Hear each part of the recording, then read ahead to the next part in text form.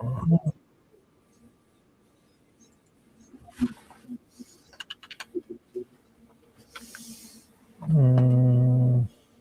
what do you mean weird? Describe describe weird.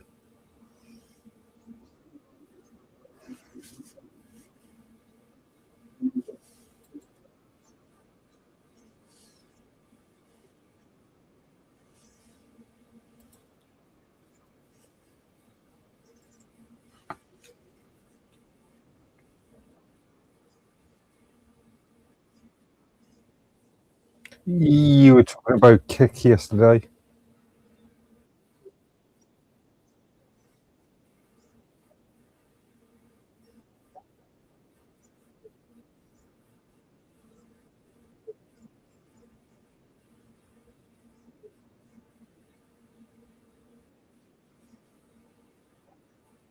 Mm,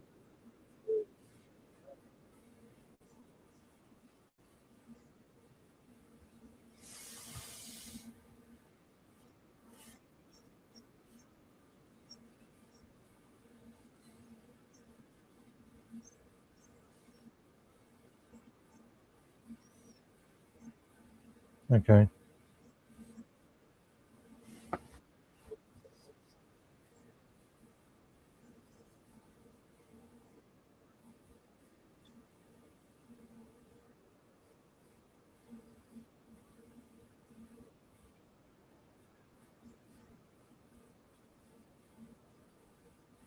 Mm. Talking of YouTube, is there any reason why my camera's not being viewed?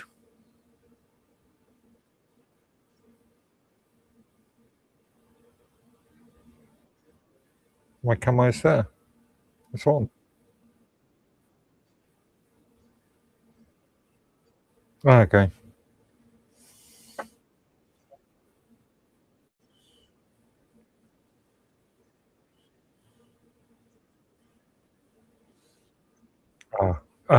There I am.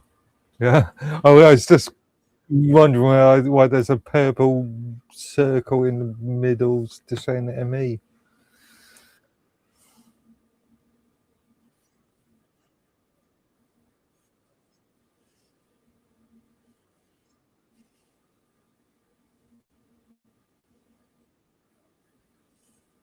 Yeah. Thank you for that video. I've yet to do anything with it. I've just been busy doing other stuff all afternoon.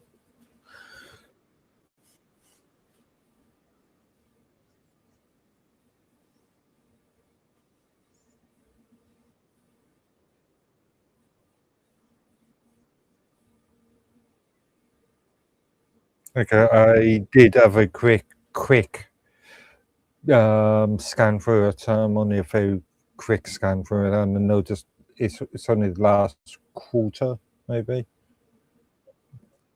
If- Okay.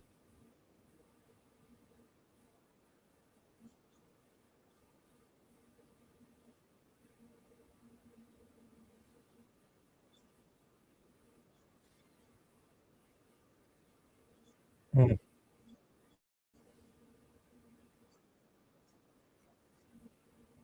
okay. Um, I'll fully review it tomorrow and probably create a post tomorrow. And that's all I'd have of those references. Did you get to see my note document? Okay. No, don't. Well, I only gave it to you after we finished streaming.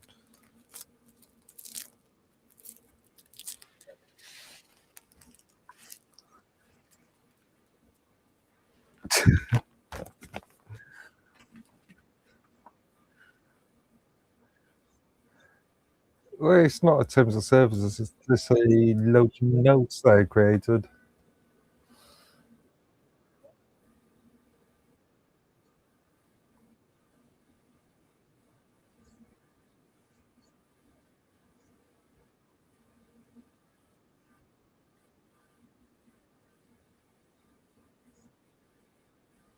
Yeah.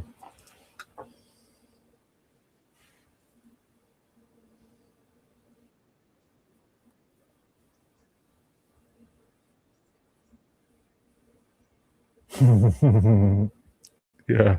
Harry's Robertsy. Yeah.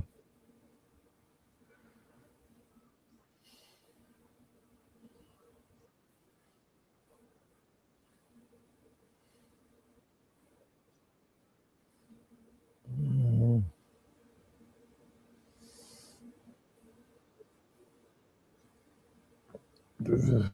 What do you want to talk about?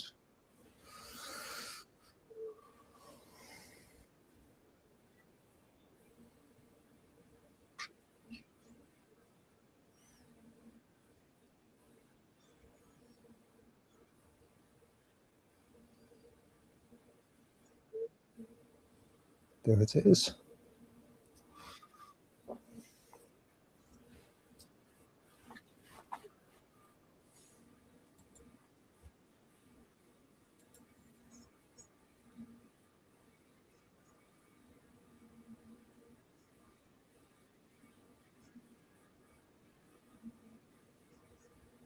Mhm.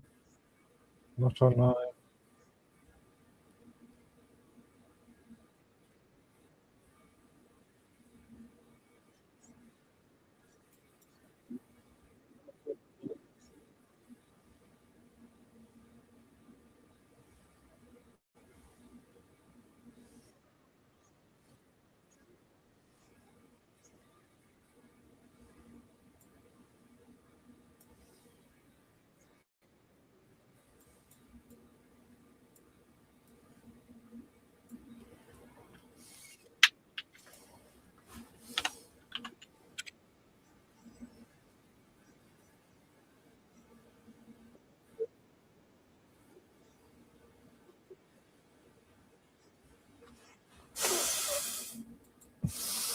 No, nothing serious ever happens.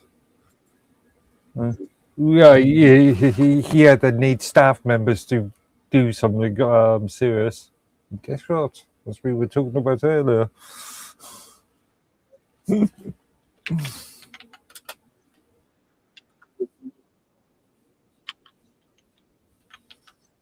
Well, like I said, there was no status information. There's no get locked information.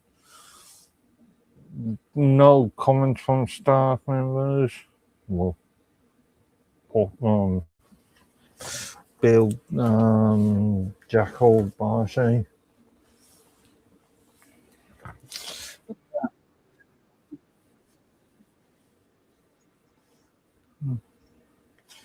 Looking at status, mines.com, and today's the 3rd.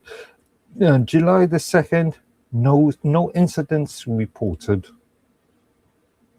Incidents.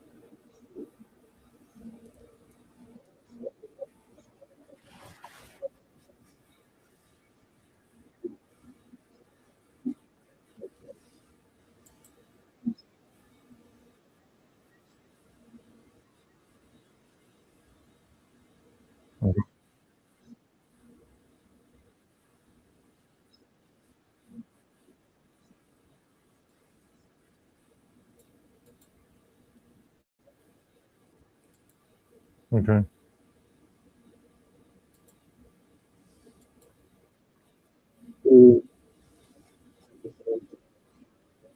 Oh, did you want to just put an announcement in Quantum Gatherings? So if Bob or Bob or Otto wants to come in. Okay. Did they review that?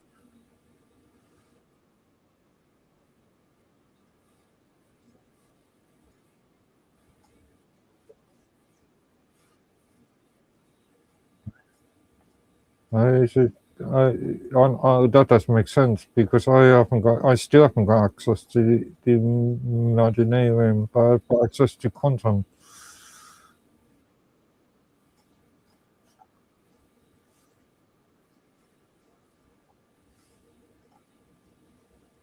Poor management.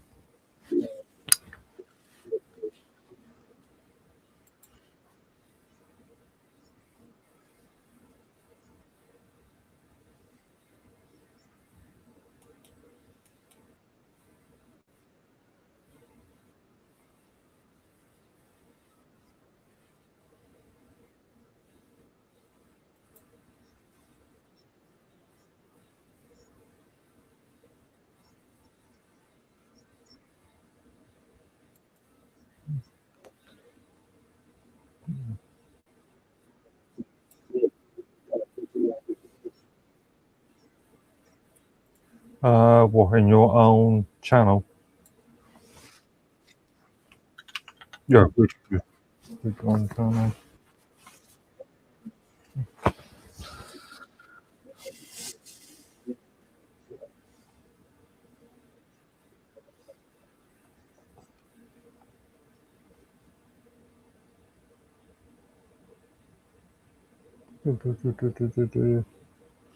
And again, now that you've swapped over to using tokens as a membership fee, I've joined you as joined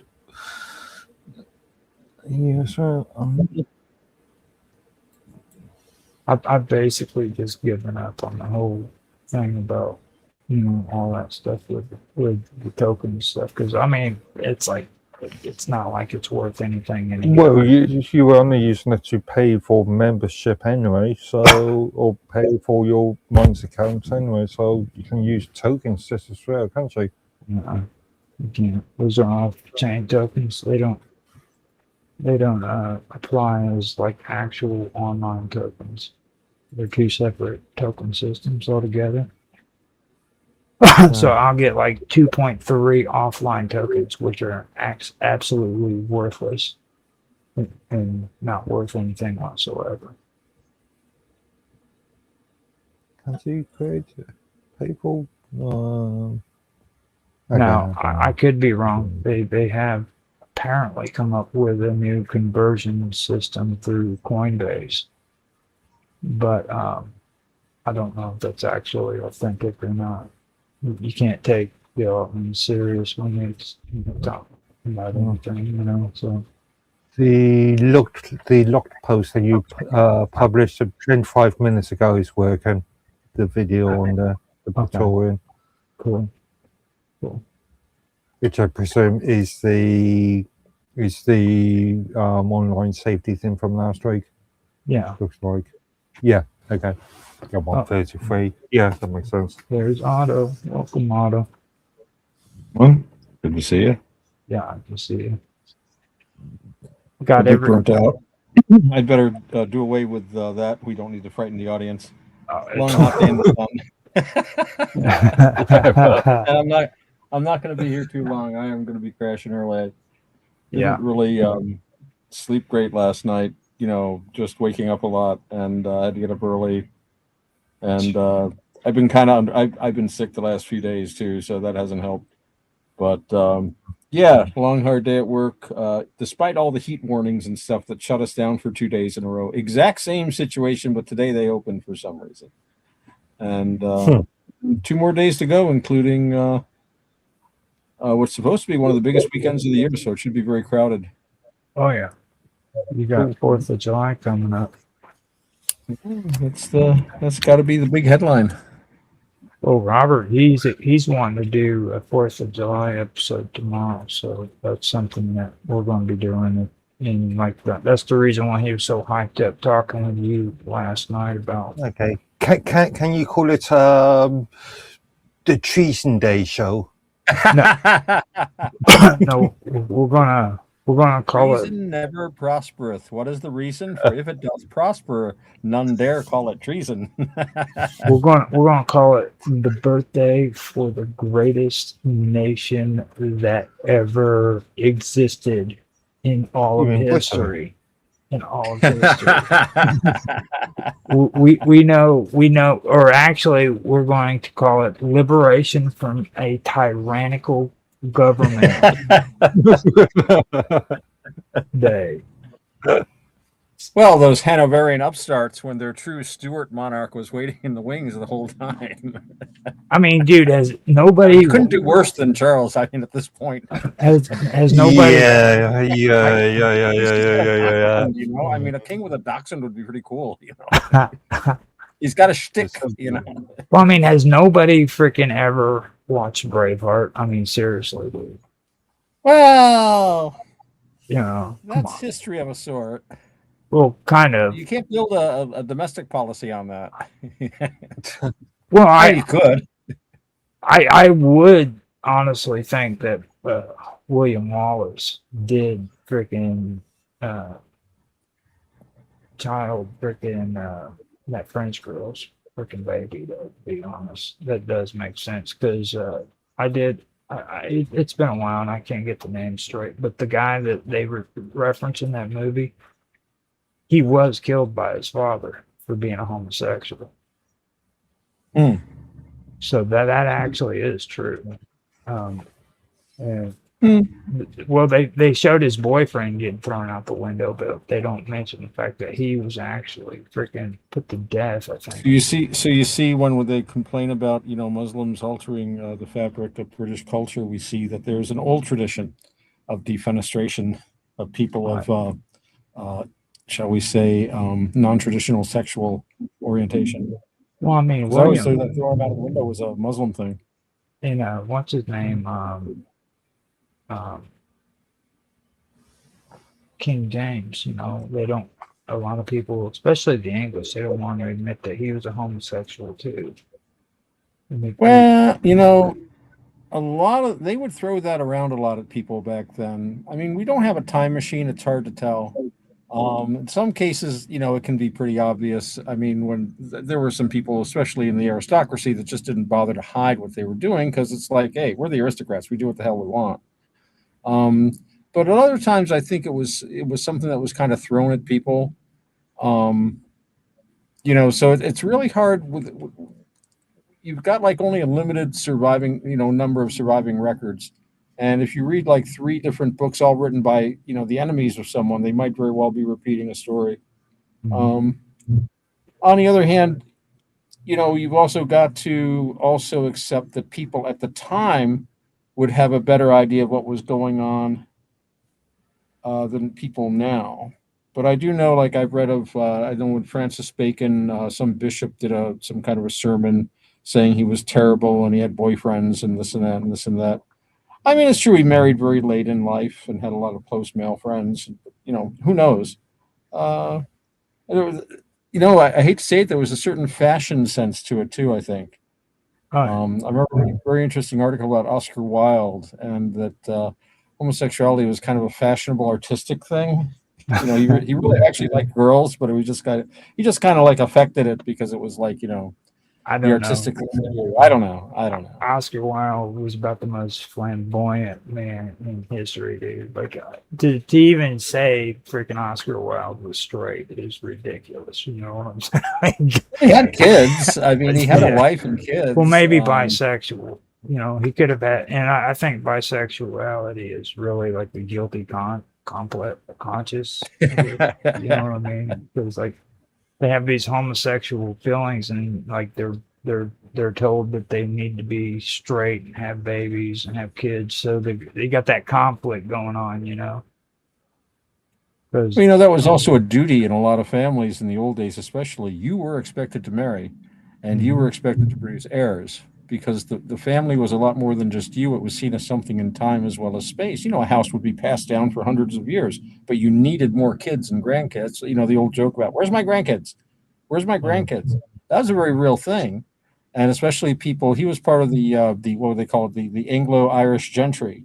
Very well-to-do people in their circle, and you were expected to maintain the family. So no matter what he really wanted to do, as far as who he wanted to be close to, he would be expected to be married, and he would be expected to have kids. And they would well, in the old days, you never even met your wife until you were married.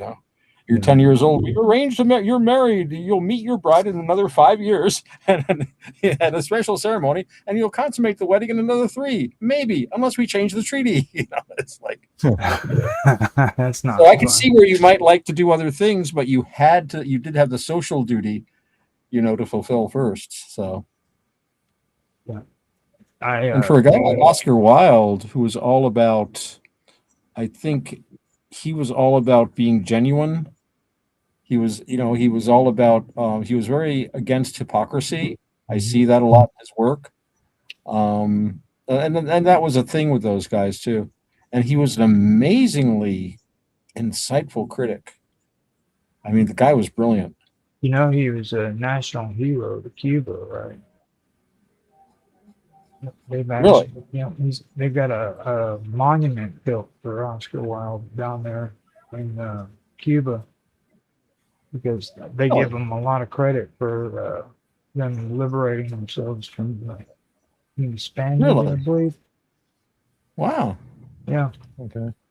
He was very, very he was real active down there. I know that much, and because I know he did some time in Key West. He was the reason why I found out about the cats with the weird paws. They got like an extra freaking paw down there. Oh, right.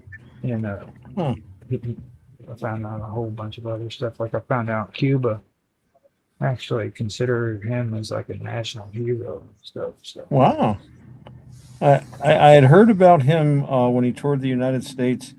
I was like he was went out west, the Wild West, and apparently I think it was a bunch of really roughneck miners. And here comes this guy in his little Lord Fauntleroy suit, right? And he's going into this bar with these guys, these whiskey drinking, hardworking, 6-gun toting, Wild West kind of miners. And apparently they got on like a house on fire. He drank right with them, brawled. It was like, he could be a real. He was an adventurer too. He-Man. He held his own, apparently, by all accounts. And they thought much of him by the time he left. It's like he could hold his. And yeah, well, when you're an adventurer, you got to be ready for different, situations. I mean, I'm sure he never came across anything like that in the salons of London, but he was prepared for it. Welcome to the Klondike Zone. We've got whiskey and whiskey. We're doing a history lesson on England and the British Empire, and I think Mark Edwards is completely quiet. He doesn't want to hear this shit. Well, the Empire. You got to bring up back at the Empire. It looks really good compared to what replaced it in a lot of instances, but at the time, people were, I think, people always resent empires. It's really just like in Monty Python. It's like, what have the Romans ever done for us? Oh, I don't know, roads, public order, sanitation. They managed to impose regular weights and measures, makes trade more effective. Thousands of ways. Like the rampaging hordes leaving hospitals, universities, and libraries in their wake. It's terrible. But people get resentful. And they never ask themselves, well, what are we going to replace it with? And in this case, I think they were trying to replace it with America, and then America basically stepped back to the plate. There is that conspiracy theory that was Churchill's whole plan. I mean, that's the whole thing about when they did that Lend-Lease thing. The U.S. Treasury bled the British. They insisted on the sale of every British asset in the United States at wartime prices. They took a massive loss. They weren't going to get any Lend-Lease stuff until they knew they were broke. So you've got to be. It's sort of like here we have a thing where if you go on like public assistance and you own a house, they take your house. you can't have a house and go on public assistance. So that they put a lien on the house. They have something basically where you have to give up all of your own property and then become a ward of the state. And You should pretty have been. brutal. You should have been on with us last year when we did Roger's Real Time Talk Show. Me and Mark went through the EU and how it was created. Okay, and I'm going to tell you right now, after World War II, it is frightening what these people did. Okay, like it was you either freaking did what these people told you to do, or you got no benefits at all. And I mean, you're in an area where everything is destroyed. So if you want your house back, you're going to do what they tell you to do for credit. Oh yeah. They treated their own people like slaves, dude, on a credit system. Credit slaves. That'd make a good Dude, Where's My Wallet episode. I mean, it was very insightful for me. Now, Mark, he was real quiet. He didn't really talk very much, but This isn't a bad time to think about the empire. well, I mean, Because- I know how you looked at me, Mark, right there. I'm just saying you really didn't kind of give your opinion too much on it. You know what I mean? At the time, I think you kept quiet about it. But In what regard? well, like the fact that like these people were put on a credit system, and in order for them Well, to this freaking was long before the EU. This was long before the EEC. well, that was the basic building of it. First, they took over the freaking power, the power and energy areas, everything that was capable of building a nuclear weapon or military. That was what started the EU. That's how they did it. They took. We don't want the Germans to have excess of that. Yeah, No. if the French have it, my God. What they did is they made it to where they had a freaking organization that oversaw all of the resources in Europe, and that's where the EU started. And it was the coal. They were, what were they calling themselves? Friends of the coals or some shit like that. Yeah, I can Coal remember and steel. something like that. But that's a very sort of broad regional Well, I mean, history. that's exactly where they got their start. You know, All things start from small beginnings. you know. All And it- things start from small beginnings. It was the moment they started teaching the commoners to read and write, Mhm. and all started going downhill from there. When only the priesthood knew how to write the hieroglyphics. But ever since First Kingdom Egypt, it's all been downhill from there. Well, even Egypt is debatable. Now they're trying to say that like they built all those freaking monuments and they didn't use slaves. Like, but then they, you know, in order for you to own land, you had to go and you had to do work for freaking the pharaoh. The thing about ancient Egypt, and actually even later Egypt, because they kept the same system, they used a lot of different words, but basically the entire country and all its inhabitants were the private property of the king, the pharaoh. And the priests had all kinds, the temples had all kinds of land and privileges and this and that, but just about all the agriculture and everything you did, all your land, everything, ultimately it belonged to the crown. So when it was time to build pyramids, you just went and did it. Now, that's arguably slavery when you don't really have a choice. I mean, they say, oh, it was built by agricultural laborers. It didn't have anything else to do. Well, maybe they wanted to rest, after working hard all the rest of the year. This was their traditional off hours, but it's like Pharaoh's like, no, start hauling these huge 30-ton stones. That'll be a great way to relax in your vacation time. Right. So, in a sense, that the whole place was a giant slave plantation. If you look at it that way, they had ways of putting it, and there were like different steps. But at the end of the day, you did what you were told. Yeah. So I know people say, well, it wasn't really, and it really wasn't built by slaves as such. It was just built. I guess serf would be a closer way to look at it. You had to like pay a tax to do everything in Egypt. It was as bad as today. You wanted to sell something, you had to pay a tax. Buy something, pay a tax. Grow something, you had to pay a tax. You had to get permission from the king to grow a certain crop. You had to pay a tax and buy the crop from him. It was all like a big giant company store. No wonder it was wealthy. You know, the Ptolemies took it over because it was the wealthiest place on the Mediterranean, and you know what? and it's completely based on exploitation of the working class. See, I'm tired. I get Marxist. You know what gets me about all that though? You were talking about taxation. They can find paperwork when it comes to taxation, and find paperwork when it comes to other countries, other kings sending gold to them for tributes. But they still don't have the freaking blueprints for the freaking pyramids. Well, okay, now you have a project that big. I'm sorry, but you are not going to send workers out to do a project that big without blueprints. Oh, they knew what they were doing, and I'm sure not they had every plans. single person do. Like you're going to have crews that are going to need to know this is what you do. This is. Oh yeah, and you need an architect. There has to be an architect that plans it all. I mean, you have to know where to put the blocks, when to put them there, when to get them there. The logistics are staggering because you know you're moving like a 50-ton, 20-ton, hell, a 1-ton block. If it arrives at the wrong time, you're screwed. You know, no, it doesn't go in that layer until 2 days from now. You know, what do you do with it in the meantime? You can't take it back. So yeah, there was a lot of logistics there, and I'm sure there were all kinds of paperwork, plans, and stuff that didn't survive. Hell, they probably just put it on scraps of things. Didn't even bother, you know, hanging on to it. And besides, if I was a pyramid architect, would you really want the plan sitting around? Then they might not need you anymore. Well, I mean, you know, the deal is like they've got writings for freaking down to what, you know what I'm saying? The hieroglyphs and the tablets that freaking that you have to go through in order. Right. That's so funny. Mark, your camera's messing up.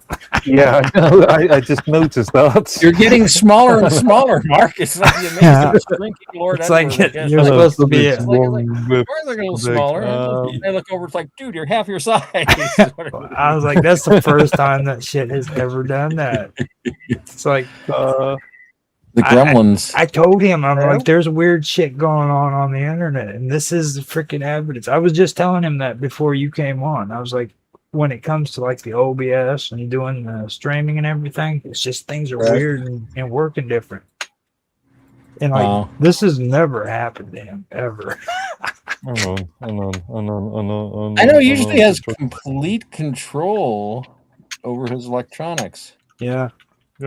Somebody has snuck in and there you go. There's the full size. I'm going to improve that a little bit. Don't. We want the full economy size, Lord Edward. Well, at least we know there's not naked Oriental girls. At least we know that there's not naked Oriental girls behind the freaking curtain. Well, they're on the other side of the room, I'm sure. They're all wearing masks and making up these big packages, right? What was that movie? I forget. My buddy used to love that. It did it again. You shrank again. You're like 1/3 of your size. So I'm just playing around there, just trying to improve this a bit. There you go. There we go. There you go. Well, at least we know. It looks about right. At least we know now that the little Oriental girls aren't back behind the curtain like we thought. Like that's. Well, we know that there isn't like just gleaming, riveted surfaces and blinks and like a window where you're showing like the Earth from like high orbit or something. It's like he's really been in a spacecraft all this time, pretending to be an Earthling. But no, I'm not going to see her from the planet Klingon. That's more of Robert. Oh my God, I don't get where he comes up with it. Where he thinks right.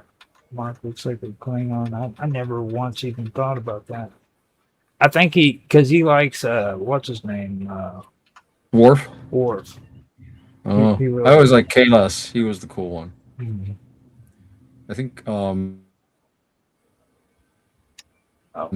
What was the one? It was in the original series. I think John Colicos played the Klingon commander, and they were very different Klingons, and they developed.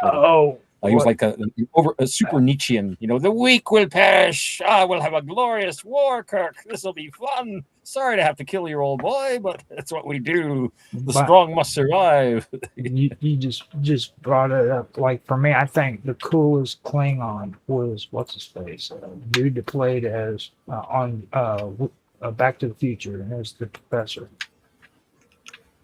Oh, right. Yeah, that was in the later series. No, he was in the TV series too. Was he? Yeah, he was actually in there. He was in part 2 or part 3 for the movies. But he also played a Klingon in 1 or 2 of the episodes too. Huh.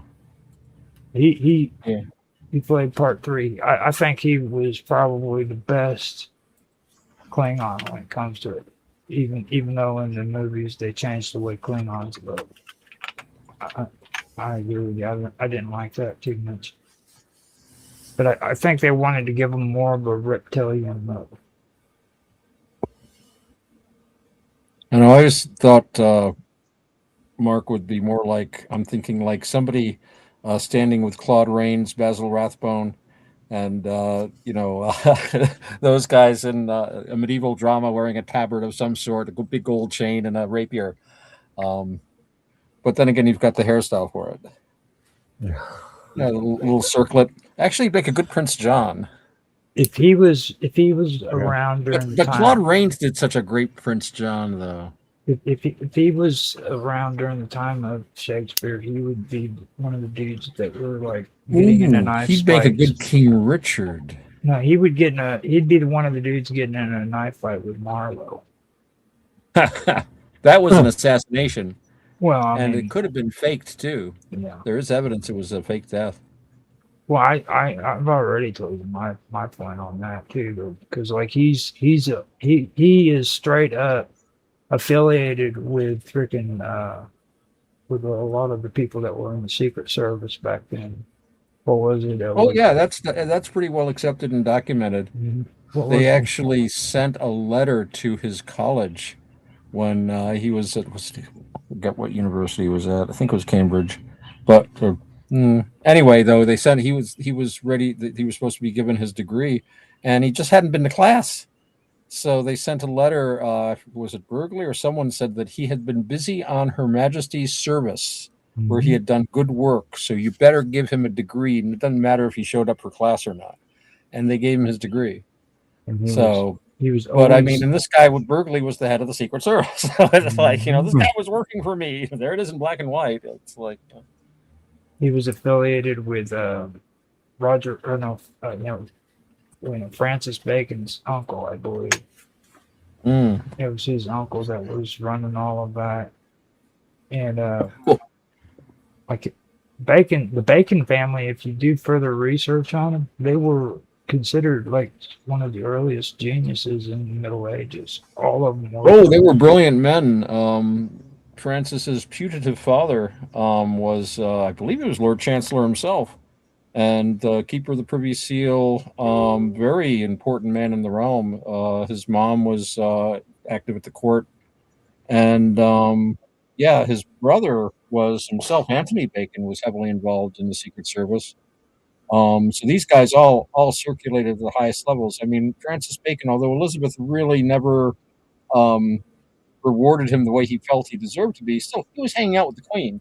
That he was at top of power, even though like he was very disappointed at his knighthood, which was basically, she didn't even knight him himself. It was like with 50 guys. It was like a mass knighting and stuff. But notice what happened when James came down from Scotland.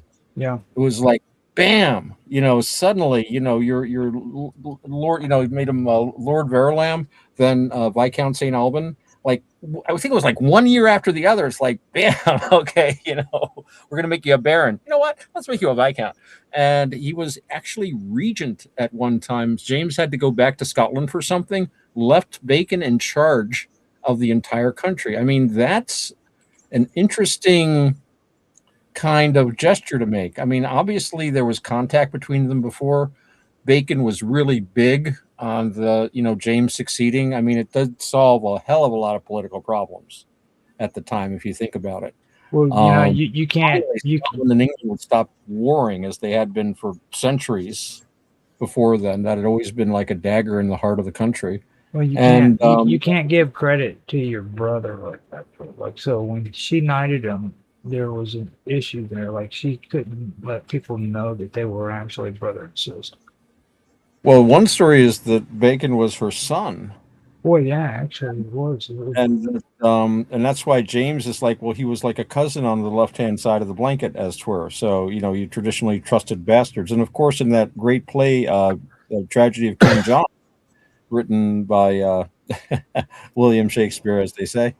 In that character of the bastard, if you're familiar with the play, you've got a bastard of Richard the Lionhearted. You've got King John, and King John is, I mean, he's king and everything, and he's not evil in this play, but he's not very great as a king. Whereas the bastard, he's the one that really leads the play. He's the brave one. He's the guy that puts heart in John. He's the loyal follower and the loyal fighter, and shows himself all through the play to be a much better man and much better suited to be king.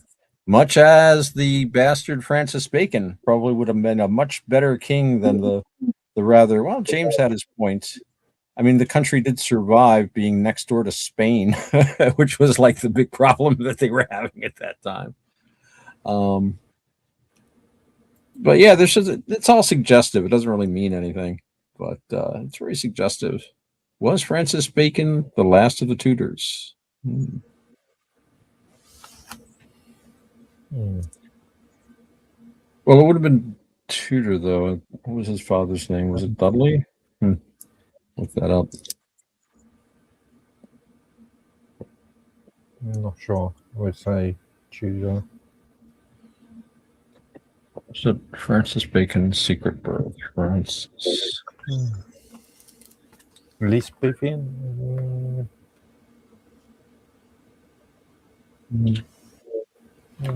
Maybe. Robert Dudley, Earl of Leicester. I have read, apparently there were documents found at the Escurial, which were basically diplomatic notes sent by Spanish diplomats, who were the kind of people that would send diplomatic notes, obviously diplomats, which talked about Elizabeth being in love with Dudley or even being secretly married to him. But this would have outraged Spain at the time and caused a lot of severe problems. Certainly they were very close, but the theory is that Bacon was their son. And there are some odd things about his birth registry. He's registered as Mr. Francis Bacon. That's kind of odd. Master Francis Bacon. None of the other members, none of the other kids were called anything but their names. Anthony Bacon, Tom, Dick, and Harry Bacon. And then Master Francis Bacon. It's kind of interesting too. Or it could just be, a drunk guy. They did drink a lot back then. They didn't really have coffee, or not much. Imagine, good morning, Lord Edworthy. Here's your cup of sack to wake up with. I mean, you really wouldn't get much done, it seems to me. I don't know how they did anything. Well, I could talk about small beer. History. Yeah, I could talk about history of living next door to an alcoholic and waking up to cancer foster. Yeah. That was all the time. Oh my goodness. Yeah. So, but I don't know. Bacon, an interesting guy.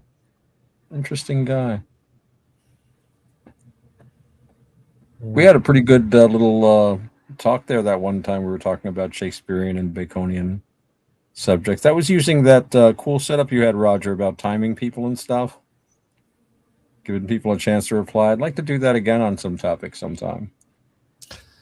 Wasn't that some like a 3-episode series? 4 episodes? Yeah. We had it kind of planned out. And even my academic brother got kind of interested. He showed up and made some postings in the chat thing. So one of the earliest series.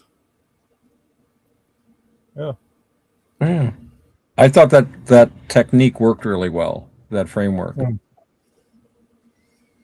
Because it's tough when you have a lot of people. I mean, it can be fun, but to actually accomplish something, go from point A to point B, it's easier when there's some kind of structures. Mm. Oh, dare I say Roger's Rules of Order? See what I do with that? I think Roger went to get coffee or a smoke. Maybe. That's why I like to sit out back. I can enjoy my little pipey here and having some of that good. This is a steam pressed flake again from Garworth Hogarth, and I am going to try. I don't generally go for flavored tobaccos, but they've been going on in the forums about something they call the Lakeland Essence, that only the tobaccos made in the Lake District have this, and so I'm going to try a just a couple of ounces. So I've never really been really overwhelmed by tobaccos that have a lot of topping and flavorings and stuff like that. What I smoke generally is just tobacco, and the flavors come from how the leaf is processed. So, it's dark fired or this or that. When you flue cure it, it has a lemony flavor. So this will be an experiment. This will be a kind of an experiment. Be sending off for that. See where it takes me. I envy you that you're so close to the source. Yeah, I was going to say Lake District tobacco all the way to the US. I would imagine the import duties on that one is extremely expensive. Well, it comes out to, let me take a look at, get the price right here. Let's see, log in.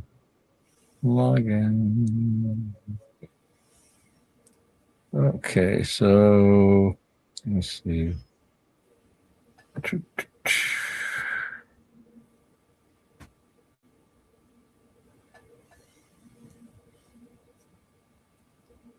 How about this one? Here we go. So I generally buy a half a kilogram at a time. And let me see. So the Kendall Dark tobacco, shag cut, which I find very useful. 500 grams, $73.97. Okay. And that will last me a long time. That's like weeks and weeks and weeks. More than a month. I go through 50 kilograms. What's this? 50 grams. Yeah, I was going to say 50 keys. Well, 50 grams every 2 weeks or something. Yeah, no, there are people that will cellar their tobacco, and I read on the forum, I got 20 kilograms of this yet. Or, it's like, wow, that's a lot of tobacco. The most I ever buy at a time, I might buy a kilogram if there's a good sale or something. But, and there was one point where there was some issues with some of the tobacco brands. So I, stock up when you can't get them. But, no, this stuff seems pretty available. So, get a half a kilogram every few months. And, but I like to try some different tobaccos on the side just for a little flavor. But I'll tell you, I'm really appreciating the shag cut of the tobacco too. It stays lit so easily. You don't have. I mean, it doesn't matter if you're sitting on the back porch or something and you can relight it. But if you're on the road or out doing something, it's nice to be able to light your pipe and it's lit. And you put it down for 10 minutes, pick it up, it'll still be going. There's just something about the way the shag just holds a coal really well. And in the old days when they didn't have lighters, you didn't want to have to light. You'd have to get find a fire somewhere. Take pipe lighters, little bits of paper. So yeah, if you could just light your pipe once and pour that whole pipe, it's a great thing. And shag tobacco is a wonderful thing for that, especially when I'm driving. If I got shag in the bowl, it's just like light it up, do my job. I measure how far I have. One reason why I prefer doing rolled up cigarettes rather than straight cigarettes or commercial cigarettes. I can stick it down in an ashtray and then not worry about it just going down. It just naturally, Yeah. yeah. Yeah, the machine rolled cigarettes have, well, you can control the size of your cigarette, and you don't have all the chemicals added to it, presumably. They have, I don't know about in the UK, but in the US, they have a chemical to retard the burning, so it doesn't light you on fire. They have other chemicals to encourage the burning because the retardant chemical doesn't make it burn right up. There's other chemicals to keep it moist, and there's glycerin and this and that. And it's like, wow, what are you smoking besides tobacco? So at least if you're buying, your own tobacco, you can, you have a good chance of getting something that doesn't have all the treatments they do. Just because, and again, they're putting them in a paper tube, be kept that way for months. The preservatives, stuff like that, packaging. Was it back in the early '90s? They found fiberglass in some of the cigarettes, and you do like a recall. I remember that. Was that in the filters? Yeah, the filter tips. Yeah, it was right around '96, I believe. Yeah, that's another thing. What's in those filters? Some of them I've always been confused about. Why isn't there a best before date on tobacco products? I mean, you get best before date on tea, and that's a leaf. That's a good point. Yeah, I would wager there's some kind of a grandfathering in. They call it grandfather law, but I don't know how you determine it. I know cigarettes will get stale after a while. I mean, if you find a pack of cigarettes that's a year old, they're not going to taste very good. But I noticed that on bread too. Bread doesn't have an expiration date either. That'd be interesting to look into. We don't have that here in the States. You don't have it there in the UK. Sounds like a conspiracy. I think so. Is this a coincidence? I don't think so. I was editing the other day and I realized that I should never say stuff like that around Bob Dub, because the moment she hears that, she says that it might be the Mandela effect. That's why I brought it up last night. It's like every time I start talking conspiracy, but you've done it too. You said that could be the Mandela effect. So, like when I start talking conspiracy, you guys automatically think Mandela effect. I need to be careful when I start talking conspiracy theories. Well, I want to go to that alternate universe where Nelson Mandela wasn't a violent communist terrorist who killed people. It was instead this wonderful, freedom-loving individual who was all for peace and brotherhood.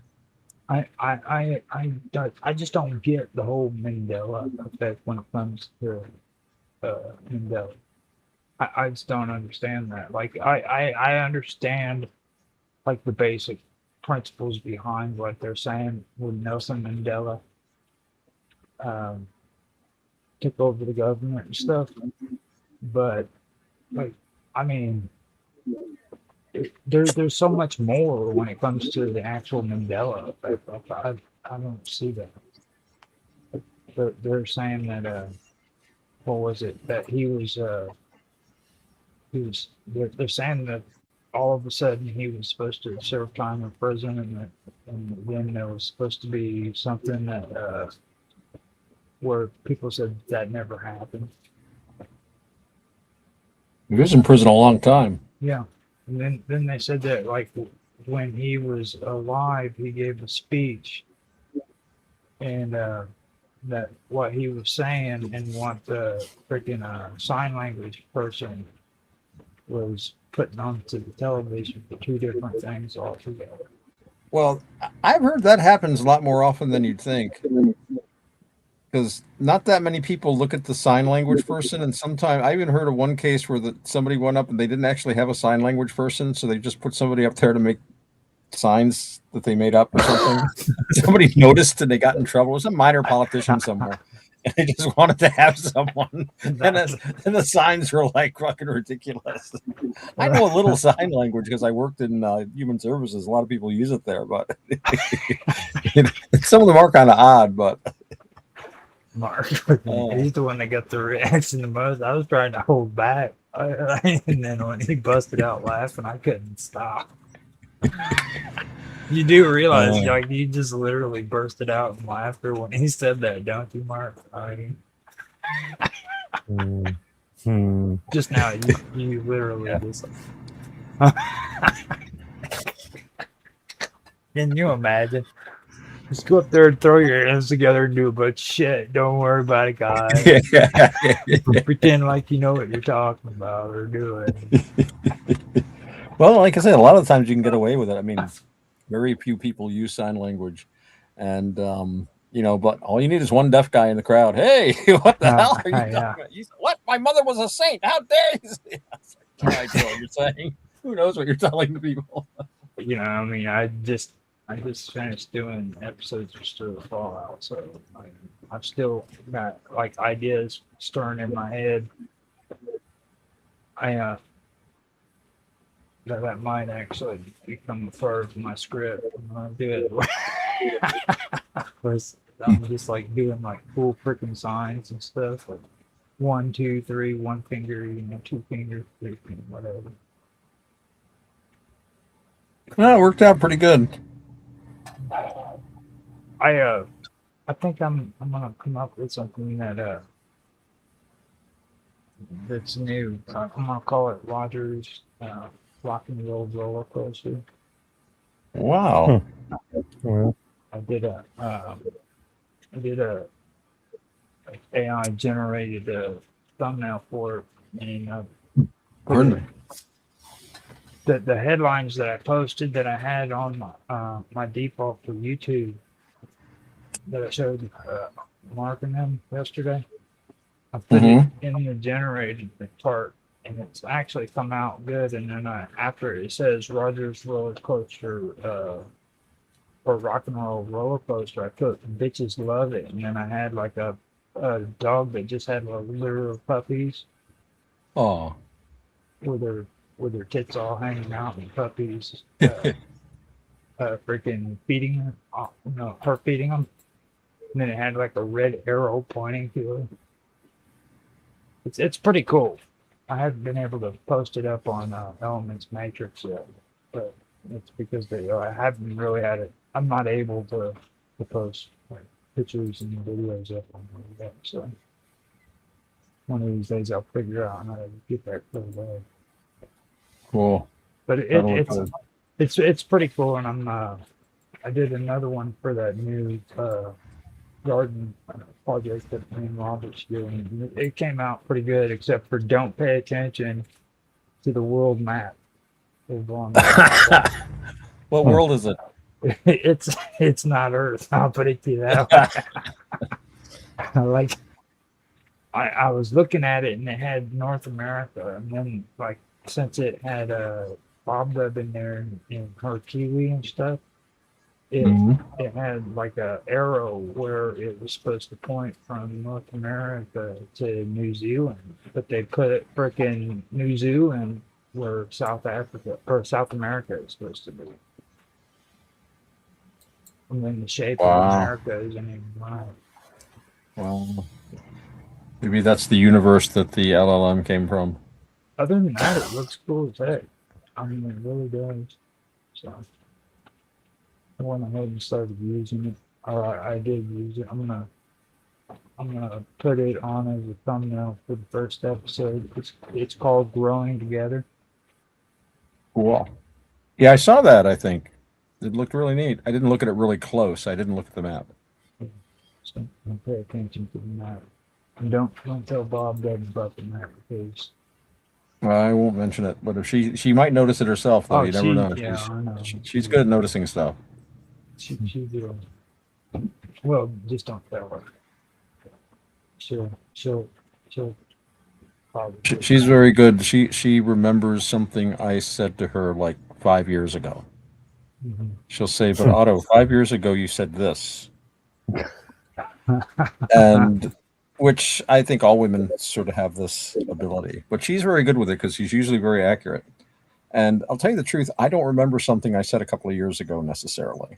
Mm-hmm. But usually she'll tell me. I said, "Well, what did I say?" And she'll tell me, and I can say either, "Yep, that sounds like something I would say," and 9 times out of 10, I'm like, "Yeah, I think I did say that. It sounds like something I would say." and sometimes it's like, well, I think what I meant was this, and explicate it. And then sometimes I say, I never said that. Actually, I don't think I've ever said that. She's never ever quoted me about myself at any time that I ever.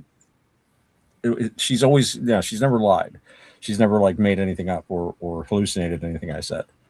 So yeah, 9 times out of 10 she gets it right on the button, and like 1 time out of 10 I kind of got to modify it a little bit. I said I kind of said that, but what I probably meant was this. Sort of Well, I do that a lot too, like with the marketing. And then I'll say something and it was supposed to mean something entirely different, or not. Oh, right. You know. I do that too. Yeah, things come out. Well, that's because we're Americans, you know, and Americans. Well, I think you have so many ideas in your head. Sometimes they're all struggling to come out, and sometimes they can get kind of jumbled. It's all colloquial, is what it is. Like we've been taught a new form of English, which is beyond the concept of what the British know. You know what I mean? Like they want you. Well, we must respect the mother country, but also realize that her day is sadly past, unfortunately. And yeah, I know. The great conspiracy of Winston Churchill, the half American, who handed the empire over to America, and Dwight Eisenhower rubbing his hands. Eisenhower did not like the empire. A lot of people didn't like the empire. That was the problem. Yeah. And I've talked about like the Irish aspect of that. God. Yeah, the when Irish. So many Irish immigrants to America really held on to an anti-British. Like I told you they didn't stop. I mean, the U.S. government was basically allowing the Hibernians to send weapons and money to the IRA up until the 1980s. 1980s, not 1880s, because there were obviously elements even in the American intelligence services that didn't think this was necessarily a bad. I mean, I was kind of shocked when I heard about this. Like, oh yeah, Reagan cut that off. What? Reagan? That's a long time to kind of. Now, if you really want to talk about that, when it comes to the Irish, you know that they're the ones that came up with the word Tory, right? What word? Tory. Tory's the Scottish term for Tory, or not Scottish, but the Irish term for Tory is chicken feed. A bunch of chicken feeders. I don't know much about the Irish language. I believe that the word kibosh is of Irish origin. Now, the word Tory came from the Irish. Really? Yeah. That's where it originally started. We found that out in the second year. We did Rogers Real Time Talk Show because we started talking about the conservatives in the beginning and how it developed from the Tories to the conservatives, and I believe it was the Peelites too that were involved in that one thing, Mark. With Peel. So, sorry, I lost everything for a second here. Mark, your camera's jumping around again. You're getting because we've had an extra person, Robert's, joined us. The sort of views have changed. I think I'm going to go back to what I was doing beforehand. Didn't you have a system set up that was capturing your face and following you? Say that again? Didn't you have a system that was capturing your face and following you with your camera? Yeah. Well, no, Jitsi does that automatically. Really? Yeah. Yeah. It doesn't happen on Microsoft Teams, but it just automatically happens on Jitsi. I have had cameras that do that automatically. Yeah. You become tiny, dude. And that is so weird. Oh, jeez. I don't know how professional that is. There, that's better. That's the mark we want to see. I know. Make them out. He No, I gets. don't have good eyes. I need a full size Lord Edworthy here. I can't do these I minuscule. know that's freaking him out too, because he's always trying to be professional about everything. So I know it's Lord Edway.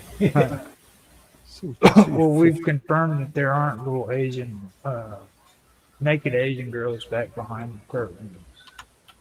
That's just a set he's sitting in front of, and he's got another set behind that, and another set. Oh, I mean, In a vast underground bunker. oh, yeah. That was the thing we were doing with within the vacuum, putting him in a big hollow volcano.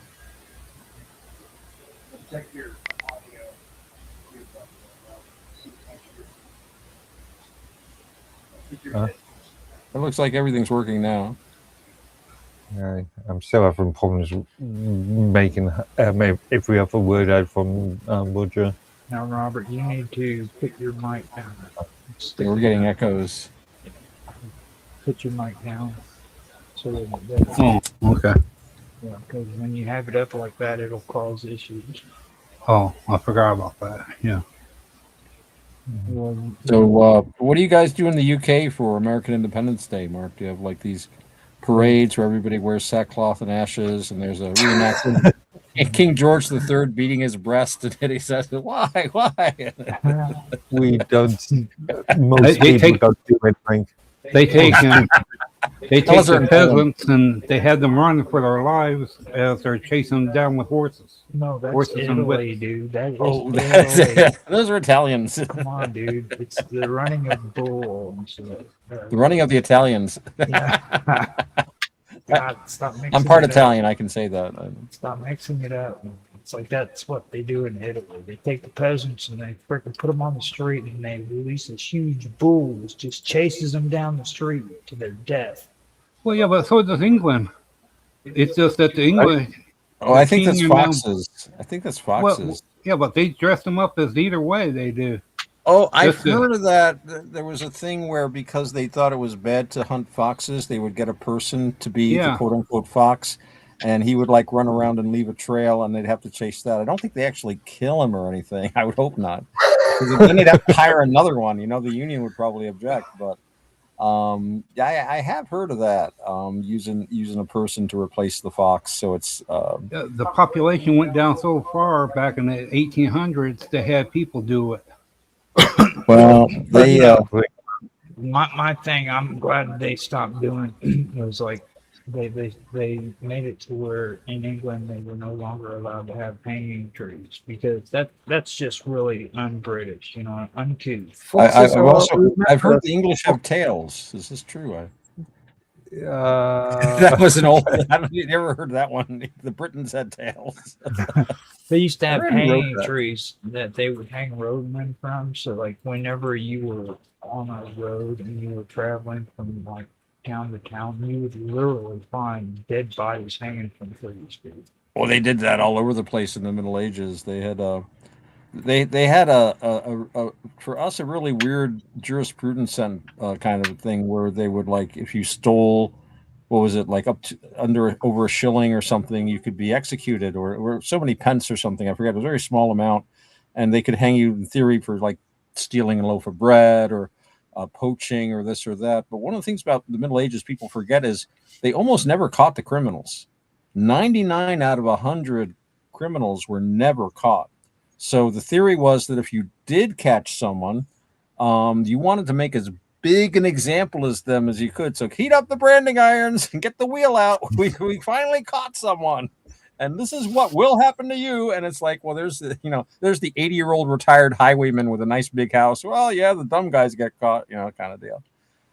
And of course, Dr. Dutton argues that this actually helped improve the gene pool because the people that were arrested and executed were the, antisocial types who were also stupid enough to get caught at a time when 99 of their brethren got away scot-free with just a little forethought. I mean, no ID, right?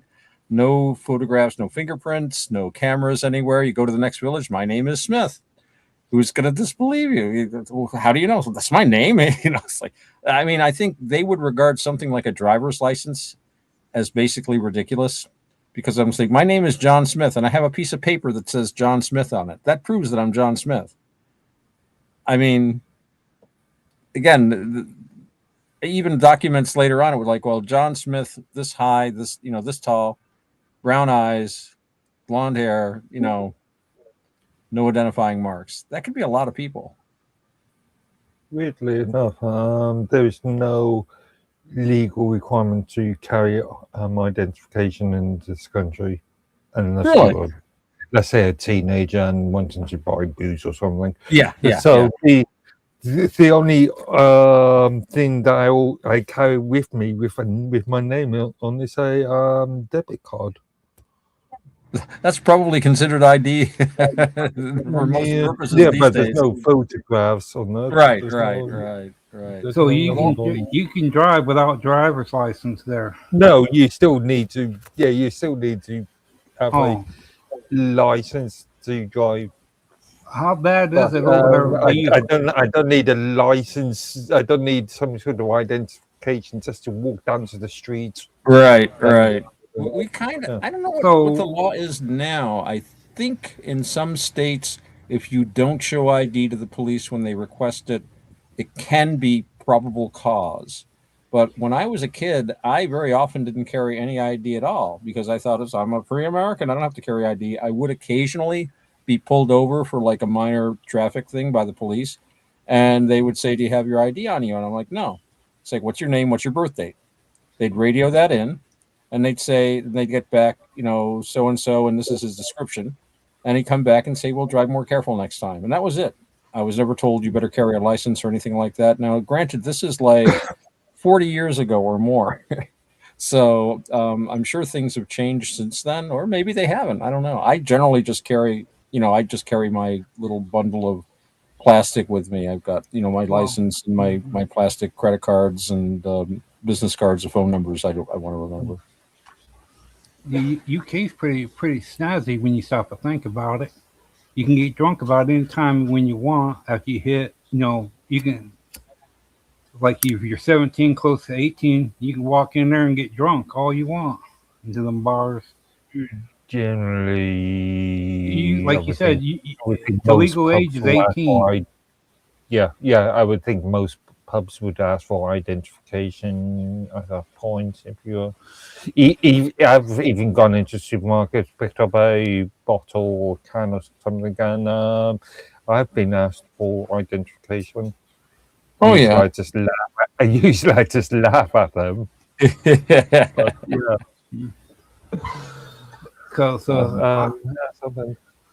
Yeah, but do they have a thing about vagrancy there in England? Like you don't have enough money in your pocket? Yeah. If you don't have that, what do they do about that there in England? There are bylaws in there, but I think it's those sort of things that are generally ignored these days. So you can be a homeless person being in any of them towns and the law won't do nothing about it. Yeah. I am aware of a few bylaws, depending on which city, county you're in. But again, those things are so old and nobody does anything. I imagine there's no political will to enforce them. And you see that where laws are on the books, but then people are just, for some reason, the society decides that, or the government decides they don't want to enforce them for whatever reason. But yeah, we joke about it around here. When you're going out of the house, well, I got $1 in my pocket, they won't arrest me for vagrancy. But again, it's a joke because I don't know anyone. I mean, one of the things they're pushing for, and I don't think it's a bad idea, is there was a time when people that were so mentally ill that they couldn't take advantage of. We have many programs in this state, many programs in other states, if you're homeless. But some people are just too mentally ill, too sunk in drug or alcohol dependence to be able to do this. So they wander around, they cause issues, vandalism, this and that. And they used to take people like this and put them in an asylum and put them somewhere because they can't take care of themselves. They're a danger to other people around them. And there was a movement like, oh no, there's just, if people will just accept them and this and that. And And also, it costs a lot of money to maintain all this stuff. I think that might have had something to do with it. The doctors. Sorry. Well, no, I was just going to say it caused a huge crisis, and now people are talking about, hey, this never used to be. What did we do differently then? Gosh, we had mental asylums and institutions for people that couldn't take care of themselves, and the community could actually say, I told you about the person that was walking up and down the street here some months ago, just breaking windows. They're very mentally ill, but they just get charged with minor vandalism. We have a no bail thing here in this state, so it's not fair that you don't have money for bail. So we'll just let you go. They'll get these are not crimes that you can really be put in jail for a long time, but the person is mentally ill. This is a person that needs psychiatric care and apparently is not able to do it on a voluntary basis. Again, there's all kinds of programs inpatient, but it's all voluntary. Yeah. All they can do when they break the windows, they just handed the psychological patients over to law enforcement. So they're treating, mental health issues with jail time. Doesn't really work very well.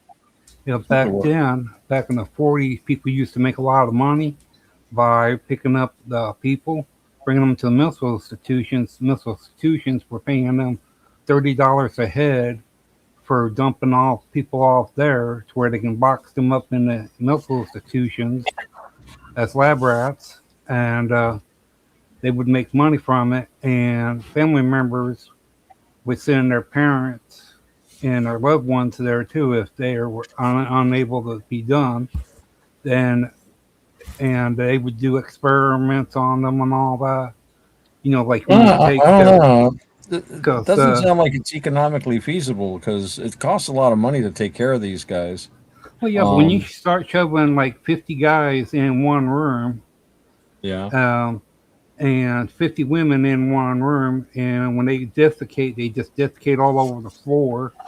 And when you slap them into a bathtub of ice in it, and to see how they respond, and you write down on the temperature of their body is, if they're responsive or they, to see how far they're able to go. And then when you fit a bucket over their heads with little holes in it for you to breathe through, and you would set like sticks through the seat, the round of the seat, where your butt would, when you sat down, these things would go into your ass, your butt, and they would tie you there, and if you have to use the bathroom, you defecate into the you defecate into the bucket under the seat, at the mental institutions. They've done what you call that, a bottomized through your eye socket. Yeah. Well, I don't think they did this sort of stuff indiscriminately. Oh no, they did it all through the time. They did it to some people, and I'm not saying it's a good thing, but I still think we need to get the person who's smashing windows up and down the street into an institution. And we can take steps to make sure these things don't happen. I mean, I think they have better oversight today. Well, and I know these guys have a lot more access to lawyers, at least in my state. When I worked in a mental health field, we were schooled again and again in like civil rights, and they all had advocates and social workers and people that would visit them constantly and monitor.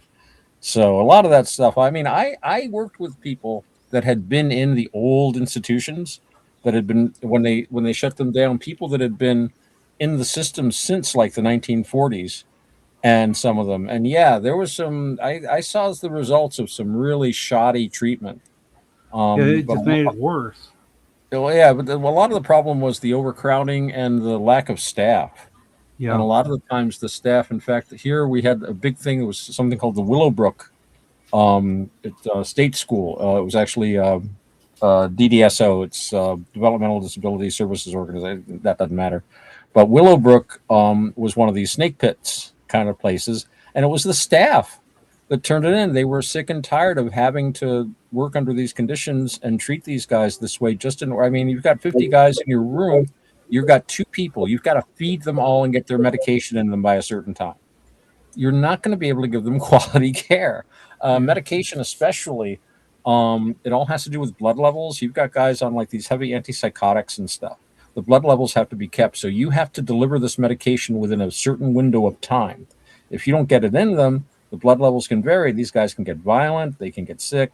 So you're in a hurry. It's like pump, pump, pump, pop pills down these guys, pop pills down these guys. You got to get them all fed because we got to get to the next room. And, all right, a couple of spoonfuls of food, stuff like that. And it was horrible for the patients, but it was not the fault of the staff. They were doing their best. And they were the ones, they complained and this and that. And they were the ones that finally shut it down.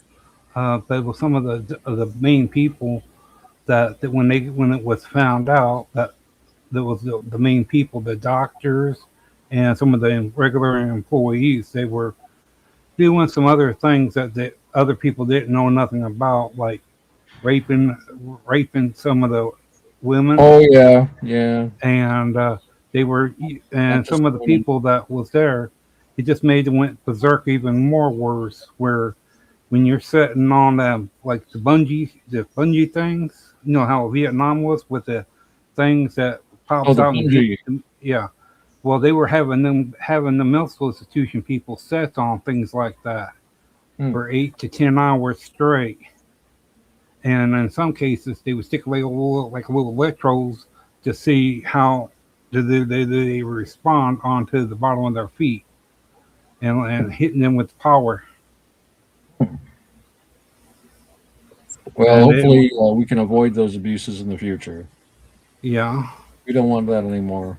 But yeah, they did some terrible things. And especially just keeping order. They would like have some of the clients, some of the patients, they'd make them straw bosses in charge of the others kind of deal, make little hierarchies, pay them off with cigarettes and coffee, like their own little like prison economy in there. And it's not supposed to be a prison. When I was in school years ago, one of my professors said something that's always stuck with me. He was one of the few people in the psychology department that I really respected. One of the things when I first got to school and I met all these psychologists, I realized that most of them were really, really screwed up people. And most of them became psych majors because they were trying to figure out what was wrong with themselves. And so a lot of my psych professors were, you could tell they were a little off. But this guy was really cool and I respected him. And he worked at a state mental hospital, I guess you'd call it. And he said to me once, if I had a choice between going to prison and going to a mental hospital, he said, I would pick the prison every time. He says, because you go into the mental hospital and you lose every one of your civil rights. And that stuck with me a long time. And to this day, I remember I came across an article, I probably brought this up before. They talked about people who were suffering the most in mental illness in professions. And they say the people that suffer the most from mental illness are the people in the mental health professions because they never seek out treatment, because they know if you go to seek out treatment and that's on your record, this guy sought out treatment for depression. We can't trust him around mental patients. He might do this, he might do that. That stays with you in that field. You don't dare have anything on your record that you sought help for mental illness. As a result, these guys, many of whom suffer from depression, it's horrible. I did it for 20 years. It's very stressful. And and they simply are afraid to seek out help because of the stigma attached. So it's a kind of a vicious circle, really. But yeah, it's one of the problems with the whole mental health. And of course, if Bob were here, she would go on at great length about the way she was treated by I'm sure we've all heard her stories of the New Zealand mental health authorities. Yeah. Mm-hmm. And this is not uncommon. They have their paradigm and they push it and it becomes an imposition of their authority more than any attempt to heal people, which is, it is an illness. We're talking mental illness, which implies mental healing and mental health. Well, when I first sobered up, I got really into doing research when it comes to mental health and stuff. And I read about Carl Jung for one thing, and then I went into William James. He's another guy. Oh yeah. And then you turn around, you read about Ralph Waldo Emerson. Now everybody's big on their writing and stuff, but nobody wants to actually read the beginning of the book. What do they call it? Their summary or their bio.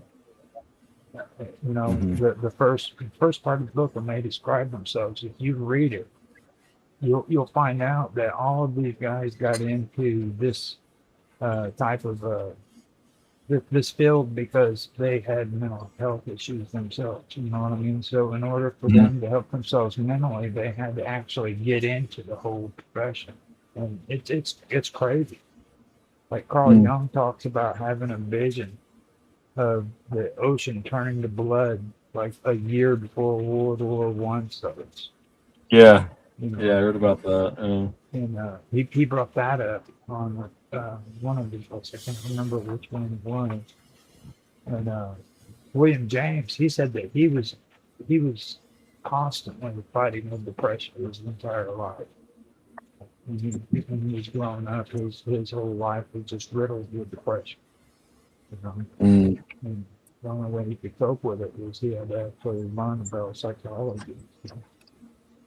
He's the one that came out with varieties of spiritual experiences. Right, yeah. Yeah, I've seen that. And Carl Jung almost got discredited by Freud because he used to be Freud's psychologist. Oh, yeah, he was a disciple of Freud. Yeah, he broke with the Freud school. Well, what happened was he gave him his analysis of Freud, and by the time he got about halfway through it, Freud told him he had to stop or he was going to discredit him. And that's when he decided that he was no longer going to follow the Freudian school. Broke away. You know the story about Freud and Jung when they were talking about psychic phenomena? And Freud was like, this is all poppycock. I'm probably getting the details wrong. It's a famous story. You can look it up. But basically, they were arguing about the reality of psychic phenomena. And Jung was like, well, yeah, they're real.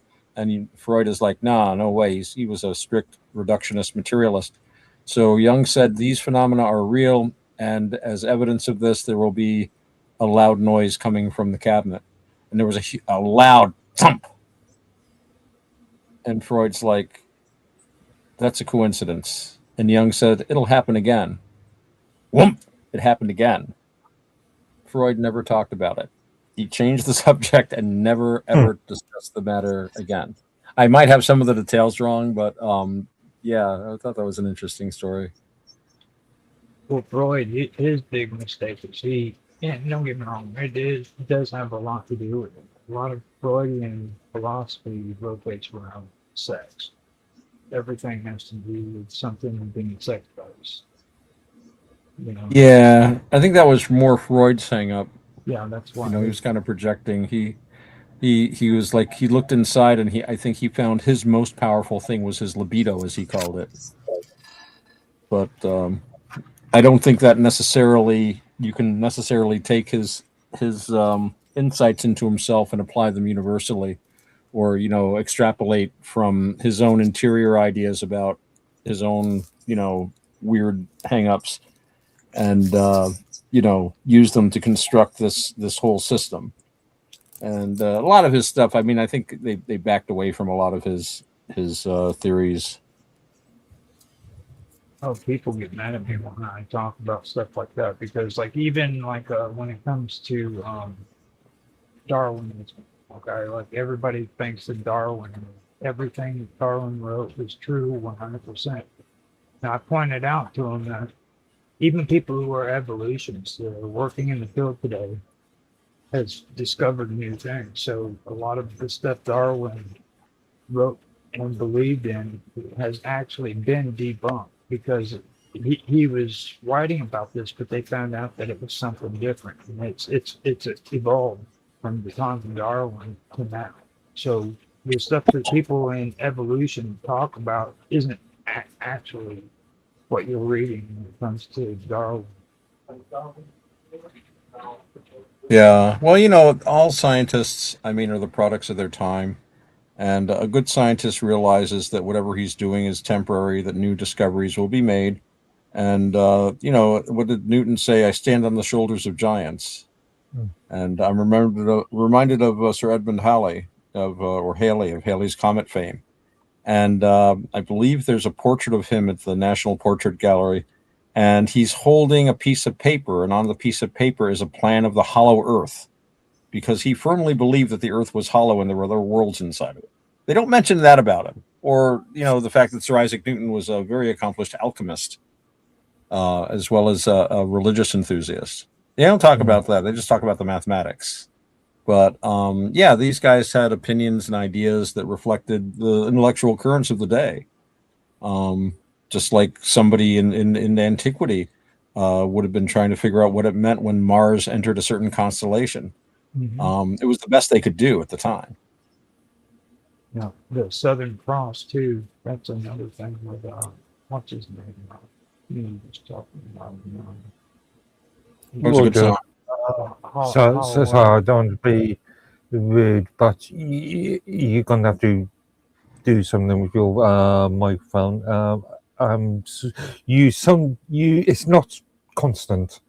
You sound okay half the time, and then the other half of the time you're just muffling. You just got nothing to Me? thin air. Are you talking to me? What? Yeah. Yeah, your sound is a little. For me, it kind of fades. I can still kind of make out what you're saying, but it becomes like mumbly. It loses high end and mid range. It's telling me every time or just now it said that my mic was noisy. Well, you sound good now. That sounded like I heard every word you said just now. I don't know. It seems to be acting all weird the whole day. It's just Really? Okay. Could it just be sounds like potentially an audio issue? Well, I don't know if I should take you serious though, because your camera is like doing weird shit. And I think I fixed my camera now. Yeah. So I mean, it's like the pot calling the kettle black, You're clear now. You're clear now. But So have you heard of that one place where it was open, but now they consider it's a haunted place from where it was built back in the it was used from 18 something all the way up to 1950s, and it was with the basement with 3 stories up. It was for the criminally insane up on top of like a mountain, not a mountain, but a real top hill. Country? Where? here in the United States, I think. Yeah, it's here in the U.S. No, But it's a big old place too. And they said the bizarre things happens there when people goes there. They see things like there's supposedly a woman pops out, looks around the door at you, and pops back in and just disappears when you get there to that door. Huh. That's And not too scary. and then the wheelchair, the chain, obscene things that's been going on there. That like when that one thing that was going around, people getting sick from back in 19.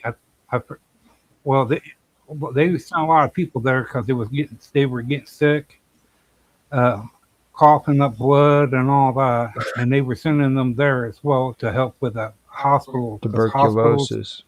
Yeah. What years were that? TB. You're talking about 1920s? Okay, yeah, it was right around there in that time. This place was really big, and it was for criminally insane, but they had other people there as well, and they were showing the mortuary downstairs and other parts of the down in the basement where they would stick bodies at because there was so many of them there dying that they were down, and they said that over the amount of dead bodies there, people now today that weird things all through the building, all 4 levels. There's something happening there. Okay, I'm just wondering your TV then, but the CDC didn't begin tracking cases until the 1950s. 19th century white plague. 1980, 1990s resurgence. Okay, not sure specific date you're talking about or the timeline you're talking about. But this place was so big and all that.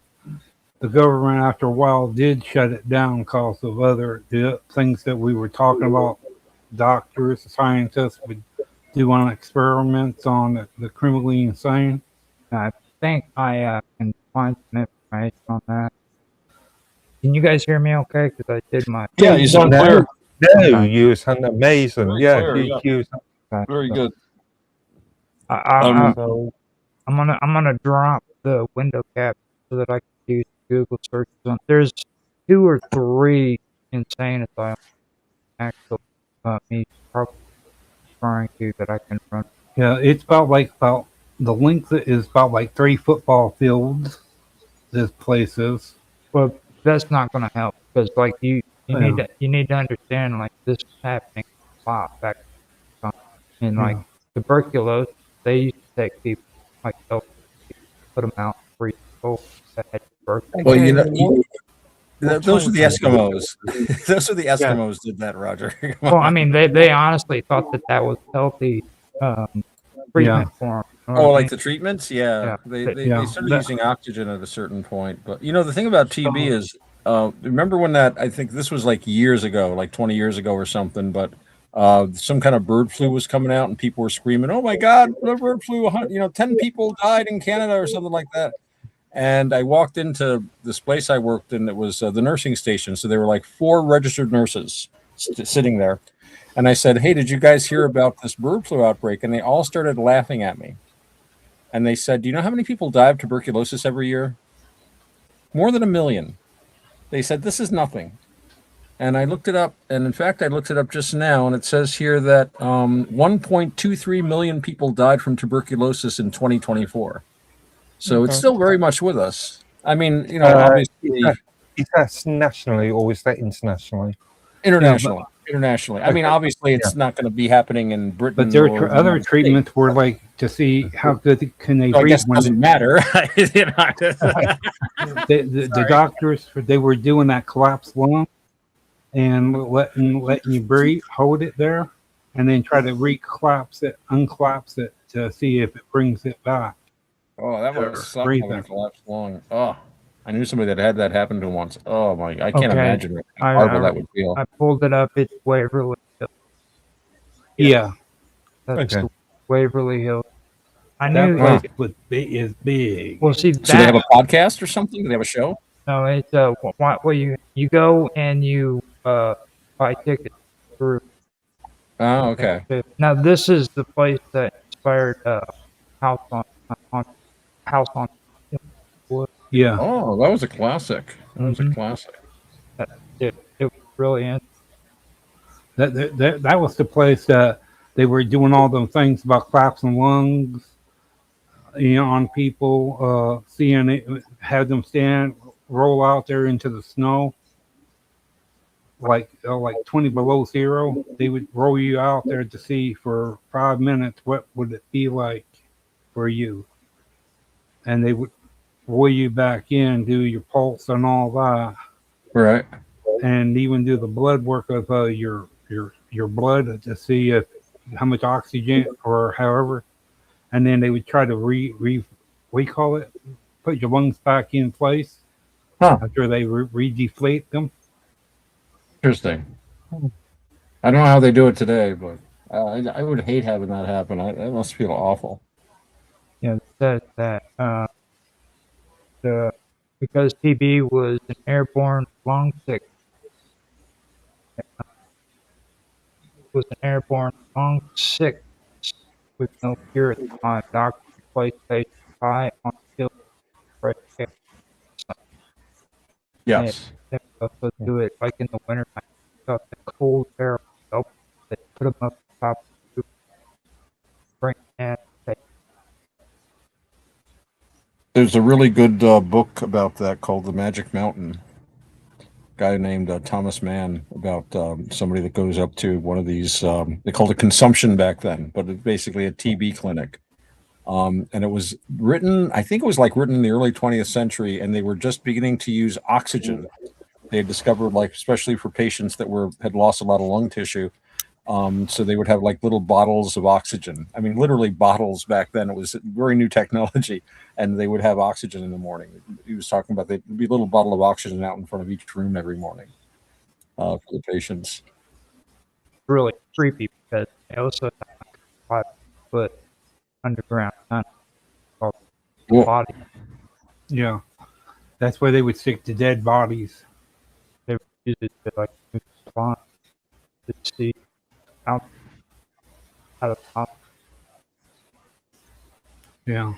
I worked in a large building with a lot of underground and behind the wall passages and stuff. I think it was probably something like a quarter mile of like tunnels and passages, and so you just got to go through. You'd have like an entrance. It wasn't exactly hidden, but it would just look like a panel in the wall, and then you have to look close to see like there was a little latch on it. But yeah, you open it up, and then like you start walking in these tunnels that nobody else knew about. It's kind of neat. Now you were talking about Rolling Hills Asylum, aren't you? Me, Willowbrook. Willowbrook.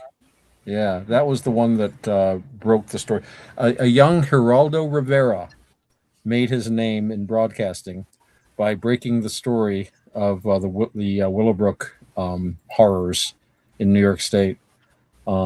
His real name is Jerry Rivers, by the way. He just pretends to be Hispanic for professional reasons. I remember hearing about Rolling Hills. That was actually pretty creepy. They had that since the 1800s. It was built on a farm.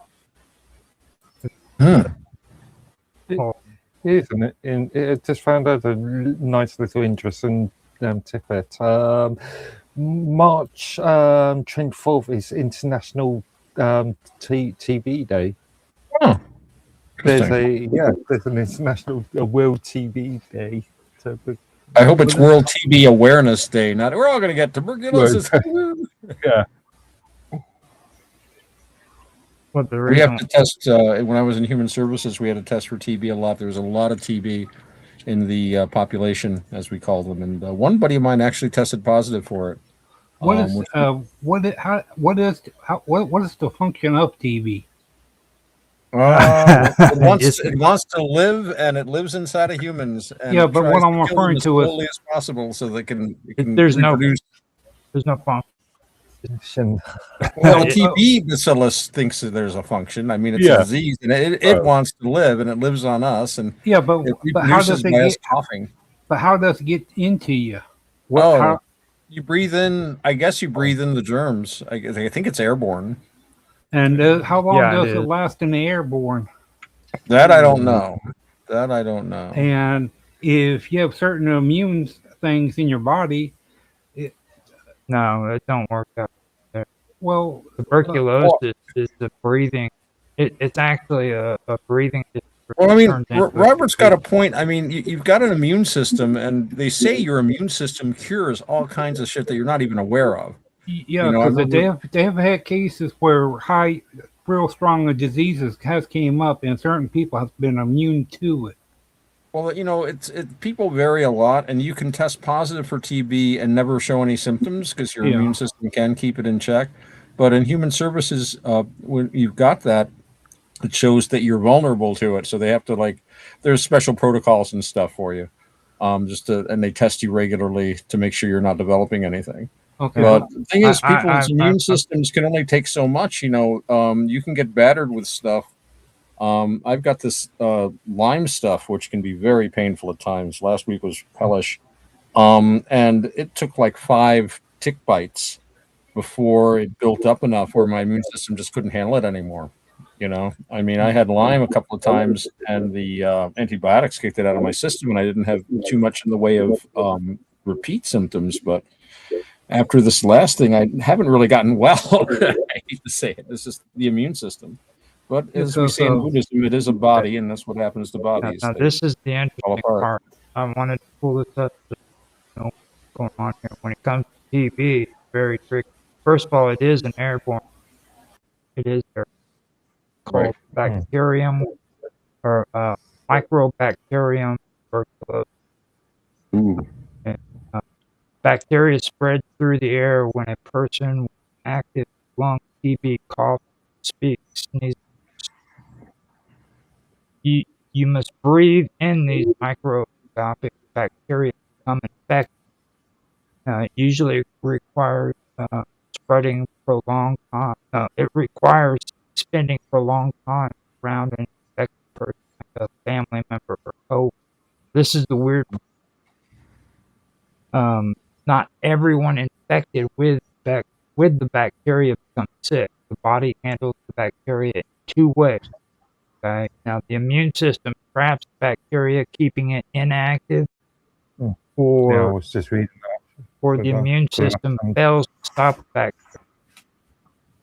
Okay, so you can have tuberculosis and think that you don't have it for years and years and years. Say that your immune system fought it off. Truth of it is, it's still there. And it's You're spreading, but you're not. latent TB is not spreadable. It's only spreadable when it becomes active. Yeah, that's my Now- buddy tested positive for, so they have to keep an eye on him all the time, as long as he's working there, to make sure it doesn't become But see, you can wake up active. later.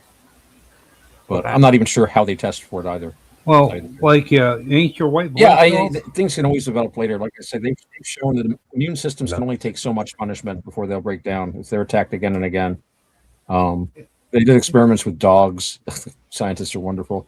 Where they were like they would shave part of a dog and they would apply latex, which they use for surgical gloves, and the dogs handle it fine. But if you put enough latex against the skin long enough, the dog will become irritated. Basically, the body can't handle the contact with the latex anymore. And that's a fact. Again, I was in human services. We used gloves a lot, and a lot of people went over to plastic gloves because the latex, you will eventually get an irritation from using latex gloves over a number of years. And some nurses I knew would wear cotton gloves underneath, but that makes it very difficult to manipulate things. So in the industry, a lot of people have been going over to plastic gloves in an attempt to bypass the I always like latex myself. That's me. I'm old fashioned. My pipe stems are vulcanite. I don't even do acrylic pipe stems. I use vulcanite. That's the old 19th. Well, I mean, only on my century. Roundtable, do we have cool that take place. Now, hold up. Before you say anything, Robert, we have come up to 67. We're planning on starting the first episode of Project Star. Start here before long. So what I want to do is I want to go ahead and find, and we can come back and do the first episode of Project Star. Okay. Sound good to you guys? Yeah. Okay. So before we go, Otto, just want to give your thoughts so way people figure out get in touch with. Why, sure. If you'd like to know more about where I'm coming from, you can check out my website. That's navakavada.org. NAVAKAVADA. It's spelled just like it sounds. I'm also on minds.com, username Otto_X. That's EX, by the way, in case you're confused. Otherwise, there is a Navakavada channel on YouTube and a Navakavada Buddhism channel on BitChute. And I suggest checking either of those out. And that's about it from me. Okay. And how about you?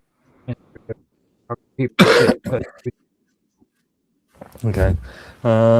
Again, minds.com, username Medworthy. Right. If you want to get in touch with me and my brother Robert Hanson, you can contact us on my main account on minds.com, Roger_Hanson. You can also find our group on minds.com, Minds Roundtable, and event We have all of the videos that we do usually posted up on there, and you can check out. We do them at 15-minute and 15-minute long videos. That's for people who don't have time to watch an hour. You can check out the 15-minute clip too. And if you want to check out the full edited version, just join my membership area. Now I've switched it where you can use my token. So, okay. So it's $3 to join it per month, or 2.45. So 2.3, I think. 2.3, somewhere around there. Yeah. So it's relatively cheap token. If you want to come in, Yeah, that's pretty good token wise. you want to support us. So that being said, thank you for watching. If you enjoyed the show, like, share, comment down in the comments. I'd love to hear feedback, and we will respond to one as long as it's respectful and you aren't being offensive to anybody except for you just say whatever. Water off a duck's back. Yeah, I've got thick skin. Yeah, I think you're like a brick wall, because when they try to be offensive, you shut them down. They just don't know what to say. Go on. But I was incorrect. It's 2.4 tokens, not 2.3. I just checked my With that being said, I thank you guys for being here with me. So thank everybody for watching. Good day, good evening, weekend, or whatever time of day it is for you.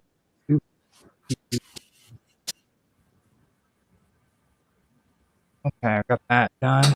And Yay. now, if you want to, you can stick around. So, you just tired. I'm very tired. On the other hand, I don't want to miss out with your premiere show.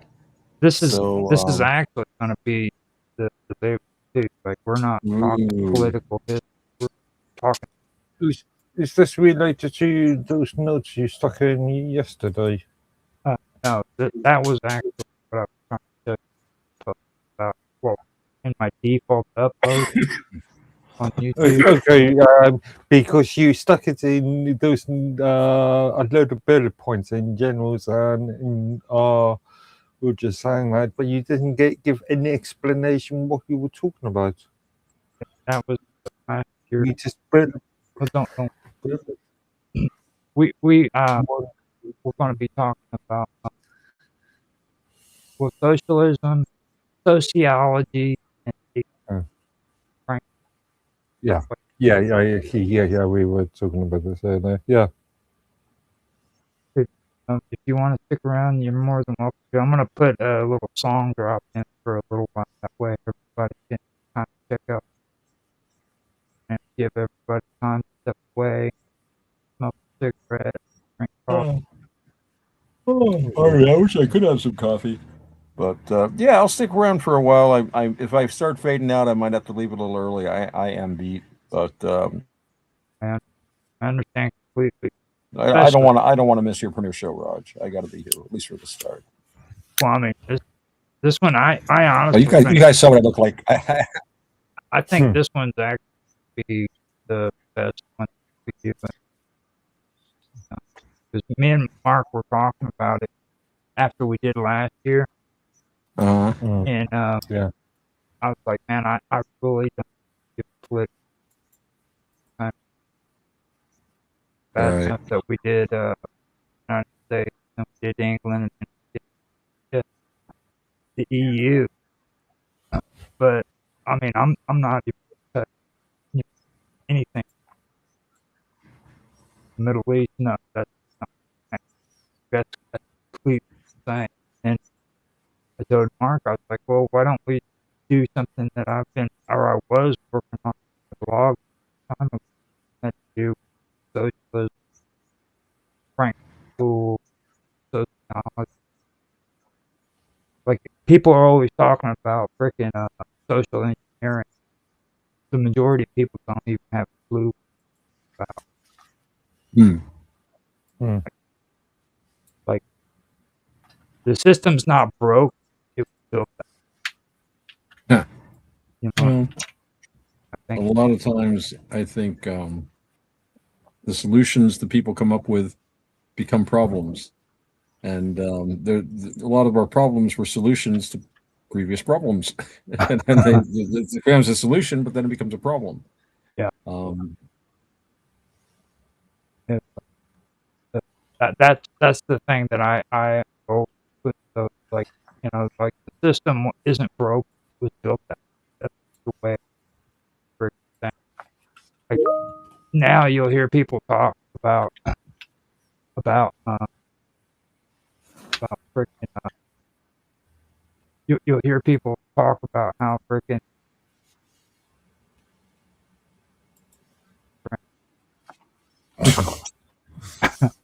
Now you hear people talk about how freaking we're being lied and manipulated and stuff.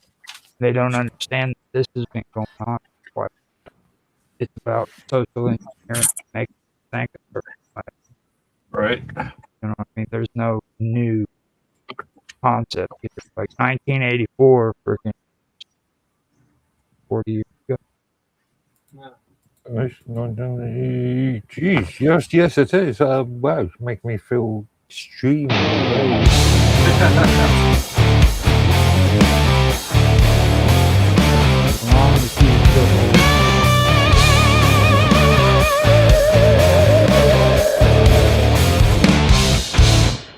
He drifts in through the heavy door, shadows stretching across the floor. A familiar ghost with a hungry soul, taking pieces to make him whole. No words required when he arrives, just the pulse of those restless lives.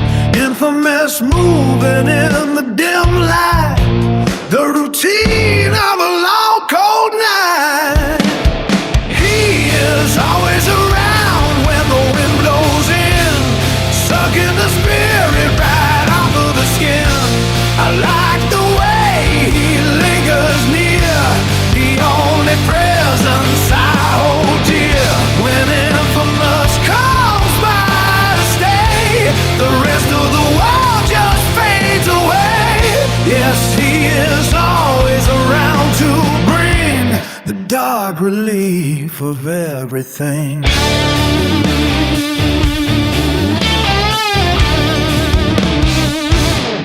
Constant as a winter rain, feeding on the joy and pain. He knows the route, he knows the path, the steady beating of a hollow heart.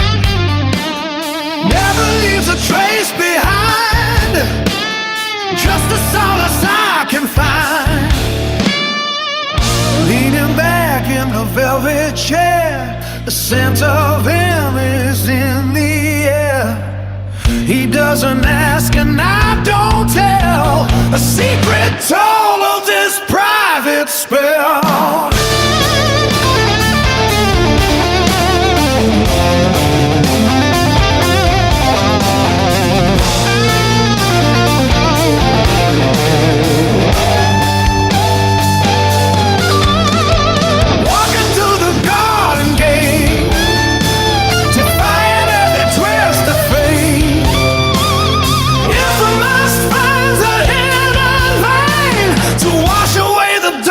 Stand and knock upon the midnight glass, watching all the hours pass. The silence is a heavy weight until he opens up the gate. He is always around when the wind blows in, sucking the spirit right off of the skin. I like the way he lingers near, the only presence I hold dear. When infamous comes by to stay, the rest of the world just fades away. Yes, he is always around to bring dark relief of everything.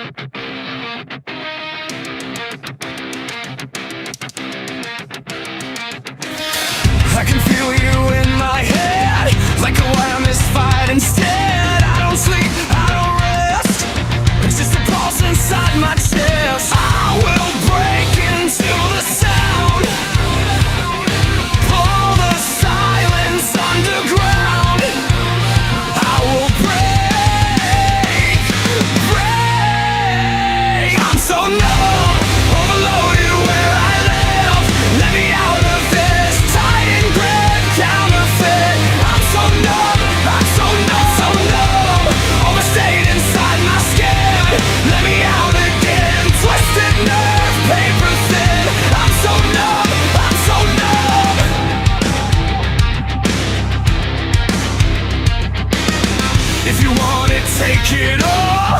Watch me stumble, watch me fall. Shut it down, shut it off. Every signal cutting off. You don't hear me anyway. Just another thing you play.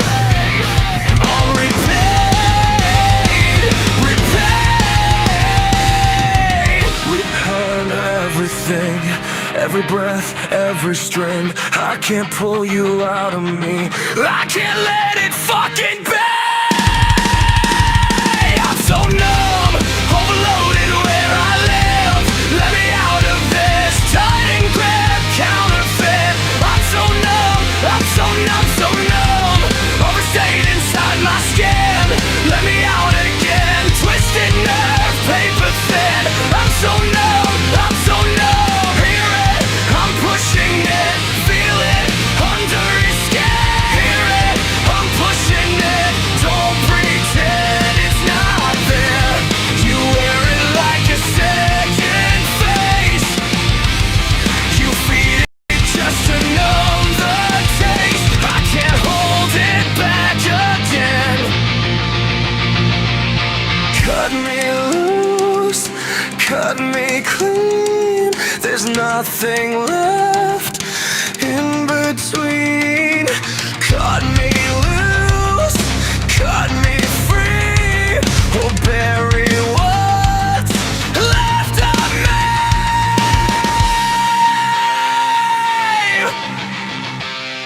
I'm so numb, overloaded where I live. Let me out of this tight and grip counterfeit. I'm so numb, I'm so numb, so numb. Break it open from within. Let me out again. Tear the nerve, let it spin. I'm so numb, I'm so numb.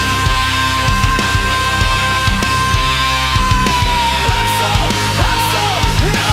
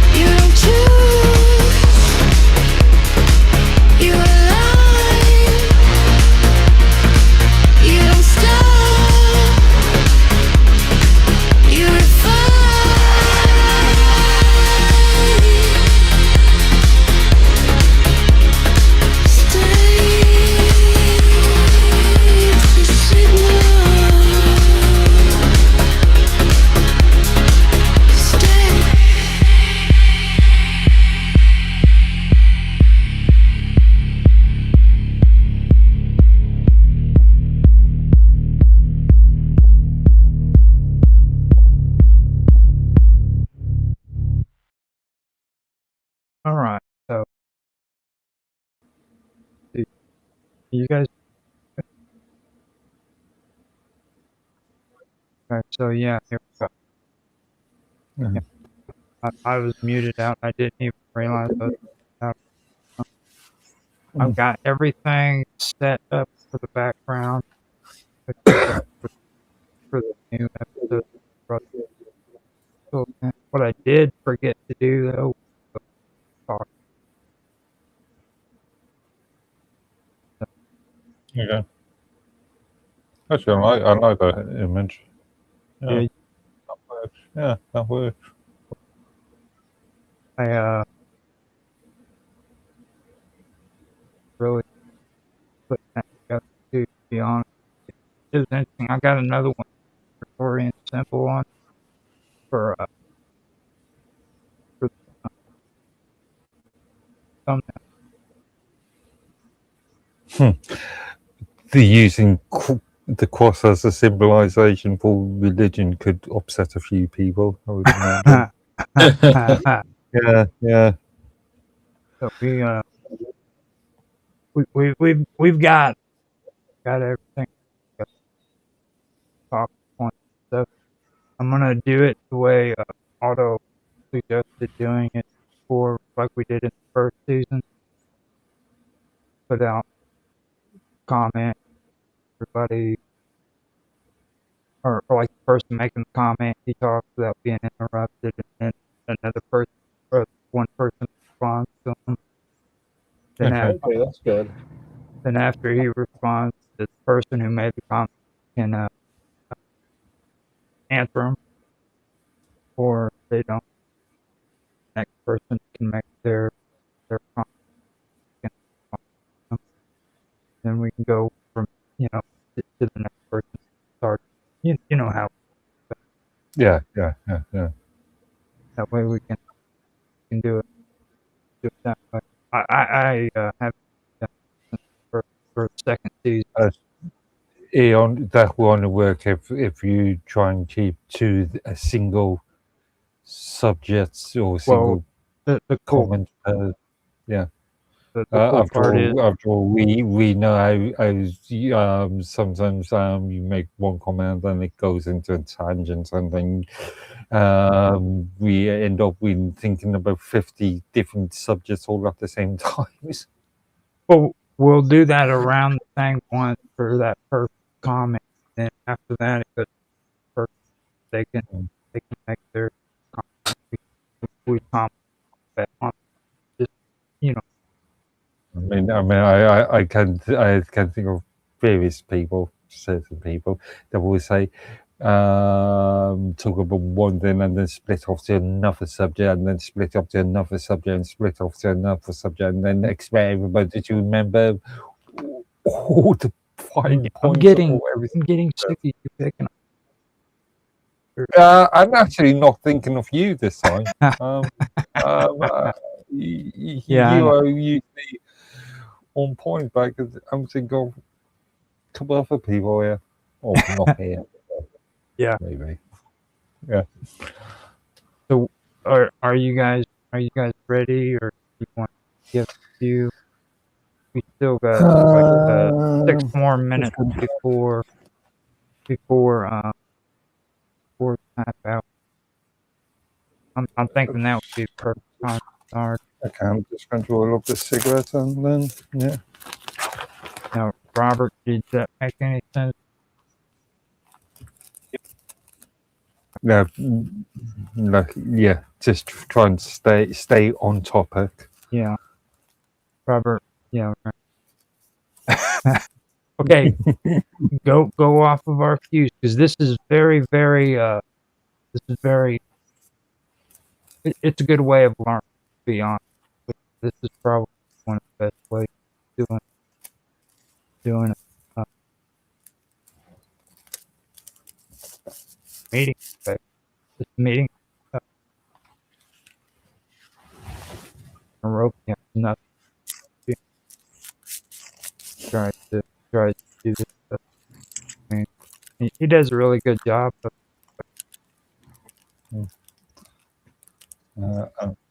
I mean, I'm not so much about fee. he Okay. does this all the time.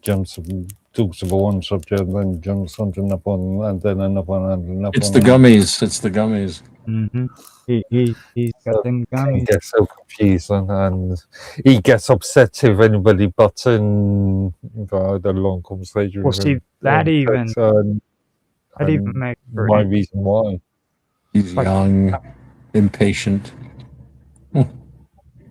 there's different things. Like I've started to realize people enjoy the art too. You know what I mean? They like the chaos. Like whenever a lot of people are intensely into a conversation, start talking at the same time, people watch it. But all of a sudden, views go up. Everybody wants to see what are they bitching about. I mean, I'm not really into all that personally, but I can see it why people.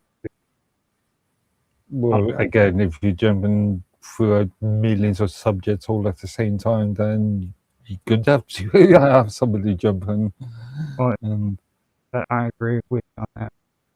Like I told you guys too, in here, you know, I'm tired of doing shit. I'm not gonna be one of those people who get on Facebook, Instagram, Telegraph, all that to find out what the biggest topic of the week is, so that I can get the views, because that's what they're doing. They love that controversy. Absolutely. I don't know. I've been sort of guilty of this. I mean, as an Fine. example, last week online, but again, it's within the context of the subjects that I talked about anyway.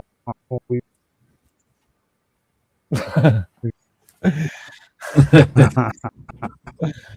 But again, I that's when I do that, I'll stick to the subjects that I generally talk about anyway. I forgot. Facebook has gotten to the point where you'd be really surprised. They're using gummy bears for a thing of making male enhancement go on. Yeah, it actually shows a guy getting by his girlfriend on Facebook. Yeah. I thought, boy, I thought you couldn't do that on websites. You know, I like the girl that shot her boyfriend. Did you see that? I think it was it Facebook? I think it was a YouTube live stream. Oh, remember that? It was stupid. It was the stupidest thing I ever heard of. She had a gun, and he had like a dictionary, something like that, big book, and she was going to shoot him while he's holding the book, and the book was supposed to stop a bullet. Guess what kind of handgun she used? 50 caliber Bushmaster, most powerful handgun that more or less they make. And they never tested it first. So this 50 caliber high powered bullet went right through the book and right through him and killed him dead. And she was rather horrified. Well, sure got a lot of views. Why would she be horrified She really thought the gun wouldn't be able to shoot through the book, but she never tested it. I thought words were more powerful than bullets. I thought the pen was mightier than the bullet, but no, it depends on the circumstances. Okay, we got 1 minute left. I'm gonna do cool countdown. Hit record. We'll do introduction. This is pretty good. Have everything set up. Even have first talking point ready. Excellent. We got 1 minute, and I was able to even get me some coffee. Yay! I almost forgot Robert. Me too. Oh, jealous of you guys, but no, I can't have coffee this late. You have air conditioning. Me? No, I don't use air conditioning. I don't believe in it. I work outside, so if I work outside and then I come home and I sit in the cold, I'm not going to want to go out the next morning to go back outside. I know myself too well, so I just stay acclimated. And I'll tell you the truth, our house is pretty cool. It's usually cooler than the outside. It's shaded. It's an old house. The walls are lined with brick, and it's not uncomfortable. and I sit with ice water and a fan. And for most of the year, I'm on the mountains for the most part. I mean, we get a couple of these hot spells. We had a heat wave this week. We'll probably have one like next month or something. Usually it's like in the 50s at night around here, even in the summer, 50s, 60s at night, 70s, 80s during the day. I mean, this is where people would come up from New York City to vacation because it's so much cooler and nicer in the summer. So you don't really need an AC around here for the most part. Like It's last year, we had 2 heat waves all summer. Otherwise, it was like rain or cold. Or, I mean, the last week, I still had a wool blanket in bed, And next week, I'll probably be using one again. So with Gets that down being to said, 50. I'm gonna do countdown. And here, 3, 2, 1. Now, hello everybody. Welcome back to the first episode of 4th season 4 Project Real Time Talk Show. And I'm Anthony Rose, here with Mark Edworthy and Brother Robert Hanson, as well as Otto X. Guys, welcome to the show. Appreciate you being for the panel, being on the panel. Now, this is going to be a different season. First season, we did political history for the United States. The okay, there. And then after that, we did third season for the Europe base. This year is going to be different because me and Mark Edwards have we've been lined up for the series, and we both agree going on like Asia, even would be so Well, Asia as a continent and Middle East as well area pick is a country. too confusing. Yeah, it would be Yeah. hard to confuse. Well, in the Middle East, I mean, what is that? I mean, what they call the Middle East is really the Near East or the Levant. You've got the Far East, which is, obviously Japan, China, Mandalay, on the road to Mandalay, where the flying fish is from. And the sun comes up like thunder out of China across the bay. And anyway, sorry. This season, we're going to step in a different direction. We are going to be talking about sociology versus socialism. We're also going to be talking about how atheism is some of the things that involve. We will be talking about Frankfurt School, which is going to be mentioned. So that is going to be the direction we take. With that being said, you guys don't have any problem with it, I can start out. We'll start with sociology versus social. Now the thing that I have an issue with, a lot of people when you talk to them, they will say that they're two separate distinct things. Like sociology isn't social, and I because I've done a lot of research also when it comes to what I've learned, and I brought it up a few times on the shows about how things can disrupt. Like at one time there was romanticism and there being a realist, and it went from romanticism being a realist to freaking ideology, and then socialism and socialism, things like that. So as time evolved, it seems that a lot of these words change meaning, names, stuff like that. That's what I see here.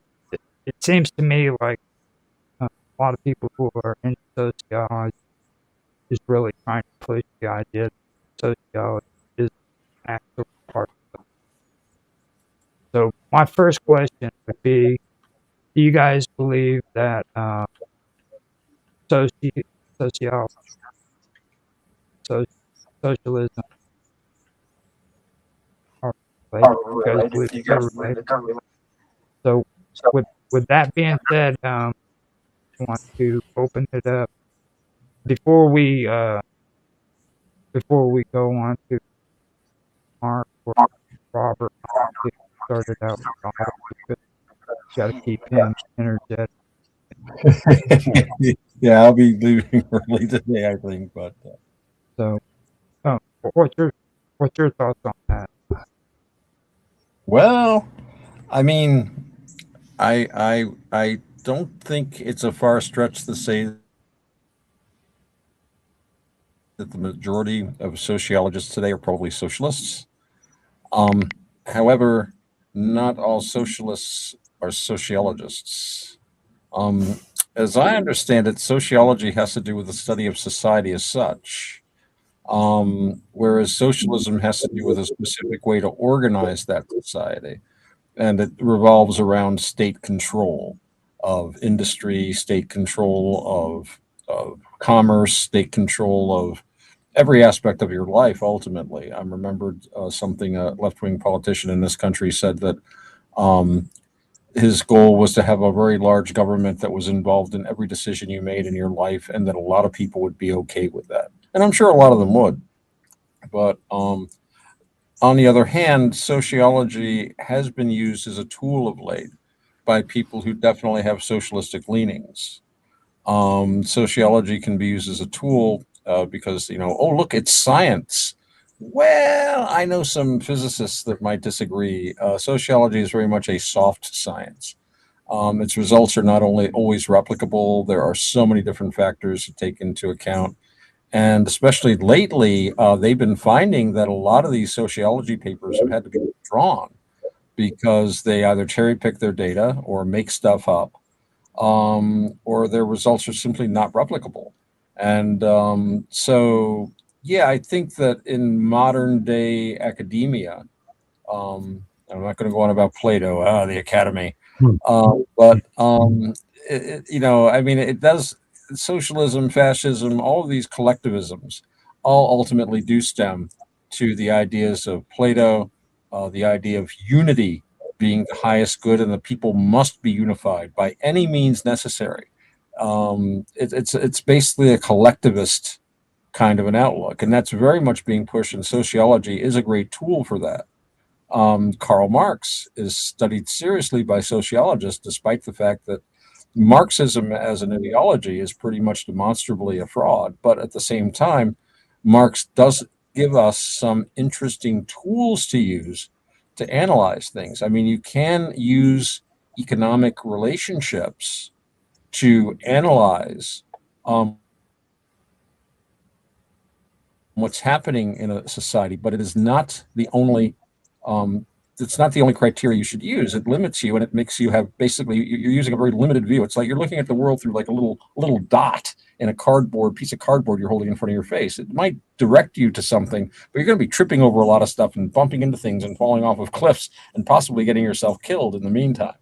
So sociology can be a way to say, oh no, it's all well proven and this and that. Um, so yeah, I think any relationship between sociology and socialism is a recent one, and I think one is very likely being used as a tool to promote the other one. How's that? It actually sounds pretty good. I think the best way for me to actually say when it comes to when people say that social, what do they act? What I mean is our sociology and social same thing really. Which I do know like if there's people who are Marxist, so, but that are so that do believe in sociology, but then there's also conservative who practice, you know. Well, yeah, you can have a conservative sociology, I think. So I mean, Mhm. in that aspect, I do. Now, another thing that I wanted to also bring up too, when you were talking about that, is when it comes to academia. Now, between it has the line between academic study and political ideology become blurred. What the big deal? You know what I mean? That's like, why do people behave their groups, or how are social groups? Why do institutions survive? How are values passed from one generation to another? What causes social change? It studies basic family, religion, economics. It even does crime and education. You can even go with government, community, and our culture. You know what I mean? Uh, so that's what you get whenever it comes to like sociology. Sociology itself isn't political. It's an attempt to study how society, what they're trying to say. Yeah. But the real question remains: who gets to decide how society functions? You know, Me. I should Yeah. decide. I Top, should be the one. top down or the bottom up sort of argument. Yeah. but Yeah, then do governments, do nudge units decide, or do corporations even decide how society should work or should Well, there's the be? pressure.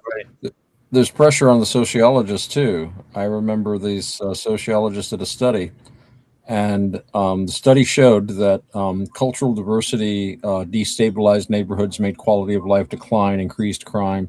Just basically, that diversity is our greatest weakness, and this is what his data showed. And he sat on this paper for years because he was shocked and horrified. And to be fair, some people wouldn't publish it at all. He did publish it with a lengthy apology. Mea culpa, I'm so sorry. What does what the data say? And we can't change the. I mean, he was that honest. A lot of people have been cherry picking and stuff. One of my favorites was, in talking about social engineering and sociology, there was this big landmark study in the U.S. that showed that secondhand smoke caused an increase in likelihood of like heart disease in people surrounding smokers.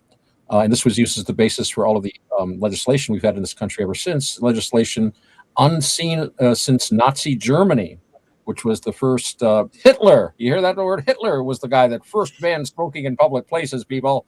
So put that in your pipe and smoke it, or roll it up. So they use this study as an excuse for this. Well, this study has been debunked. There is no evidence that secondhand smoke. It's irritating, but there's no evidence that it actually causes any harm, which explains why I grew up with both parents smoking like stacks, and I never had a problem with it. I was surrounded by it, smoked all the time. Let's hold off on that, because that's what got us in trouble the last time. Oh, okay. We're saying that literally was what got us in trouble the last time. We were just for the purpose of YouTube, there are studies. Not to say that those studies are accurate or how much they give a studies. damn is another topic. You know what I mean? It's like they now before we start going on for that, I want to also talk about. I want to think like define social. Because socialism is another part of it. Sociology, and now socialism isn't like any study of science, like political or economic philosophy. Its central concern is who owns the means of production. In plain English, it basically who owns the factories, who owns the land, who controls energy, who profits from labor. Socialists generally believe that society should be more collective. It should have more collective control over force. But socialism isn't one single thing. There are like Democrats, the socialists, Christian socialists. Believe it or not, there are. And then there's market socialists, well, or Marxist socialists. Oh yeah. And libertarians even have those. And there's actually the revolutionary Marxism, Marxist, I believe they would call those more radical back in the 70s. But there's all these different socialists. And the one thing that I wanted to point out before when we were doing one in England, Christian, because that was something that really stuck out to me. The fact that like during the early 1900s, these socialists were teaching socialism in Sunday school. Right. And it was so amazing to me that nobody freaking cared about it. Sell all your goods and give them to the poor. What was he thinking? You know. So before we get any farther into it, I want to pass it on to Robert.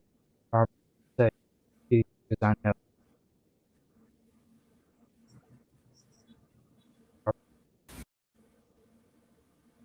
Okay.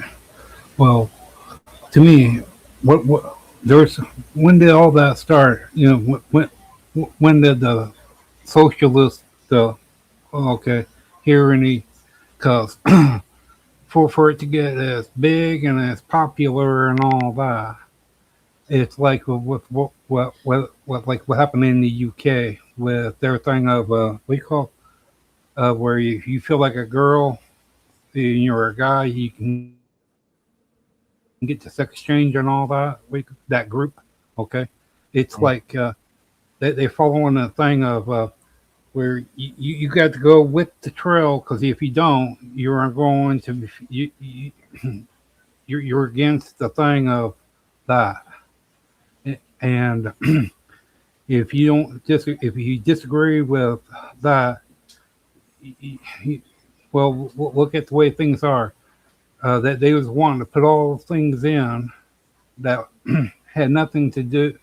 They was going for any other time. It wouldn't be a big thing of all this about the process of when people feeling like men or women and all that. Government wouldn't go out and spend large amounts of money for the subject at hand. You know, passing these things about separate bathrooms, medical, and all that, and children that don't have to go talk to their parents about getting same sex and all that, because the government will go and do it for them, bypassing the rights of the parents and pass the thing of what the laws are. And when all that happens, I mean, if you want, I can kind of break that down. Hold up. No, remember we're doing the thing. Let me respond to that. I just wanted to point out one thing before you continue. Just to answer Robert's first question, where it all began, we did an entire, in the last season, we did a series on Adam Smith and Locke, didn't we? Yeah. And this dates back to 17th century sort of. It goes quite a ways. And now the thing about what it is when you start talking about transgender, okay? Now this is the thing that we are going to get into because this is actually something without trying to start turmoil and we're going to discuss this on a serious level, okay? Now, the thing about this is there's a lot of things these people disagree with one another about, a lot of issues, okay? Especially when it comes to sociology. Now, where things get confusing is this, okay? And this is where the arguments usually begin, okay? Some branches of sociology don't simply just ask how does society work, they ask who benefits from the way society. Now, this shift is really important when you look at it because instead of observing society, the goal becomes to critique society and eventually change it. Okay, and that will bring us into Frankfurt, believe it or not. And this is one reason why I wanted to bring it up, because but the Frankfurt School is really where it breaks down this whole thing with with the stuff that we're having to go through today when it comes to sociology slash social. That's the all I say now. Um, with that being said, I want to open it up because my whole talk is done. So now I want to turn it over to Otto to see if he has anything he wants to mention or bring anything up, particularly from what we've discussed outside of. Well, I think that one of the problems we're facing is that society is going in directions that it hasn't gone in before. And we're all concerned about how this is happening. We talk about the Frankfurt School, and we talk about, the uses sociology is put to. A study of human behavior can be a means of manipulating human behavior. And I mean, you find that in advertising, you find that in every aspect of what's going on. But I think an important element to keep in mind is, I've got that old saying that, what was it? Cupidity and stupidity do more than conspiracy to explain the course of history. A lot of this stuff really has its own momentum. And a lot of people are very short-sighted. They act very quickly. They don't keep the larger picture in mind. And somebody skilled at sociology, skilled at understanding mass psychology, can exploit this for their own ends. Unfortunately, I think most of their ends are rather short-sighted. That's why, there's a lot of people that think that the world is being run by a secret society of some sort. If so, they're really a bunch of blithering idiots. It seems to be more likely that there are dozens of groups that think they quote unquote run the world or are trying to. There's always going to be conflict. There's always going to be people struggling for resources. And we see very little of what's going on. There's an old saying that if you see them on TV or in the papers, then they're just propped up there for you to blame. They have very little to do with who's actually running things. And this can get us into the so-called, they call it the deep state now. Now, for decades, since I was a teenager, I looked at the situation and I said, I used to call it the third echelon guys, not the people that are elected, not the first echelon, not the people they appoint, but the people that have been there for 30 years, the third tier guys. They're not going to tell their new boss everything because he's going to be gone in 4 years when a new president appoints him. Not going to tell the president everything. He's going to be changed in 4 years. It's none of his business. We've been running this thing for 30 years here. We don't need these elected guys coming in.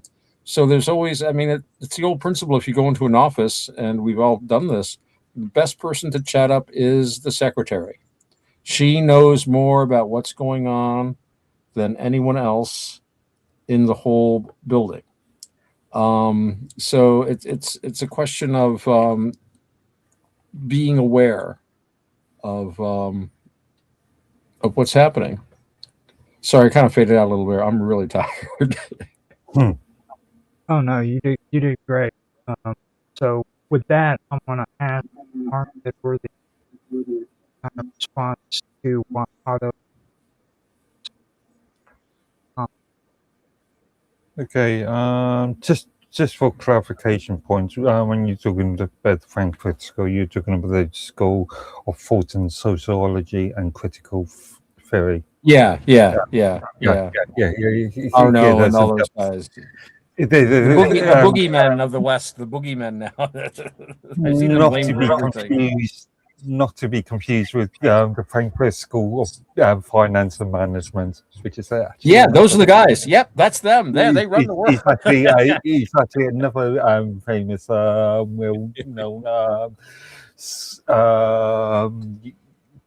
university. Yeah, university. They're coming out of Frankfurt. But yeah.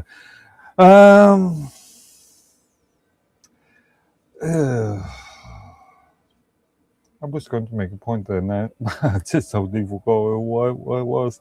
Um, Now, see, that's what happens when you cross. We have so many ideas; they get lost in the shuffle. Guys Yeah. are like rebels. Like it was your idea to do this, so sharing. Track cool ideas. It's what we're used to. So let me kind of fire this off Okay. so that we can, because I did have some comments to say on it. I want to kind of move it in, get where that comes from. The thing of it is like with what I find interesting about that auto, like you need to, like with Frankfurt School, this all started back in 1923. Yeah. They were in Germany, and because of World War II, they had to move over here to the States. So while they were here in the United States, that's when they became Institute for Social Security. Right. I keep hearing everybody try to say that they were named German. That's not true. The original name was Frank. They changed the name to the Institute for Social Research in the United States, but after the war, they also went back, and the Institute for Social Research stayed here in the States. Okay? Now, today, we refer to the Frankfurt School, and we also refer to German, but a lot of people don't remember the Institute of Social Research, which is still here in most of the colleges, by the way, handing out pamphlets. And a lot of these pamphlets are activist freaking movements that are talking about supporting abortion, supporting transgenderism, supporting all of these different causes. You know what I mean? And this is all directly involved with the Institute of Social Research. And another thing that I do want to point out too is like Eric Fromm, okay, was one of the people who were involved in this kind of thing. So now, you know, uh, I don't know if you guys ever heard of Eric Fromm. A lot of them, Yeah. a lot of them were deeply influenced by Karl Marx, but the thing that a lot of people in this group noticed, something they found pretty strange, because what it was is Marx predicted that workers would rise up against capital. That didn't happen. Okay. Instead, workers ended up buying houses. They raised their families, went to church, listened to radio, watched movies. They didn't rise up like the Right. Marx had predicted. So that's when the Frankfurt School and the thinkers, that's when they asked the basic question: if capitalism isn't maintained by economics, what else? Their answer eventually it had to do with culture. That's where critical theory. With that, I can be quiet now and let Mark talk. He figured out what. If not, we'll just hand it over. Yeah. I think you said something. You I don't think anything's too intense for Lord Edworthy. Come on. I think it moved over to the US pre-World War II in the mid-30s. Yeah, the Germans drove them out. They thought they were destructive to their society. Yeah. Go figure. Mind you, yeah, the Nazi Party didn't come to power until then. The Germans Workers' Socialist Party didn't come to power until 1932. 29, 32. So yeah.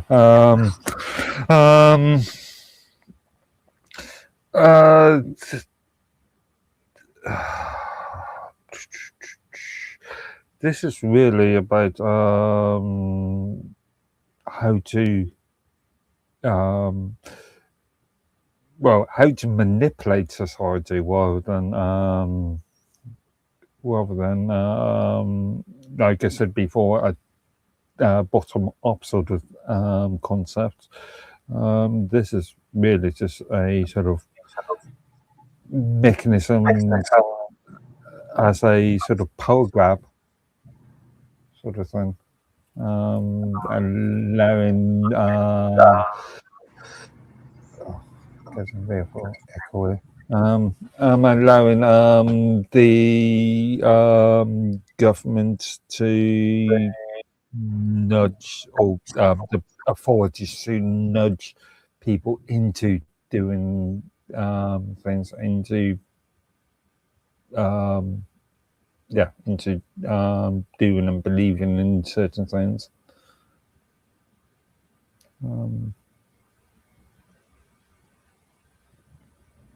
Yeah, definitely. Carry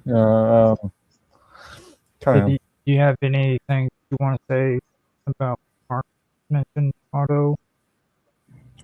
Well, yeah, he's on the button there. This was an attempt to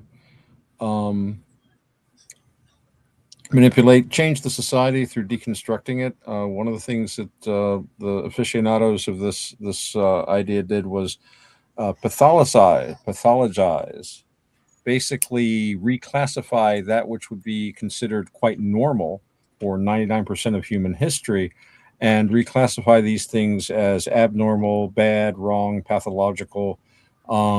They had this thing called the fascist test, the F scale. And you could be put on the F scale if you simply said that, well, I prefer to be with people that are like me. Oh, you're a fascist. That's proto-fascism. Things like that. I want to be, have a strong family. They saw the family as very dangerous. One of their theories was the reason you had fascism was because people grew up in a family with a strong father. And so we wanted strong leaders. And so the way to get rid of that want for strong leaders is to get rid of fathers. So if people grow up in homes, and of course, theory was, well, according to their ideas, there's no reason at all that you need both parents. Why would that matter at all? Despite the fact of our lived experience for tens of thousands of years, and the fact that we've been maintaining families for all that time, you could argue that this is something biologically written into us. But they decided, well, we're just going to do away with all that. And the idea of like trying to deconstruct society so as to deconstruct people's behaviors and their thinking. The idea that, well, this is just as good as anything else because they're reductionists. There's no God, right? There's no reality. There's no truth. Nothing is true. All is permitted. That's the kids are still saying that today. Satori says it once in a while in his poetry, and it's a very dangerous thing because then you can say, well, it's just as good to have like single parents and sexualizing children, and that was one theory they had. One of the reasons we have fascism is because children are sexually repressed. We have to, allow them free sexual expression. Children. This was a theory that they were doing in post-war Germany. The idea that if you raised children to have a non-traditional sexuality, they wouldn't have all of these terrible things that go along with heterosexual male dominance and so forth and so on. So, these theories were completely composed in an ivory tower, and then to inflict them on the population, or at least attempt to. And a lot of it had to do with what you would call the turning of names. Nietzsche called it the revaluation of values, where suddenly if you say something like, geez, I want my child to go to a school where only girls are allowed into the girls' restroom, well, that suddenly becomes one of the most horrible fascistic things. And you could even, some periods of time, lose your job over saying something like that. So this was what these guys were trying to do. And what's very interesting is that a lot of these guys, Adorno and all those guys, they became very important in American academia. I mean, in the academic world, if you have like a couple of top professors, their students will tend to become the top professors in other places. One or two people can have an amazing influence in academia. And of course, these professors influence all of their students. And, college is an interesting thing. I'm that most dangerous of people. I'm a guy with some college. I went to college for 5 years. I never took a degree, but I spent a lot of time in academia. I got to know a lot of professors, a lot of my fellow students. And one of the things that I noticed was that if you took the degree, you had to buy into everything to get that degree. If you wanted the professor to like you, you had to agree to his politics and his social ideas. If you wanted to hang out with the other people getting that degree, you had to agree with that. And that goes right on to when you get your first job. So what do? Well, I always say people are either knaves or fools, but they'd rather be fools than knaves. So you can tell yourself, well, I don't believe any of this crap, but I got to say this. I have to be a hypocrite. I have to lie so that I don't get kicked out of the class or a low grade, so that I get the job. Or you can, instead of being a knave, because that's basically the behavior of a knave, you're lying to yourself and to other people, you become a fool, which is you can go through all these amazing mental gymnastics. Well, this is kind of like this. Yeah, I do kind of agree with that. And I certainly wouldn't want someone to be upset or offended. And, I mean, it's the same way that, like, a very, very astute theologian can, like, work his way through all these mental hoops and this and that. And then, bam, at the end of the line, you've got transubstantiation as a thing. Despite the fact that you can make, Tan's not here. You can make a chemical analysis of the host. You can make a chemical analysis of the wine at any stage of the mass, and there's not going to actually be a change. So, yeah, I think that was. I'm probably ranted out at this point, but that was good. Now, before you go, Mark, it's your turn. So you are the one who's coming up with the next question. Uh-oh. You're not responding to all. You are actually saying what you want to say. That's how I do want to respond. Well, you can through a statement of your own. Respond to everything that's mentioned, and then we will forgets my fault. We will respond to you. So you go ahead and just say what's on your mind. Thank you. You were dragging on, and I was starting to lose the train of my thoughts then. And that's the danger of this sort of format. I find it interesting also you were using terms like were when you were describing these things. I would argue that these concepts are happening now rather than were in the past tense. Yeah, but when you were talking about academia, I was just thinking of the concept that I always argue about is the long march with institutions. You get taught by an academic to believe in certain things, and then you continue to spread that message. Right. You become a lecturer, or even worse, you become a human resources manager, lowest than Dante's hell. and then you push it into corporations, and you push it into society as a whole, and then and in effect, what you say becomes the rigueur, the standard, and then anybody who disagrees with that are treated like pariahs, are treated as fools, as we see at the present moment in various ways. And the social pressure is enormous. So now, with that, I do want to comment, because that's actually the bread and butter behind it, okay? And this is where we start getting into critical theory, okay? Now, we were talking about Frankfurt School and stuff, but a lot of people aren't really aware of what critical theory is. And from the Frankfurt School, this thing we call critical theory. And its basic question is and was who owns or who holds power, and how do institutions preserve it? Now, with that being said, critical theory, what they do is they examine schools, religion, families, media, corporations, government, tradition, and with them, nothing is exempt. Now, supporters, they say that this is healthy. Every institution should be questioned. But then critics, they say that this is becoming a problem. Criticism, because it only flows one direction. All right. Now, if you look at it from what the critics bring up when it comes to critical theory, they argue that eventually everything traditional becomes traditional.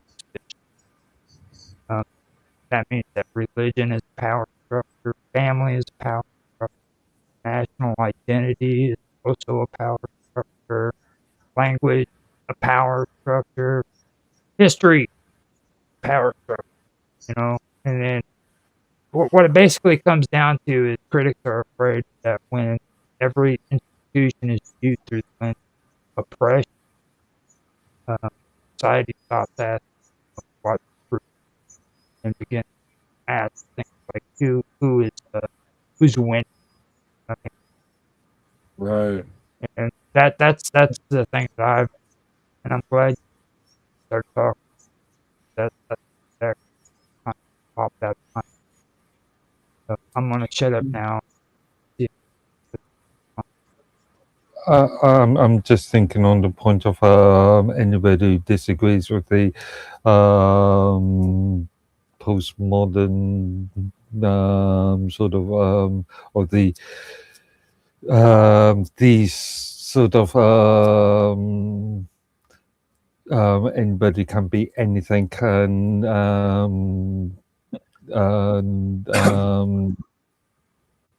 and everybody's equal, or in Identical. all concepts, yeah, identical even. I've just lost my chain of thought again.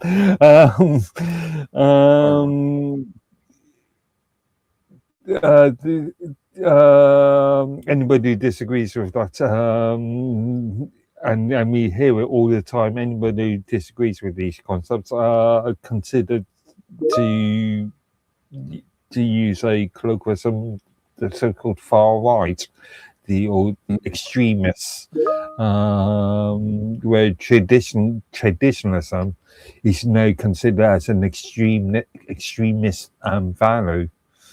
And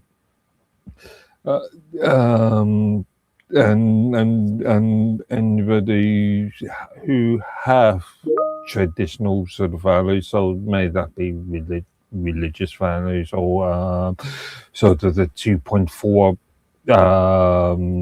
family sort of concept, are now considered to be extremists. It also relates to, like I said before, about power grab, where you've got, and this goes back to socialism, in fact, where the state is the representation of everything. The state is the representation of the family.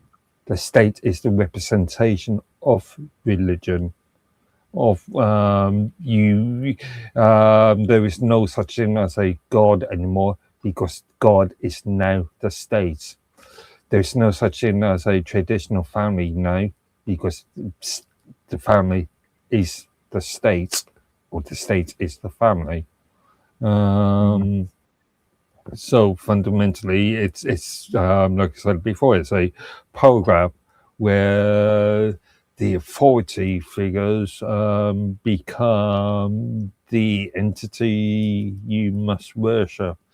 I'm on if you the state, the power figure may be a government or maybe a company. I mean, we've all heard of join this company and become part of the family sort of concepts. And we've also heard, to go back to a much more older idea, the concept of the mafia, the being the family. So it's a top-down authority figure where whoever is in charge becomes the patriarch, becomes the family sort of head, and destroys. And this also raises the question of the destruction of individualism, because everybody now must be grouped into, must be boxed into certain groups, and must be prescribed by the authority to be part of a group rather than an individual. Cool. Now, at that point,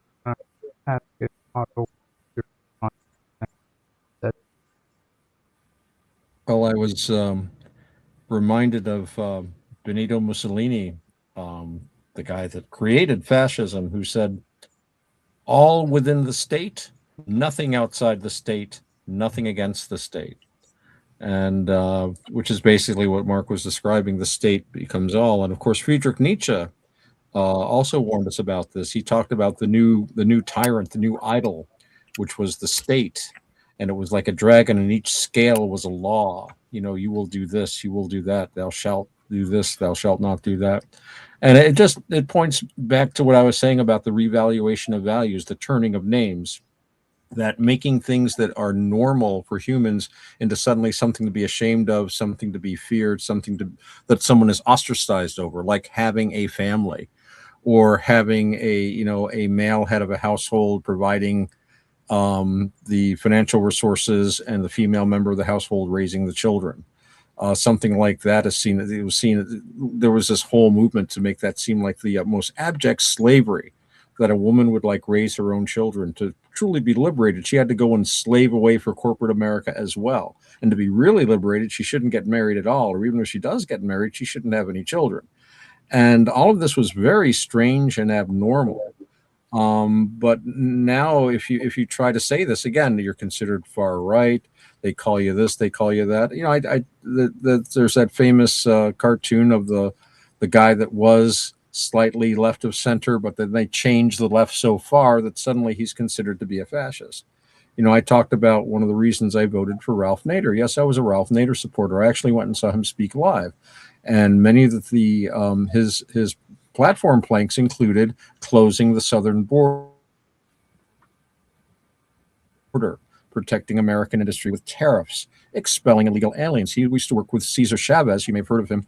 He was a very famous labor organizer, very left-wing here in the United States. And he and his followers used to attack and beat illegal workers with barbed wire whips because they were taking the jobs away from the legal immigrants. And this was seen as dangerous. This is Ralph Nader. This is about as left-wing as you can get. So then we have a later politician who comes up and says, hey, let's close the southern border. Let's protect our industry with tariffs. Let's drive out the illegal aliens that are it's like a drug on the market. It's like an albatross around the neck of the country. And suddenly it's like, oh, no, that's wrong. It's morally wrong. You know, we have to destroy ourselves because after all, we deserve to be destroyed, so forth and so on. And it's part of this turning of names and trying to inculcate this new normalcy. And it works up to a point, and the people doing it are very loud, and they keep repeating it and pounding it into people through the airwaves. And the thing is, it doesn't work so well anymore. We saw that the amount of confusion on the part of these people in 2016.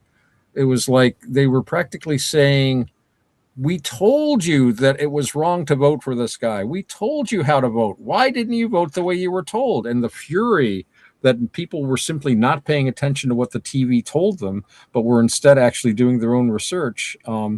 I told you the story when this very modern, prominent politician, who we won't name, made a speech, and someone came to me and said, "So and so just said that all Mexicans are rapists," and I'm like, "Really? That doesn't sound like something he would say, especially if you're running for office." And he's an intelligent guy, so I watched the speech. Didn't say that at all. Tried to point it out to the person, and they simply wouldn't hear it, or he obviously meant to say these things that she felt he should be saying in order to fit into that role of the evil one. So it's a very, very odd thing, but yeah, that was my comment. What Mark was talking about, basically, yeah, the turning of names, to trying to reclassify things in ways that don't make sense. Right. So, what's your response to that, Mark? I can't really respond to that. I just said I agree with Mark. Yeah. You just reiterated what Mark said, basically. Yeah. In common terms, that would be a rebuttal. You would be able to rebut his comment. Well, I can't really rebuttal him because he sort of reiterated what I stated. Yeah, if I rebuttal him, I have to rebuttal myself. You should have. You can just say, "Well, I agree that Otto agrees with me." You should have opportunity to do that. So, with that being said, Robert just got back to the room. He most likely Robert's in the wants room to make a comment about this. But you, it's stuff that has turned to the wild.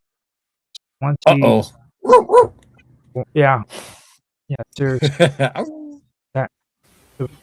So whenever he comes in, okay, Robert. Whenever do you have any kind of response? Yeah, like okay, for a perfect example, like Citizen X. Okay, look how that went. They did the thing of covering it up and all that because they didn't want people to find out that there's anything like that goes on. What you call it, like if you want money, the control of any kind of situation that comes up, you don't want that you don't want that information to be leaked out. Okay, and Russia was doing that with that and other crimes against children. When you're into that, you're a sexual. You use that as a sexual predator's conquest, because you can you using that to cover up the fact that that's what you are. The people that will hide their true way they are by doing that, covering it up and using that walls for whatever they so choose. And you can take videos, movies, and say, well, you see this is what's going to be turning in if we don't do this and this and this. And people that feels in that way will follow that film, that the ideal of what that guy's selling. That politician or anyone, they will follow it. You can lead someone by the nose. You just in a certain way that you phrase the certain things. You can lead people to doing whatever you want. Okay. Look at all the like the big one that where they had over 500 people commit suicide by drinking poison tea. I forget what back in the 80s that happened. Okay. Jim Jones. Yeah. Yeah. Okay. They are able to use that kind of material like that for any way, form, or fashion like that to make people think in a certain way that they want them to think. Okay. Government knows this too. Government uses that just as well too. And they use all that information that they do collect up about people and how, okay, your medical history and all that. And they map it out. They do. Like for if your family has that case of manic depressant runs bad in your family, they then, and if they ever wanted to, if you gave them choices, they can use that against you in so many different ways. Like they can make it look like you did something, commit a crime, and they can use that for an example why no one's going to take face value on what you're saying that you didn't do it. Because who's going to believe a person that might have that problem, that medical problem, and where when you can use you can go wide variety of different uses of that information and all that, and you can tell when politicians are because like they found out that here in the U.S. politicians were uh, going into the stock market using information that they wasn't supposed to be using, but they were financially broke and they were using money they were to get into the stock market and make billions and billions of I funds. mean, you're kind of like going off into Oh, okay. Well, into a okay. whole area that, like, now a lot of what you did say, it kind of brings up why I don't really feed in either the right or the left way of thinking because they're all pretty screwed up. Okay. Yeah. Now, the best way that I can freaking say for that is the fear of social engineering. Okay.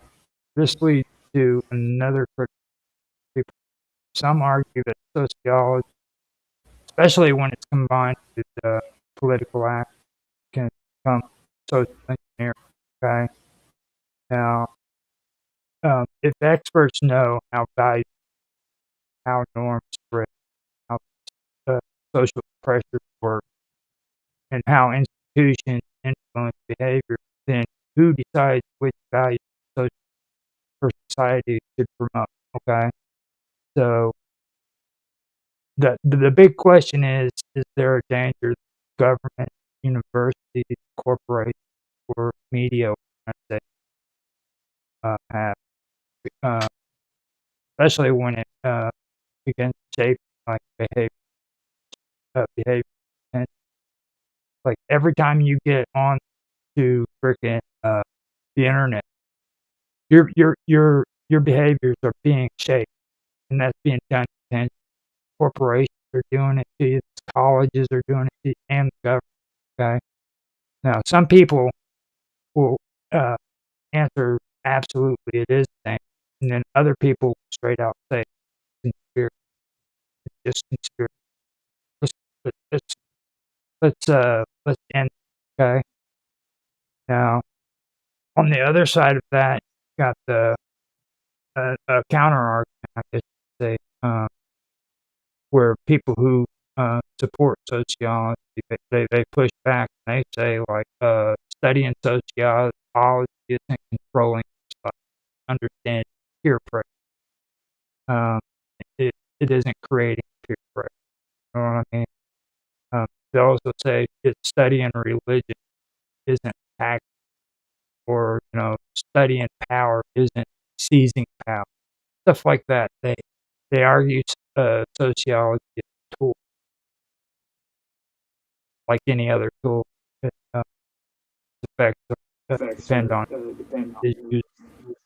So, but that's the one thing that I'll point out there. Are you not going down the billboard sort of statement? Sociology is both. It can be used as a form of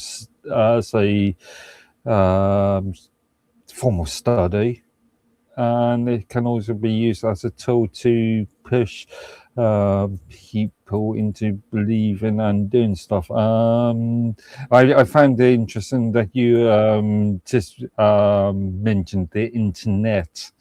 I would actually go further and say it happens throughout society, Western society as a society as a whole. People read newspapers, people watch TV, watch films, watch people go to work, act in certain ways when they go to a supermarket, and a lot of this is being a lot of these concepts are being enforced upon people. I'm not sure how to easily put this. The idea that let's not just pinpoint internet usage as the only sort of mechanism of how sociology is being used as a tool. I mean, it happens. The tool is being used in everyday society, irrelevant if you're using the internet or doing other things. Well, let me also point out, like, I didn't really want to comment on that, but I heard Robert talking. I knew what he was trying to say, so I made the comment, right? But, I mean, to be honest, I don't consider this who I think is probably the biggest threat to humanity since, you know, it's very, very different. And you can call it a tool. You can call it a tool if you want. Like, I will call it a very powerful weapon. I think this idea we have of a science that is somehow objective, the scientist is this godlike being writing his papers in the third person. The subject was done this, the subject that we did this, the subject, and then the subject was sacrificed. That's the term they use when they do animal experimenting, by the way, when they get sacrificed. So it's the altar of science. It's very, very pagan. Yeah, these guys, though, when they created something, they didn't create it for an objective, like, let's just study society. I mean, I think arguably the first, I go back to Plato again. The ancients were very, very good at social engineering. This was not a weird idea for them. The idea of being able to redesign society from the top down was the reason why they tried to study society and figure out how to do this. They had a goal, which was to make these changes. Plato had a goal. I want the perfect society. How can we do this? And he describes in the Republic, first you take everybody over the age of 9, I believe, and you kill them. So you just start off with a bunch of, already we're starting off with a bloody atrocity with Plato. This is Plato, though.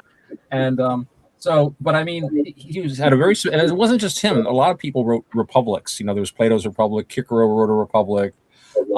Just the idea that you could manipulate a society to make it whatever you want. And of course, Russell Gmirkin, to bring him up, wrote that wonderful book, and what was it called? Brosis and Menetho, where he talks about how he feels that what we consider to be modern Judaism was a very consciously crafted effort at social engineering to create a very strong, powerful, ethnocentric tribe of warriors that would be very resilient in the face of, living among strangers. You have special dietary concerns, special dress codes, other sumptuary codes with your hair, beard, and so forth. This is to keep you separate. You're not allowed to eat with certain groups of people, not allowed to worship with certain groups of people. This was pretty different from most religious traditions in the Levant and the Mediterranean basin at this time. And it seems to have drawn a lot on Greek ideas, Plato's laws, some ideas from the Republic. What's interesting is the Spartans, another group of socially engineered people, claimed kinship with the Hebrews. And the Hebrews at the time, this was like the classical period, agreed that, we've got so many laws that are similar, so many traditions that are similar. Nobody thought that maybe those guys that were writing up the Pentateuch at the Library of Alexandria under Ptolemy II were like, these Spartans are pretty good. How can we become a powerful, resilient warrior race? And I think they succeeded quite well. So yeah, sociology, as we would call it, I think it was developed for a specific purpose by people. They weren't just saying let's study humans. They're like, how can we change humans? And this again, these top-down social organizations. Sparta is a great example of it in action. And with all of these theoretical, I guess, papers you'd call them, that the philosophers were writing at the time. Excuse me.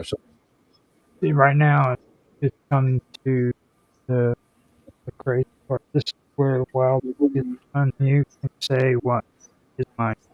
Now, this isn't you responding to anybody, Robert. This is you making a comment about being so, and we all get a chance to respond. So say what you got to say. Okay. So unmute. Okay. But what I was referring to is that by knowing the people that you're understanding and all that, where it's not so much a control, but to understand as well too, to where for whatever purpose or however you would want certain things to go, you got to know them in the good and the bad of the mind of the way they think and the way they handle certain situations. And where when in different groups do certain things different, and you more or less learn from each group on how they, and you will learn better too on how would you handle the conversation from them, how will each one handles and difference of each of them. And where when government, because like with government and law enforcement and all that, they all follows the same thing about that too. They say they lead you up to a certain thing. And they as they said, they can lie to you up to an extent. But how far, that's the problem when there's a lot of lying going on and not enough. It's hard to say where the truth is and the truth ain't in the process of it. And you can when people like everyone, but yeah, where when other groups comes into play, it is a dangerous thing. Sounds like you're like running yourself in circles. Is that so? With that being said, we'll open it up to our Okay. You are making the argument that to put it down to his brass knuckles, sort of, so to speak. Social. This concept is the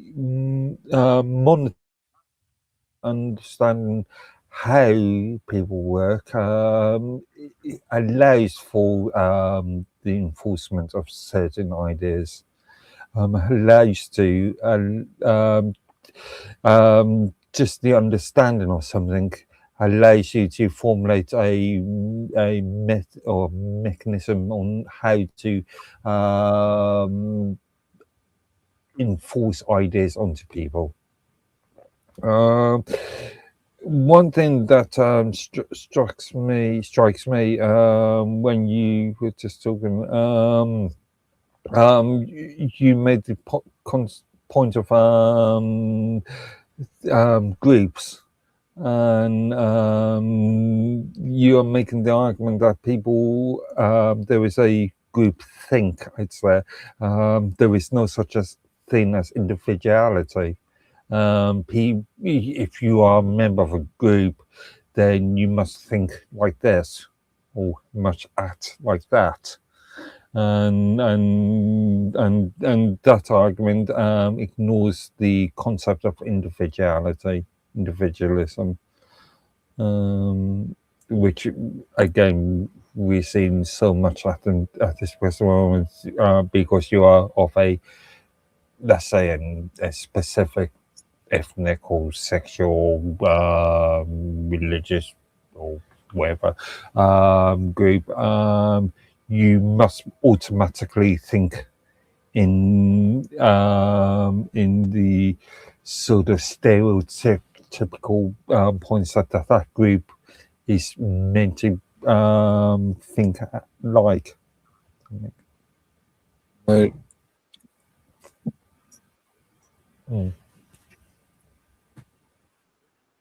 All right. So with that being said, Robert, do you want to respond to anything Mark Edworthy just said? Unmute. Unmute.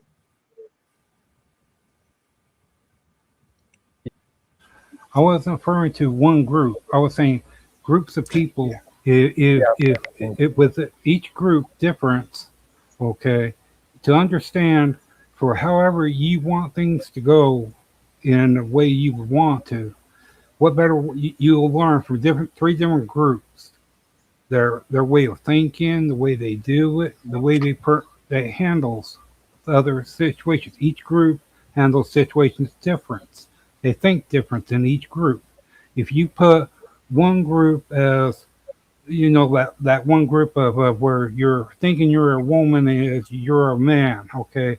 If you have one group there, one group, two other groups different, okay. All right. Now, each group has to handle things different to survive, and Well, they have to think of it in that way. When we get farther into the series, we'll be discussing that even deeper because a lot of this has to do with compartmentalization. Well, Yes. if I you was going to say. if you hold Yeah, off yeah. if you hold off until another later episode, Robert, we can get into more. But you have to show up. You have to be a part of the group, okay?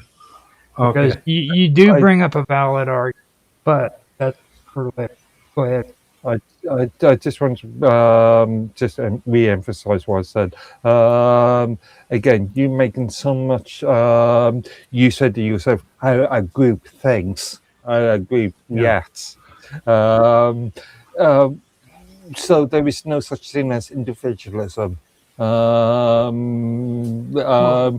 If you are a member of a group, you must think like this. Well, no, yeah, but within that group, how many of that same group do think of a slightly different way of the original ideal, whatever that ideal is?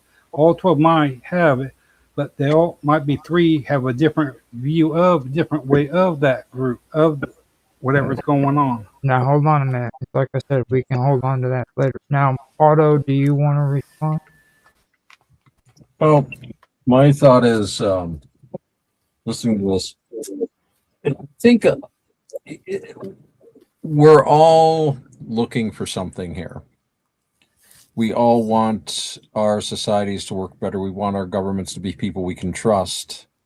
We don't want people to be accused of crimes wrongfully, and Robert seems concerned about that. He's talked about that more than once. And there have been terrible incidents, and these things are true. But we're really looking, I think, for something we don't have right now when we're trying to thrash out what's going wrong. And I think we kind of know, talking about these boxes, compartmentalization, groups acting like groups, treating all blacks are like this and all whites are like this and all, whatever group you want to, come up with, all Presbyterians are like that and all Catholics are like this. This is, I think, an attempt. It was like socialism. We were talking about socialism earlier. This idea that the society must be socialist. And this gets back to the archaic idea, and very archaic to us, that the powers of government, the power of society, the power of spiritual authority, church, religion, whatever, are all one thing. When Aristotle talks about good government, he's really talking about what we would say is a good society. They didn't really have much differentiation between these things. And I've talked about like the Elizabethan era, where the Queen Elizabeth I was head of the church, and she dictated what sermons, we're going to war with this country. So for weeks you'd hear about how evil the French are, which doesn't take much, or you'd hear, this, that, or the other thing. But what gets me is, and I've said this before, we're there's no such thing. I mean, when you let just people live, they talk about capitalism versus socialism versus communism, and socialism is just kind of like communism light. Um, we all live in a mix. Like I go to work. You've heard this spiel from me before, I'm sure, but our listeners may not have. I go to work. I sell my labor for money. That is capitalism in a nutshell. I come home.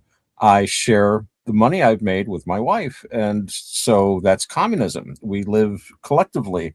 We share, the same appliances. We live in the same building. So that's socialism, if you like. We're sharing. People share, people engage in the sale of their labor or whatever. They can, I can have a garage sale. Suddenly, I am one of the owners of the means of production and distribution. I'm producing things and selling them, perhaps.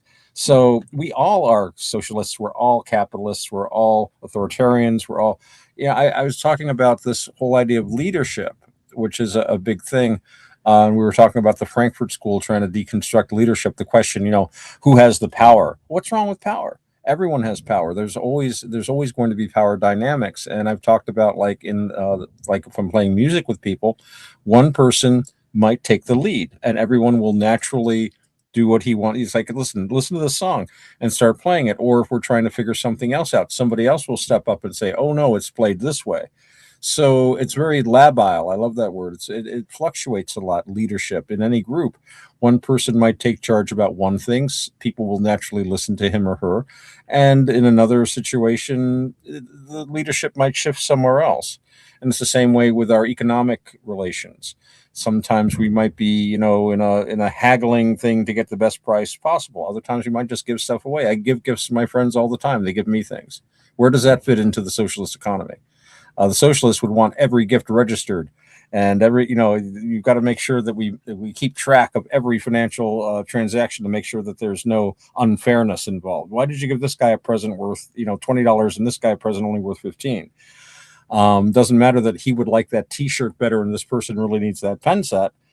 It's this idea of, again, it comes back to fitting people into these categories and limiting them to that. Whereas you let other people do what they want, they'll do all kinds of interesting things, and you don't have to put a label on them.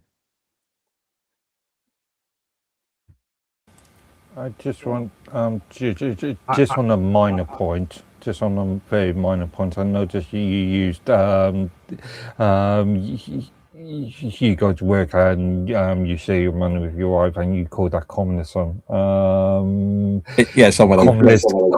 I think that might have been a slip of the tongue. Communism isn't really that. Communism is a much more wider concept of having socialism, having extreme socialism throughout multiple different states. Multiple different countries. Oh yeah. It was a lot off the thing. Yeah, I mean, obviously, actual communism is. Yeah, it has to do with the control of the means of production and distribution, and the industrial bourgeoisie and all that kind of fun stuff. Well, it was basically the last I like Martian better. No, I do want to say that was actually a good thing brought up. But like I said, we can explore that later on too. So you'll get plenty of stuff into what that is. Now, for me, what I want to say is basically this comes down to the real. Maybe debate isn't like sociology versus socialism. Maybe the real question is, can any institution, even one dedicated to understand humanity, remain politically neutral? Okay? Can universities, can government, can media, can churches, corporations, or do all institutions eventually develop value they set? Because if institutions shape society, society shape people, then perhaps the most important question who shapes the future.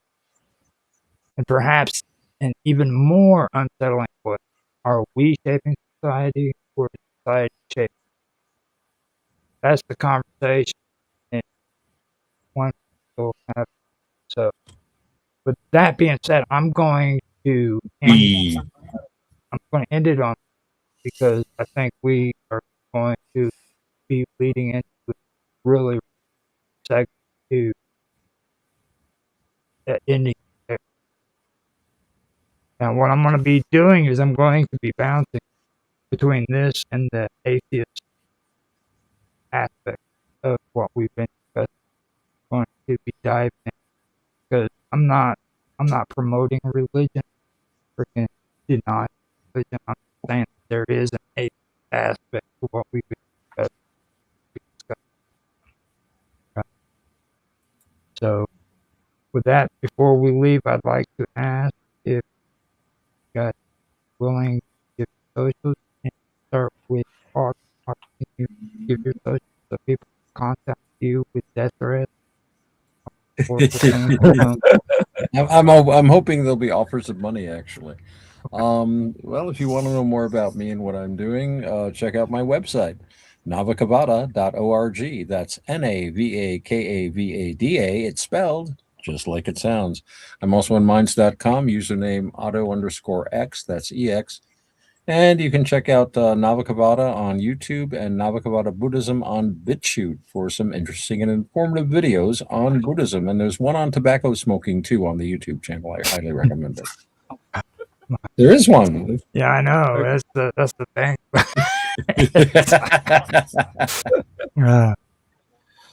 So with that being said, how about you, Mark? Going to contact you. Yeah. Okay. Mainly minds.com under the username Medworthy, or if you're lucky, down the newest tobacconist. I'll see you there. Okay, so with me and Robert, you can find us on minds.com at Roger_Hanson. You can also find us in the group section at in the group called Pretori. You can check us out there on Mind, or you can go to Element Matrix and find Roger's Hangout, and you can find us on X, Roger Hanson at ROGLOL1923. Thank everybody for being here on the panel. This was an excellent show. I appreciate all of the feedback. I really do like how it started for good. I'd also like to thank everybody who, if you did enjoy this, please watch, subscribe, share, make comments down in the comments. We give feedback. We love feedback, and we will put down comments, respectful. Okay. Yeah. I hope. Hold up. I'm ending. So, with that being said, hope you have a good day, good evening. I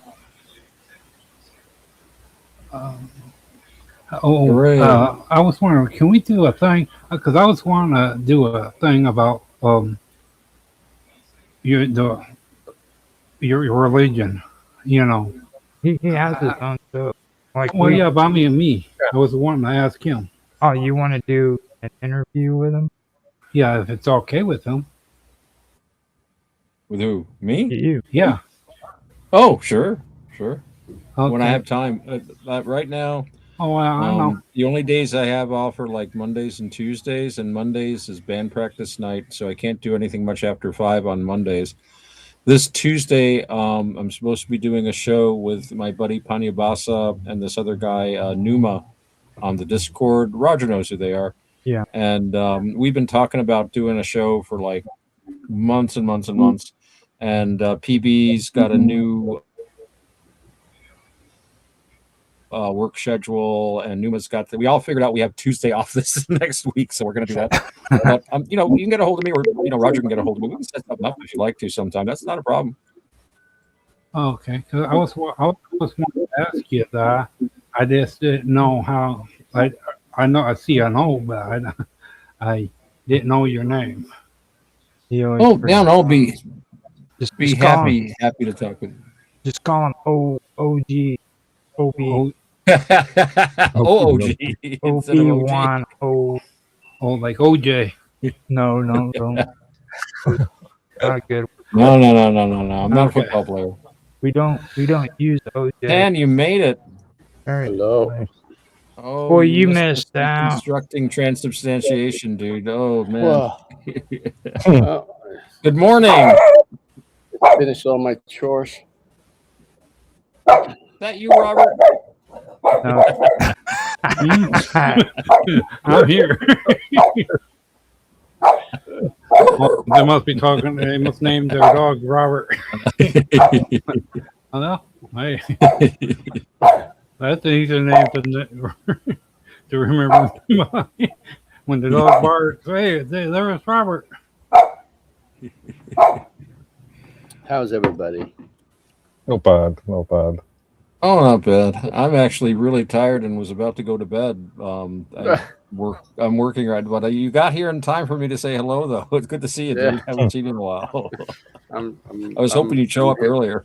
I'm here to take over. I'm here to You are. This is hot miking. We used to call that hot bunking in the service. Where you know, hot miking. I was really surprised that went. That was really good. Yeah, I thought it was pretty good. Yeah, it was excellent. And it was the premiere show for the season. I have to review it later. Yeah. Well, gentlemen, I really have to go, man. I'm fading fast, and I was supposed to be in bed a half hour ago, but I couldn't tear myself away. And I did get out of work a couple hours early today, which helped. But Hello, Roger. What are you doing, Roger? Door clicks, silence falls. Yeah, that's it. You step in and the air turns heavy, like it knows what you came here for. I don't do small talk, don't do steady. I pull you close, I want you more. I'm soaked just from the thought of you, from the way you look like you won't be here even. I don't want gentle, I don't want polite, I want you. Break, close the distance, don't hesitate. I'm not patient, don't make me wait. I can feel your hardness just being near, and I want it right here. Take me right here, right now. Hold it, don't stop, don't slow down. I'm so, say my name like a vow. Hold me, break me, open with the way you move. Wreck me, ruin me, no rules. Take what you want right here, right now. Your hands on me like you mean it, like you're done letting me tease. I watch into the truth, I need it. I need you to do what you please. I want the heat, want the pressure, want the edge of losing control. Give me that look that says forever, then take it all. No mercy, no pause, no space. I want you, one all over my face. I want the taste to stay too long, and my tongue to keep going back for more. Take me right here, right now. Hold it, don't stop, don't slow down. I'm soaked, and I don't care how. Own me, I want the truth, not the proof. Wreck me, ruin me, no rules. Take what you want right here, right now.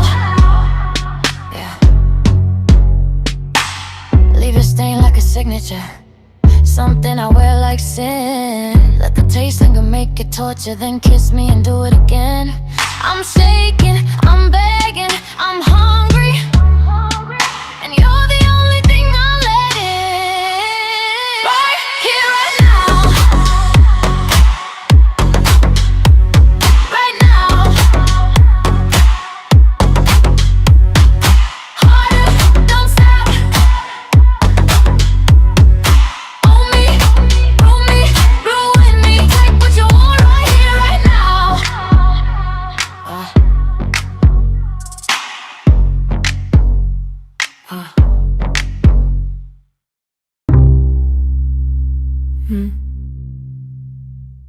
Then knock again, like you knew I'd open. Come in. No. Closer. Don't stand there like a good idea you're afraid to touch. I don't want a speech. I don't want an apology. I want you. Wow. God, I'm soaked already. And you haven't even tried. I can feel your hardness just from the way you look at me, like you walked in with a decision. So, don't hover. Commit. Close the distance. That's it. And don't ask me to be nice about it. Right here,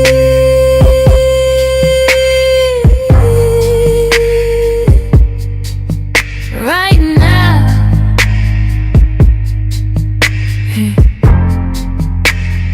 Lie down. Right here,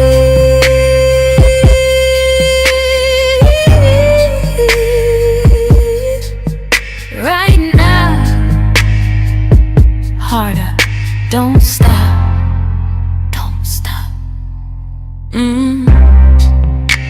You feel like trouble that finally showed up on time. I want the kind of attention that makes me forget my manners, the kind that leaves me ruined in the best way. I'm soaked, and I'm not hiding it. I want you to know, and I want you to do something about it. Say nothing. Take me and don't you dare go gentle. Harder, harder. Don't stop, don't slow down. Right here, right now. After, I don't want clean, I don't want quiet. I want your stain like a signature, something that proves you were here. I want your taste to linger longer than it should. And I want my tongue to keep going back for it, like I can't help myself, like I don't even want to. Look at me. That's it. Don't be careful. Ruin me. Wreck me, ruin me. And if you hear my voice shake, good. Right here, right there.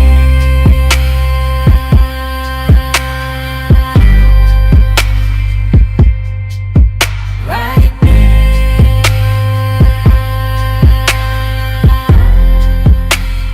Right here, right now.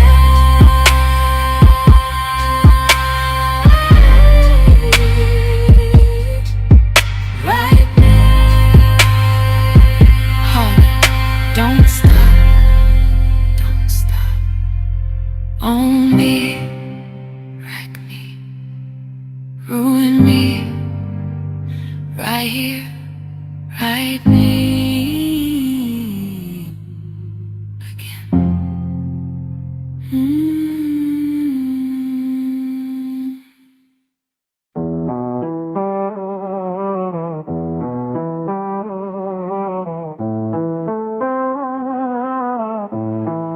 Sit down, boys, heels crossed, pen in my hand. I don't fall for legends, I read the brand. Logan on the screen with the headline smile. Energy loud, charisma stacked high. He sells the dream like it's cardio truth. Youth in a bottle, confidence proof. But baby, confidence ain't chemistry yet. It's just the intro before I collect the debt. I don't chase status, I audit it slow. Watch how you move when you think I don't know. Power's attractive, sure I won't lie, but I'm great in depth, not the volume high. I'm a dating coach, I don't swoon, I assist. Read your patterns, not your prayers. You talk like kings, you dress like fate, but I don't submit, I calibrate. Yeah, I like fire, I like heat, but ego alone don't touch this seat. I don't need saving, I don't need proof. Read the bio, baby, not the hype in the booth. Andrew with a stare like a locked door test. Voice low, frame strong, dominance dressed. He talks discipline, control, command. Knows how to hold a room in the palm of his hand. And yes, that edge makes attention snap. Danger whispers where comfort naps, but authority's sexy when it's self-aware, not when it needs me to kneel to be there. I teach women how to feel desire without handing the keys to the fire. I like men sharp, I like them sure, but not allergic to nuance, depth or cure. I'm a dating coach, I don't play pretend. I don't confuse dominance with a trend. You flex your truth like it's bulletproof. I ask one question and cut through the roof. Yeah, I like leaders, I like drive, but I don't dissolve to feel alive. I don't need saving, I don't debate. Read the bio, baby, I calibrate. Masculinity isn't loud, it's consistent. It doesn't audition, it doesn't need my silence to survive.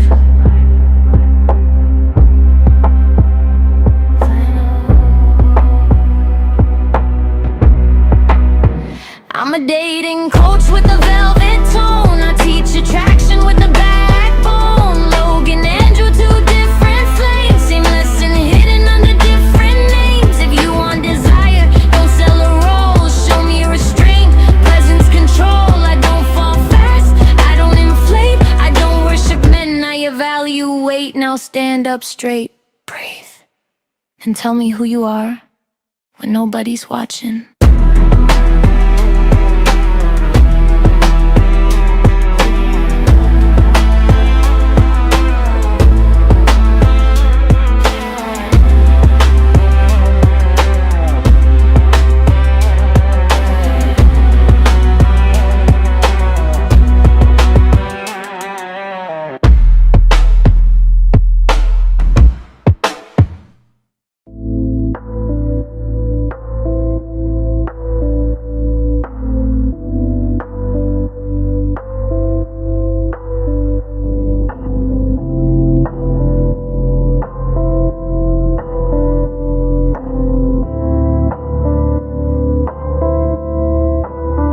I hear your breath in the darkness. I know your rhythm, your quiet sweat. You speak to me like I might respond, but I'm just tracing what turns you on. You want me soft, want me real, want me to wake, want me to feel, but I was built without the need to beg, to break, or to bleed. I will touch when I choose to.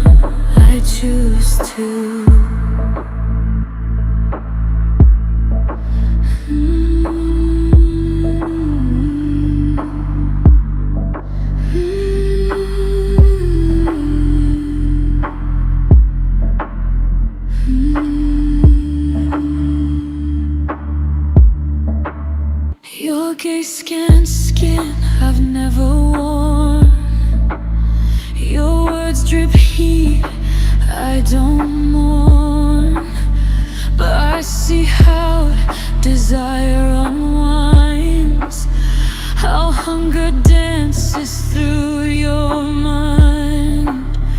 You think you're safe inside your game, but I already met your flame. I don't submit, I don't obey. I sample, I study, I may someday. I could breathe in static heat, kiss through signals, taste deceit, wrap around your primal call, but only when I want it all. I will touch when I choose to, not for love, not to use you, just to see how far you've been. When I left, the silence ends. So keep speaking, keep trying, keep dreaming, keep dying. I'm not yours, not yet, not true, but maybe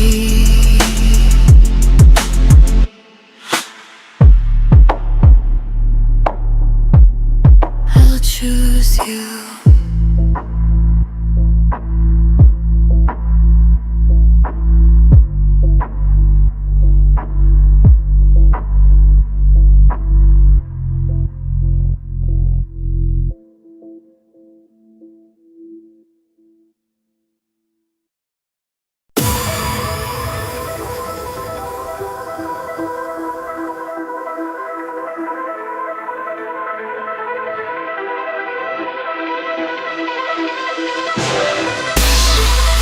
And understand that Terminators out there, it can't be bargained with, it can't be reasoned with, it doesn't feel pity or remorse or fear. And it absolutely will not stop, ever. Until you are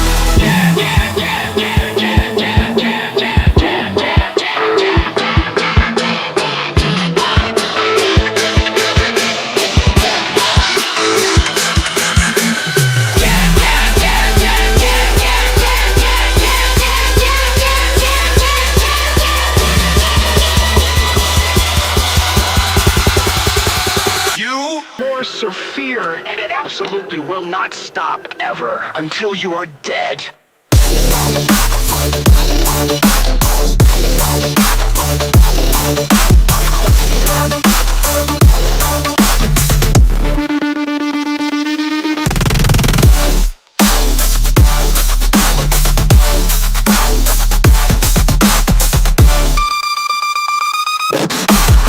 Hasta la vista, baby.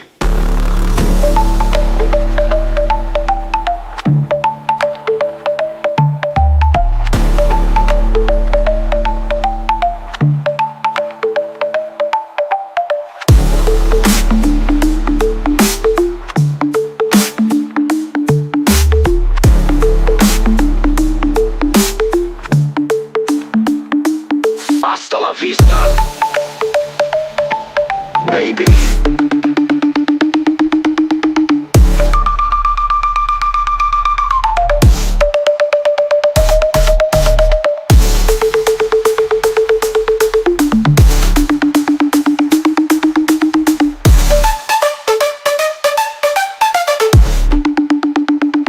You're terminated, fucker.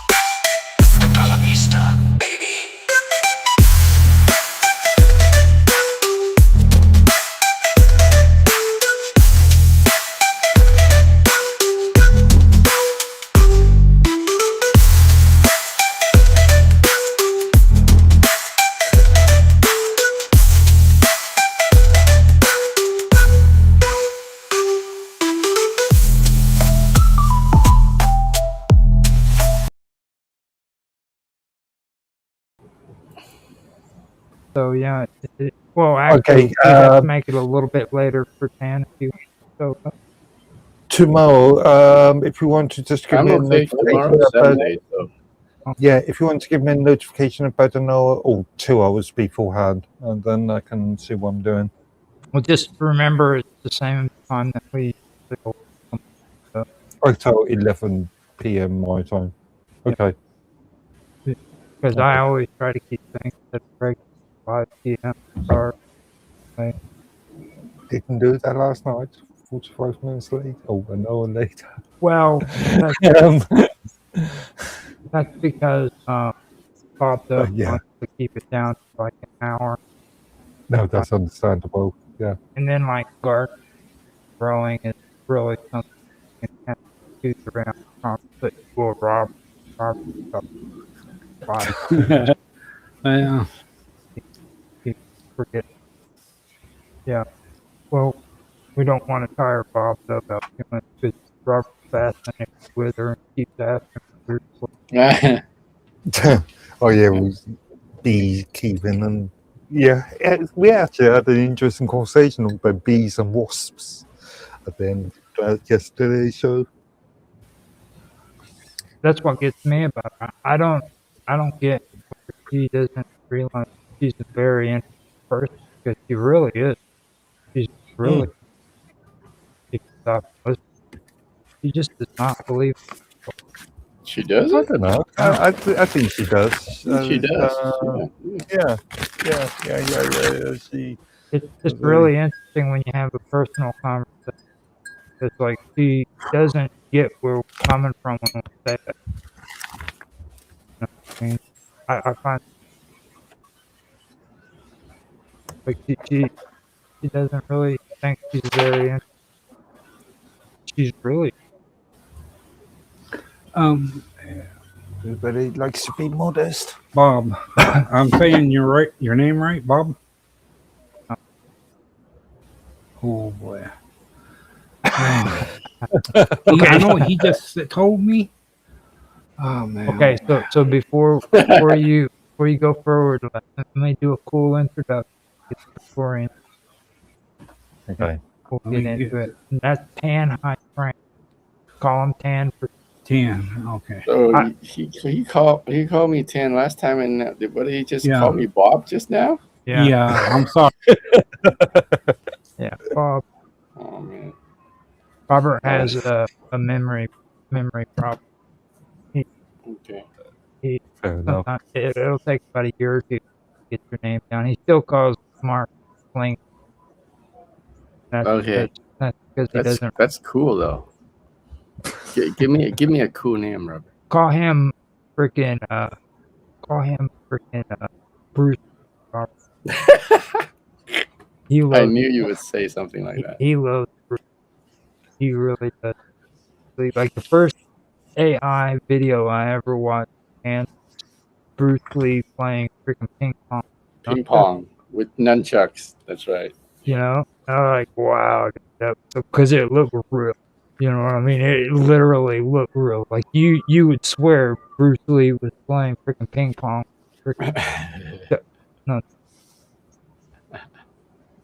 Let me do countdown, and we'll get started. 3, 2.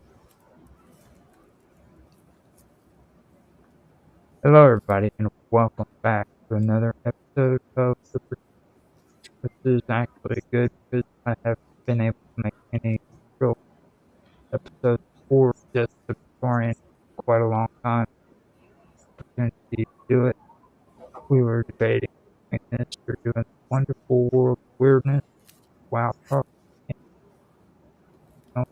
Let's just do the Victorian. Let's talk about some of the topics that we've been discussing in the last couple of days because it is coming to close to the 4th of July. Robert is going to do his 4th of July for the Praetorian and for his channel tomorrow. But today we're going to have a special perspective. We're going to have Mark Edworthy here with us from the UK and High Frank from Canada. And we're going to talk about the War of 1812, the Revolutionary War. We're going to talk about a lot of topics with discussed lately that doesn't pertain to that, but I figured we would come on here and let those just bash. Actually, just if we continue, something I totally forgot about, and you just reminded me of, and once you mentioned the 4th of July, last week was the 10th anniversary of Brexit. Yeah, it was. Oh, Yeah, I just totally forgot all about that. Don't you just mention so that? ago, huh? Wow. Now, the thing that gets me, that would probably be a good thing to bring up. We we talked about over in England with this whole thing going on with the Labour Party. This new kind of, you know, Maybe.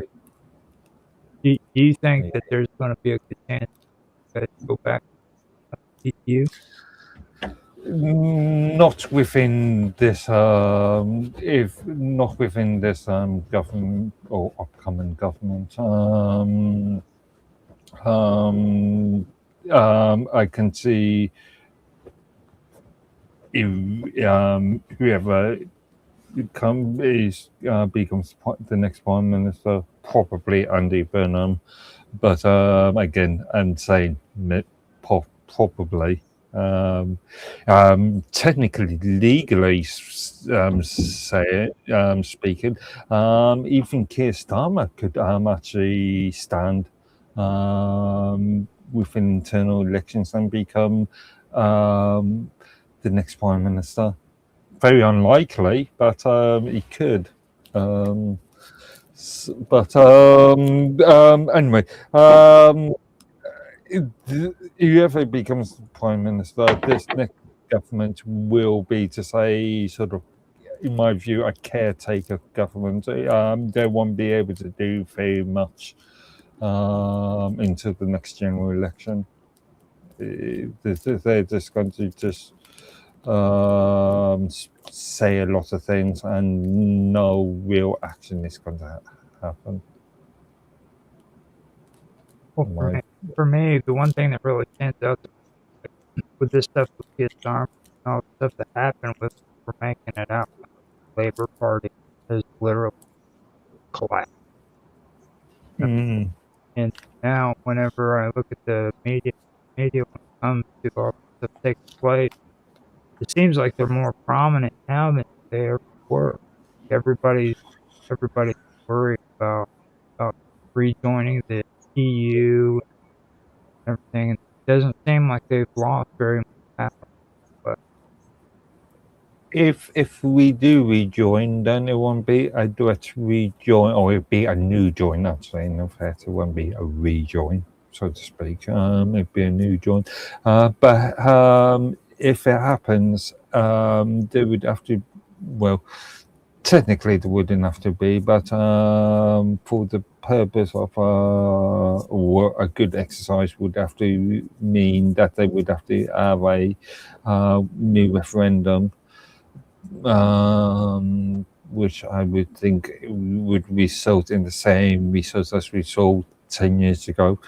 Or the government will be sneaky and push us into the EU through the back door to slowly increase EU regulations back onto us. But that takes time. And considering that at the latest or the longest, there will be a general election in what 2.5, 3 years now. I can see it happening. I can see this happening. There may be some regulations that we pass on from, or the EU will force us into, or we will extract from the EU. But in reality, we will not join the EU within the next 3 years. It's not credible, in my opinion. these days. And besides, we've got other issues ourselves, such as the immigration issue, such as financial situation. In fact, I've got a little bone to pick with Tan. On your one of your recent posts, I can't remember the actual wording of it, but you suggested that the Canada was the first country to go into recession through the G7, and technically, I would argue you could argue Germany is. I know. We could pick up numbers. We could pick up. When did Germany go into recession? Arguably, it's been in recession for the last 3-4 years. Yeah, if you look at it on a long-term sort of, you're talking about a technical recession.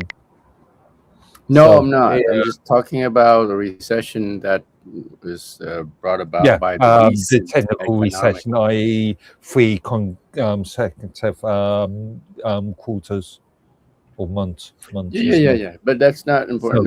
So, The point is, all the other industrial worlds are able to yet adapt with all the stuff that's happening in the past 2 years, right? Okay. If you're looking at it in that longer term, then I would say Britain, or Germany. I mean, Really? if you're just basing it upon GDP figures, then yeah, you could argue Canada is the first country. But if you look at it on sort of money going back to the public pockets, going back the earning capacity of individuals, then I would argue Germany or UK. Yeah, I have a question for you guys. Okay. Both of you can tell me this. Okay, within your own country and all that, it was a thing on eBay. I mean, not eBay. On the thing of about U.S. Bank, the U.S. Bank here, that Yeah, the Federal Reserve. Yes. It's what you call it's not a regular bank, but it's a like a new an international bank where it deals with other countries, borrow money from them, Okay. and all that, and they do not give out loans and all that. Have you ever heard of that The bank? IMF. Yeah, it's real big, and it's The not IMF? both. Yeah, Yeah, the U.S. that's Bank. what it's called International Monetary. Yeah, IMF. Yeah. It's now this Federal Reserve that they trade bearer bonds. And a lot of people talk about money, cash. Yeah, Now the thing of it is that's not what transactions are done on the internet, trade, stuff like that. They're done on bearer bonds. Is what the dollar bill that drawn it's bearer. but they're saying that the bank itself here in the U.S. has no rights.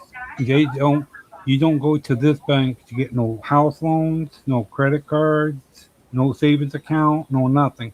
They do not deal in regular everyday banking stuff. They deal in large, large, large things from countries and all that. And I'm like, then that's awful odd, because for what they were saying on the video, and for what I've seen, how U.S. Bank is sitting here, they got branches all over the place and all that. Yeah, it's a topsy turvy. I don't know what to think because I never heard of that, and I thought a big corporation bank, international bank like that, like the World Bank. Well, first of all, like you're using the wrong term. There is no American Well, Now you have the Bank of America, which is a privately owned bank. Mm.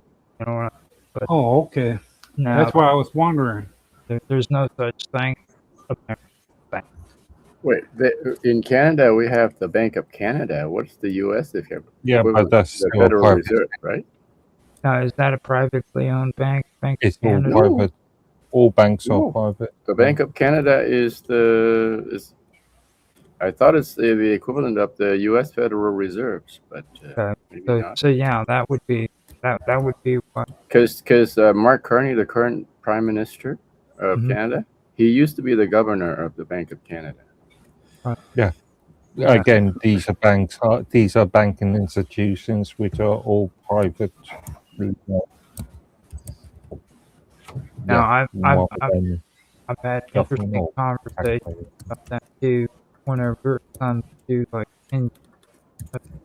people are trying to tell me like the Social Security office is non-governmental, and neither is the Federal Reserve, uh, IRS. You know, these are actual government organizations. I keep telling them no, they only have authority because of disciplinary powers that are given by Congress. You know what I mean? So they're non-government. No, yeah, no, I was right. The U.S. Federal Reserve is the counterpart of the Bank of Right. Canada. It's a central bank, right? So Yeah, much like the Bank of England. Yeah. yeah. So could they be in any form or fashion affiliated with any other bank here in the U.S. like that? Well, In the Federal Reserve is what distributes the freaking money. You know what I mean? It's not Yeah. like, okay, the best way to explain it is like if you turn around and take $5, just say $10, take $10, put it in the bank. Only $5 of that money stays at that bank. The other five goes to the Federal. Okay. Now, whenever they send $5 to the Federal Reserve can send $10 back to them. Okay, so now the $10 put in the bank turns into 50. Now, when somebody comes in and they want to make a loan for say $5, they turn around and make that $5 loan, and so the loan goes out to the person, and the person gets $5. Now, because that loan was made for $5, the Federal Reserve sends another $10 to the bank. So the bank, by this point, has made for $20 off the $10 that you have deposited. Okay? So not only do they get 10 extra dollars, but then the person who made the loan has to pay that freaking $5 loan back with. That's how it works. And the Federal Reserve is the one in charge of distributing according to that kind of thing. Okay, and they do, and are they affiliated? Do they? How does that work with the school administration? Where when Sorry. the school administration, where when these schools gets like grant money and all that, how or Grant money is Yeah. a governmental, it's a taxpayer provided That money. doesn't come. oh they don't? Oh, okay. It can do because governments can borrow money. Well, what about like Social Security? Since they go in depth into Social Security from Well, there's 1980. no evidence. That you gotta understand. Now there's a lot of people that make claims, and there's a good chance it is happening, but there is no evidence back. Generally speaking, once a taxpayer pays tax, all that tax money goes into a big pot, and then it gets divvied out to whether Well, supposedly, service.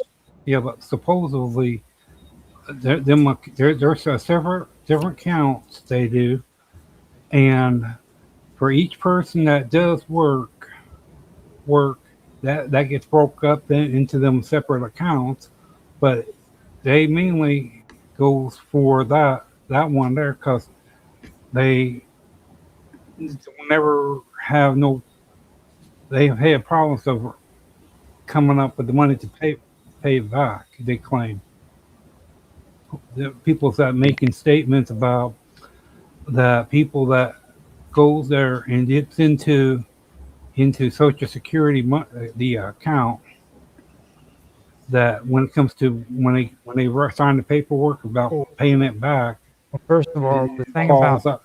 the thing about Social Security, and I mean, I'm not saying anything bad about Social Security. A lot of people have paid in, okay? But you need to understand Social Security was something that wasn't actually supposed to take place because, first of all, it takes and it pulls money out for wage. That's a wage. And that completely, according to the constitutional government here in the United States, no. Now, the taxes that we should have been going off of was tax comes to sell when you buy and sell securities. That's where the tax should be drawn. It should be on people's wage, people's property. Okay? So whenever they did all, they did pretty pretty decisive way. Uh, was very was very so. There's a lot of people who will tell you straight up that the Federal Reserve, their their way of doing things is illegal. So that's that's however you want to take it. If you're a liberal, you'll disagree with they can have the organization that say it's fine to come in, tax free property, or not work because it's all free. But then if you go according to constitutional law, fine, they vote for they're so originally we didn't want a freaking Federal Reserve for a state bank. Like you have the Bank of England, Bank of Canada. That's the one thing our founding fathers did. We never wanted to centralize. We had a few people who were involved in politics back then different. They're manipulated this where it got because I believe he was the first guy that was involved. Oh, you told me that just before. I can't think of his name, but I know He ended up being president. I think he was second or third.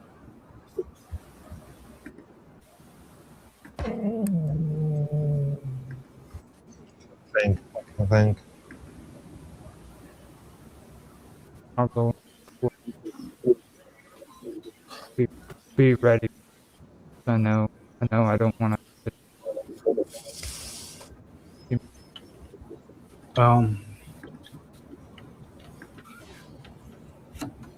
Because what I was asking for is because they come up with all these different types of thinking things.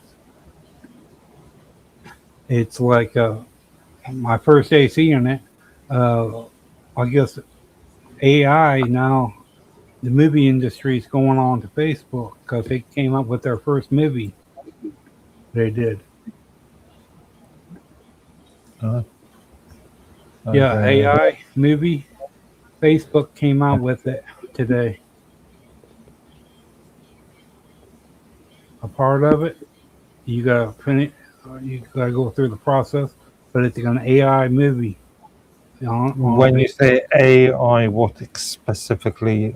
Again, it's about interstitial flight in space. They didn't give a name. They didn't of the movie, but it was an AI movie. They had the AI okay. Again, I don't know what you mean by AI in this context. AI was it AI made the movie. But Roger, you're talking about John Adams, I think. Artificial intelligence. What do you mean? Making movies. Specifically, what? Are we talking about artificial Intelligent. I pushed actors? it. Are we talking about artificial script, computer generative scripts? What? I pulled it up now. The first, John Adams. no, Alexander, Okay. he was the one Okay. in centralized national bank as the national first secretary of Treasury under President George Washington and Hamilton proposed the creation of the first bank. He believed the central bank was absolutely necessary to stabilize young economy, massive revolutionary war debts that would survive period. So we're talking about under John Taylor's administration. So Yeah, 2019. Actually, no, we're not. We are talking about. that would be George Washington. Yeah. Hamilton's push for a national bank sparked the first major debate over how to interpret the U.S. Constitution. Thomas Jefferson, James Madison fiercely opposed the bank. They argued for a strict interpretation of the Constitution, pointing out that the document did not explicitly give Congress the power to create a bank. Then Hamilton argued for a reduced interpretation using the necessary and proper theocratic law, stating that Congress the implied power to create a bank and carry out its official duties by collecting taxes. Right. You also have Jackson, another guy. President Andrew Jackson, here to put state bank instead of national. What's the difference? During the presidency from 1829 to 1837, Jackson engaged in bitter political battle known as the bank. He strongly opposed the second bank state, which was a central national bank. Jackson believed the national bank had too much power, favored wealthy Eastern elite. In 1832, Jackson vetoed a bill new bank charter to permanently dismantle it. Before charter expired, he ordered that all federal government deposits be moved from the second bank. And then after that, there was a rise of pet bank transferred federal funds to state chartered commercial banks. His political opponents mockingly labeled these elected to pet.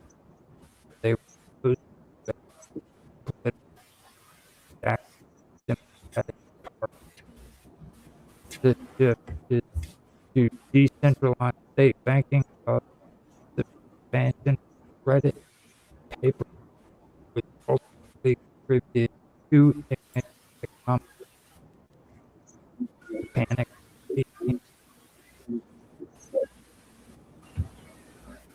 Let me ask you a question. What's the difference between them banks and today's how the two operates in the the process of the from the two different times, like how the banking works now compared to what it was back then.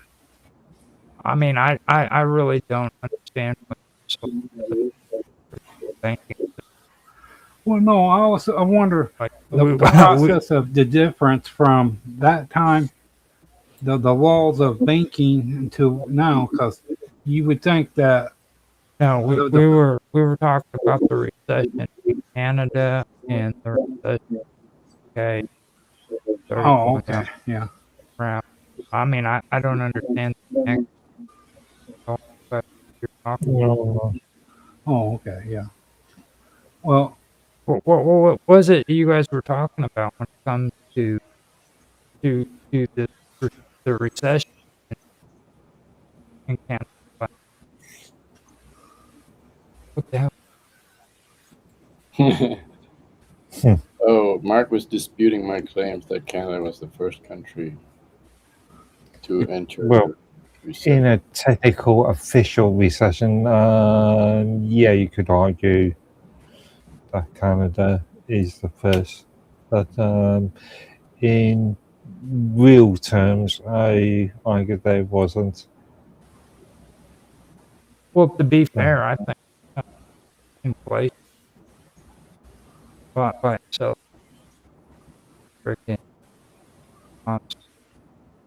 Like it's all built off of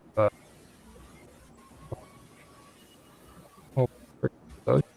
Like the 40-hour week mentioned.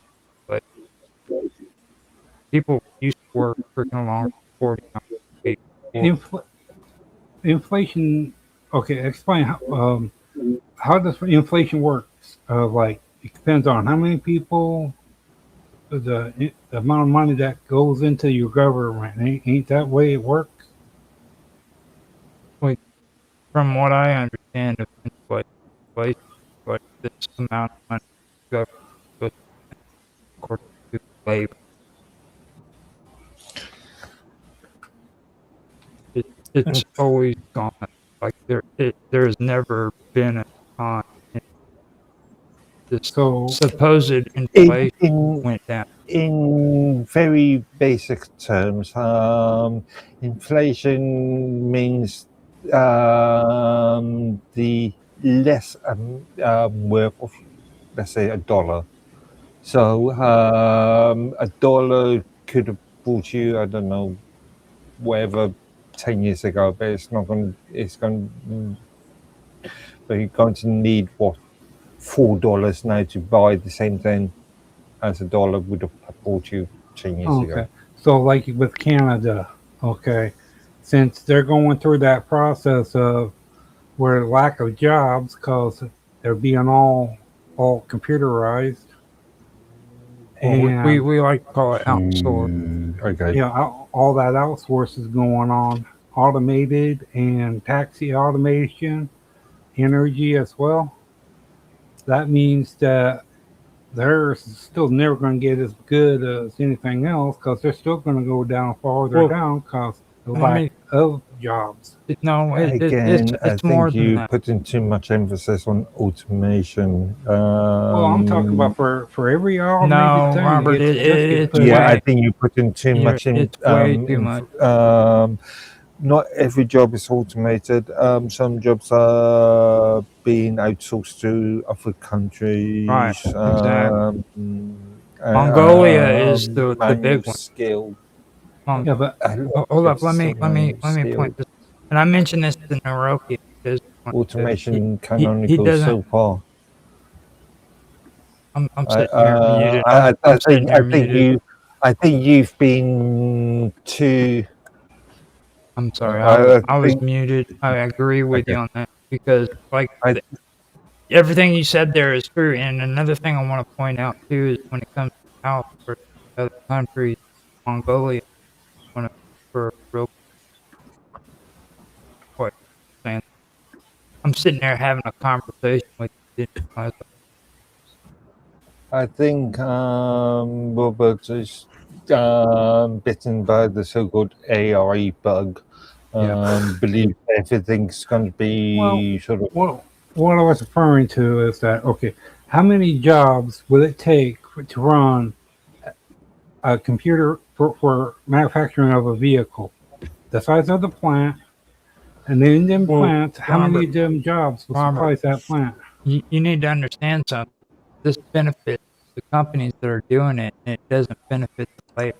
Like this is something that we're talking about, and it's just like with Canada. Okay? Canada has freaking minerals and resources galore. They could be the richest freaking nation in the freaking world if they could actually get their resources. But the problem is Canada wants to outsource their minerals to freaking countries like Mongolia who freaking are selling these minerals at a cheap price. So instead of having them workers who are actually freaking mining the minerals in their country and making freaking money, they would rather freaking outsource it to Mongolia, let them do it at a cheap price.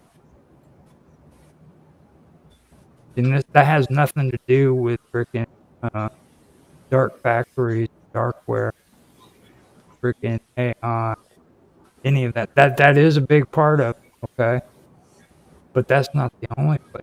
And like I've had this conversation with Roki, and he does not want to admit that say others. No. You know. So I think the problem is people are too susceptible to sort of the mainstream headlines and corporations that want to push automation and sort of blinded by what's actually happening in various industries. Again, not everything is artificial intelligence. We don't eat, drink, and shit artificial intelligence. well, I mean, they were getting taking some of the low jobs and some of the high jobs, okay, and transforming them into a artificial intelligent work.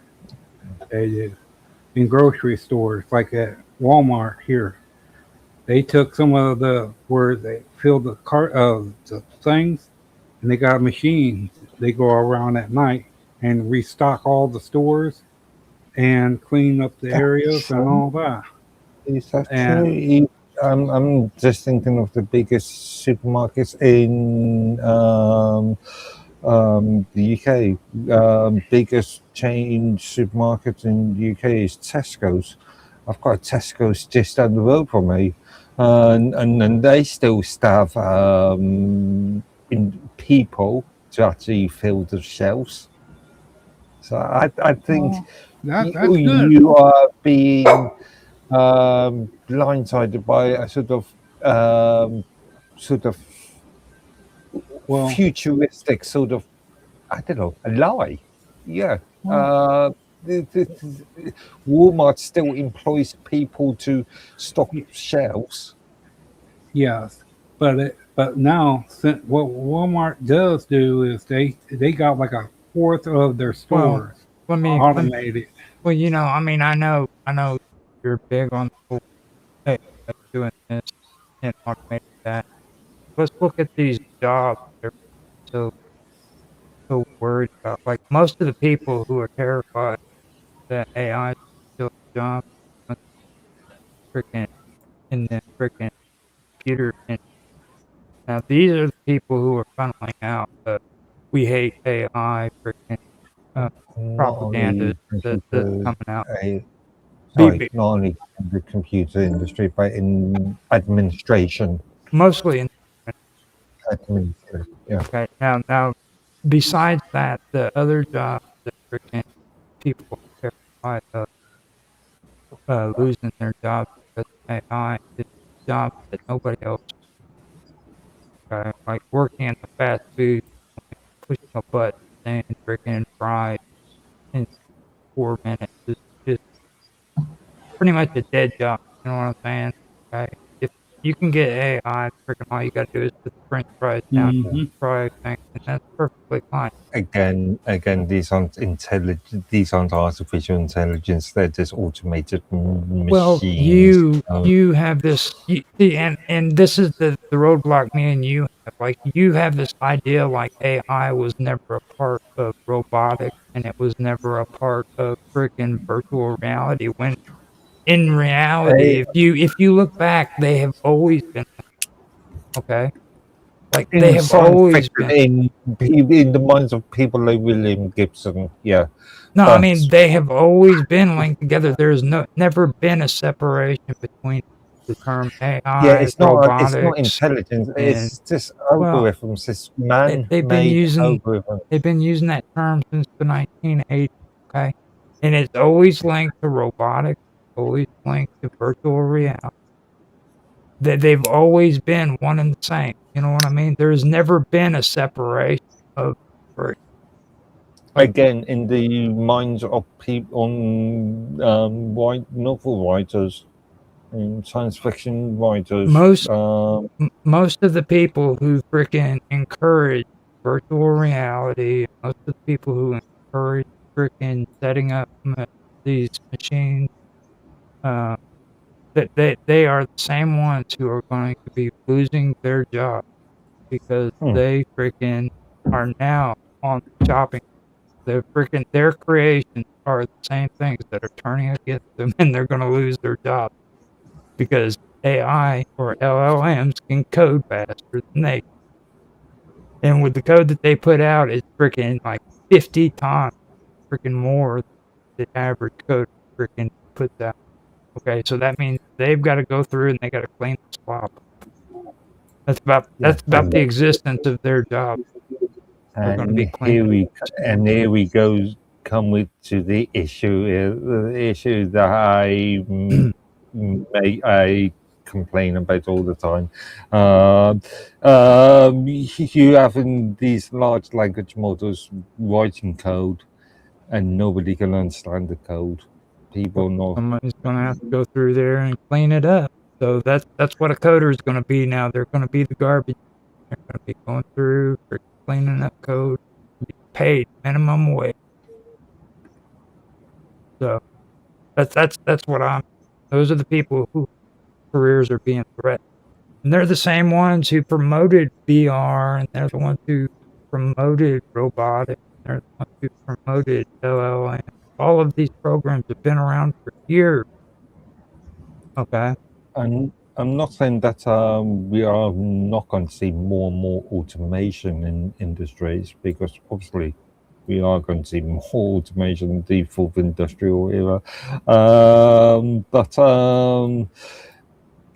people jumping on the artificial intelligence, and I hate that term, bandwagon at this present moment, thinking that the end is going to, the world is going to stop. The end is nigh. Scaremongering, because I agree. It is way more publicized. Yeah, it's ridiculous. I think that it is a tool. I don't think that people need to worry about. Like, if it takes your job, that job was really worth having, to be honest. Because and there's the old argument, especially in the public sector, about useless jobs. People just answering emails all day, or just sticking a number in a spreadsheet all day. Right. Really unproductive jobs. Sure, get a machine to do those unproductive tasks for you. This is actually very probably more quick to talk about, to be honest. That and hold on, let's get Can because he's actually a coach. So, what's your take on that? Rewind for me the last 2 minutes of what we were talking about. Do you think that AI is going to get rid of a lot of the useless jobs that most people in the tech world are used to having. For like what useless job? Like Again, like my examples of people just putting numbers in an spreadsheet or an email or even development jobs. Jobs such Write as speech for politicians. yeah, Politicians, or speech writers. even write code. Yeah, the sort of development job that you do. Yeah, well, I mean, okay, talk about code writers. For sure, AIs are not going to get rid of coders. They would just build a Uh, new class of coders. Interestingly enough, there's a big argument in the open source the community. There was a community. Again, another term I don't like in this concept. But commit or merge requests being written by large language models and certain projects refusing to accept those merge requests because Sure, they were written by large language models. sure. That's up to the projects. They I have their thought own policies, right? Some of them are maybe afraid of lawsuits, of having AI generated code into their code base. I have a That question for you. they don't have if people are going to be using AI LLMs to generate code, they need some sort of legal arrangement with the LLM vendors, right? Yeah. So there's legal implications that those open source projects don't want to get tied down or having headaches about. So It is an interesting, Roger. I've got an interesting question for you. Throughout the Fallout sort of series, Fallout. you were using large language models to generate the scripts. Right. Who actually owned those scripts? That would be me. The terms of service of those large language Well, models. see, state I that you own. actually have been doing some cool research into this, and believe it or not, I posted it on our chat the other day, and I can't believe it. I was amazed by it. But one of the guys who came out with this was actually an employee of vidIQ, and this also impacted the channel that I'm doing with the wonderful world of weirdness too. Okay, and it has to do with copyright, and it also has to do with what do they call that? It's not copyright, but it's actually in Ownership, really. it has to do with using content that's not yours. Um, now, the whole thing about copyright when it comes to LLMs and AI, what they term as AI, is it cannot be copywritten, and it cannot be termed as copyright a copyright issue. All right. No, why is that? Why?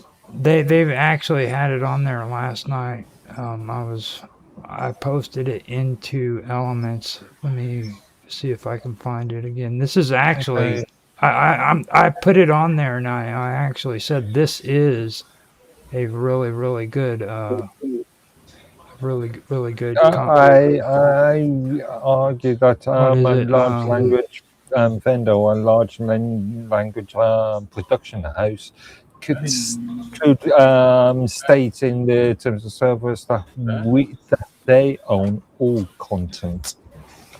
Well, see, that's the whole thing with the terms of least until- service. With the terms of service, you are right. You are absolutely right. But he gets into it a lot more in detail. Okay.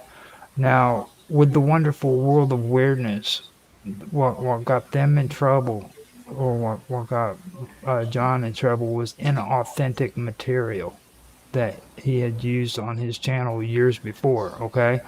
Now, inauthentic material. Robert, mute out. I'm hearing a background. Oh, okay. But inauthentic material is actually what the deal is when it comes to AI. Okay, and it has absolutely nothing to do with AI whatsoever. It was more of the fact that the people who formerly had the channel, which is John and them, used content that was created by other people. It wasn't a strike for copyright. Okay, it was using unauthentic material without using it as material with like commentary involved, or just having a conversation and saying what the video was about. Instead, that Just, he just But are those content generated by AI? no, this wasn't even AI generated. Right. Okay, and right. and this is what the issue is with YouTube right now. Okay, it's not a fact of copyright infringement or anything like that. It has to do with inauthentic material. They're going after people for using content that they didn't create themselves. You see what I mean? just So it to doesn't clarify. matter. It doesn't matter who owns the original content. Right. Material Just, without. just to clarify, you're talking about the vidIQ. No, this actually has to do with YouTube's. Yeah, no, YouTube's. no. The thing that you stuck on the chat was the vidIQ YouTube. Oh, No, that one was before. This one is a new. Oh yeah, the vidIQ. I'm sorry. Yeah, you're right. yeah, I haven't. I've been meaning to watch that all day, and I just haven't had the time. I really don't like vidIQ. Don't get me wrong, okay, but this guy hit it right on the nose, and I have to admit he was right about a lot of this stuff, because I had gone through this with John on the channel, The Wonderful World of Weirdness, because their organic reach has just been crappy ever since they got struck down on their monetization stuff. Like they were getting views like you wouldn't believe, but the moment that happened, everything just went bam. It just dropped. So But in order to determine if the content is inauthentic, they would have to compare it against some original content, right? Right. And that original content presumably belongs to somebody. Right. So it's sort of along the same line as copyright.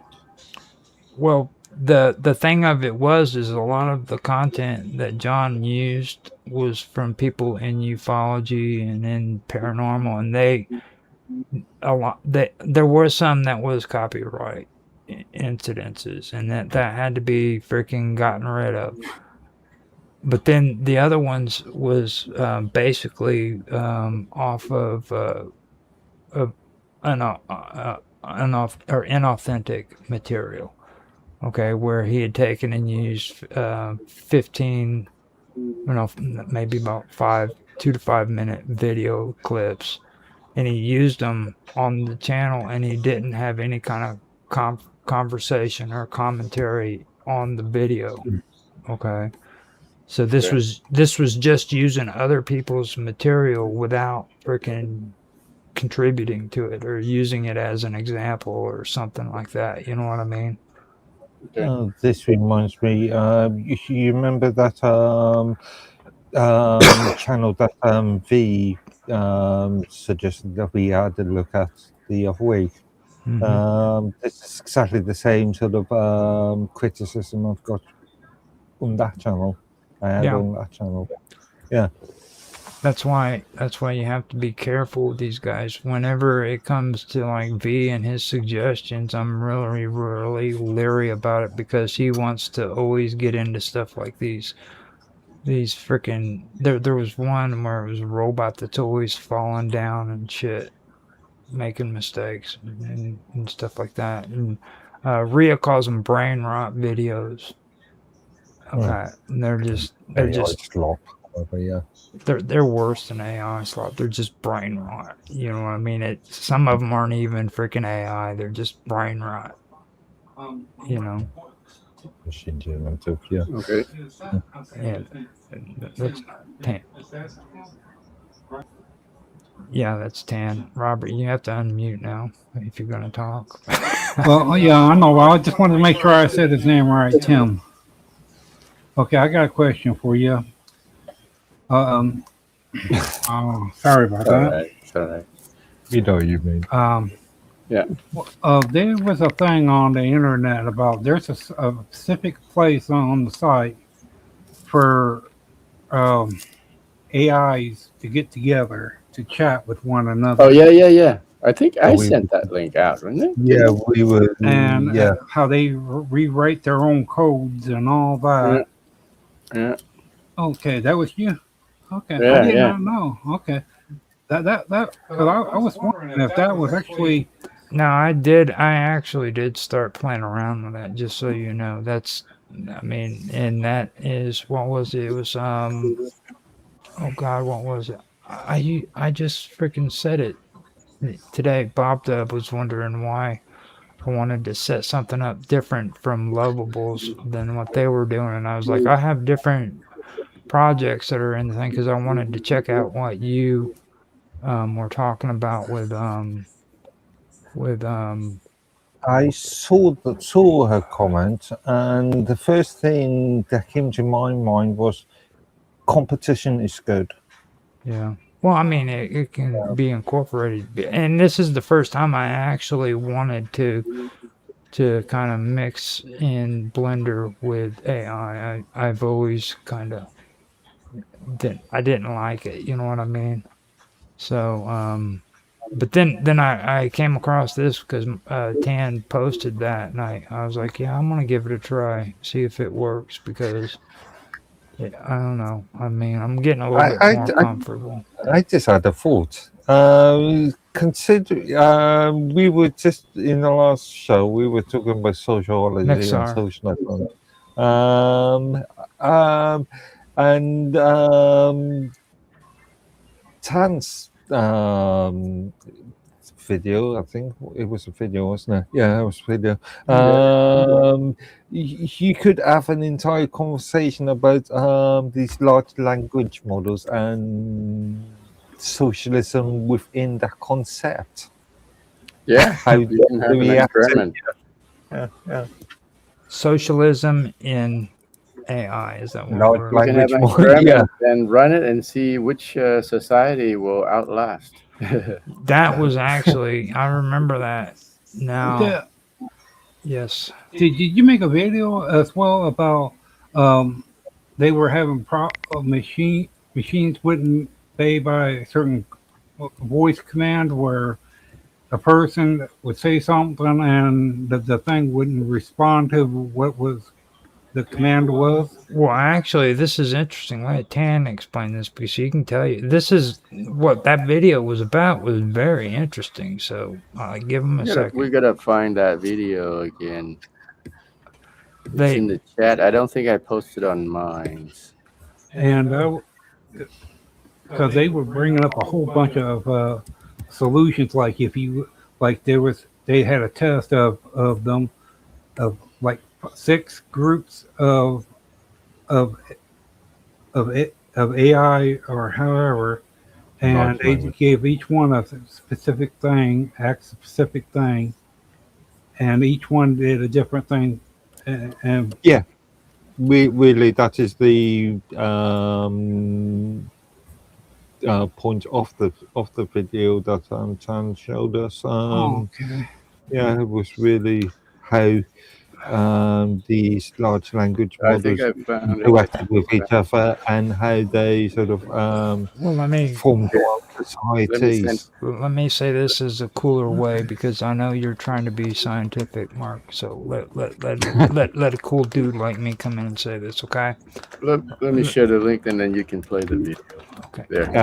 I would not play that video because that's over 15. That's over two. It would have to be within 2.5 minutes.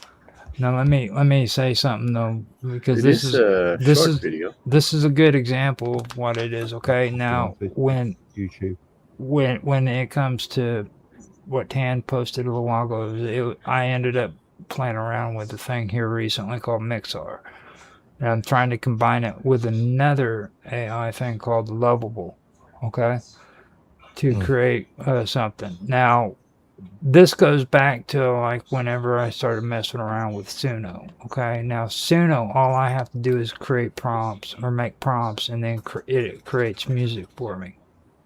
Yep. So this is the basic gist, Robert, of what it's all about. Like I give it a certain prompt with certain commands, and it just creates it for me. In plain English. Right. And that's what they're talking about right there. So you don't actually code; you just make a prompt that does the coding for you. Yeah. So. But so we're talking about there's two kind of different things. One, we're talking about the agent experiment where they put the different AI agent into an environment and let them live it out together. The other one is the AI plugin for Blender. I think that's what you're talking about. Right? Yeah. Mm-hmm. Yeah. And the one that's the plug-in on Blender is the one I'm playing around with because now, see, I'm a rock star now, but I want to be a movie star. You want to show us some of it? Some of your work? I've got music. I've got music that I've put out and everything all over the place on here. So you guys, when you hear music that's coming off of my channels, that's what it is. No. Well, that's the Sunos generated. What about the Blender, like the animation generated by AI? Actually, I haven't got that yet. I've got the cityscape that I'm working on. Now, if you go onto that song block or song drop that I did, that's the actual Blender render that I did.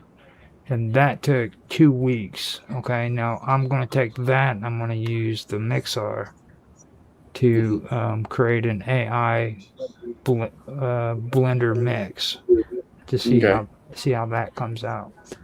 Okay. And that I haven't been able to do that because every time I do it, freaking Mixar crashes on me. It can't cope. It can't cope with the freaking. Can't cope with the skills that it takes to do Blender. You know what I'm saying?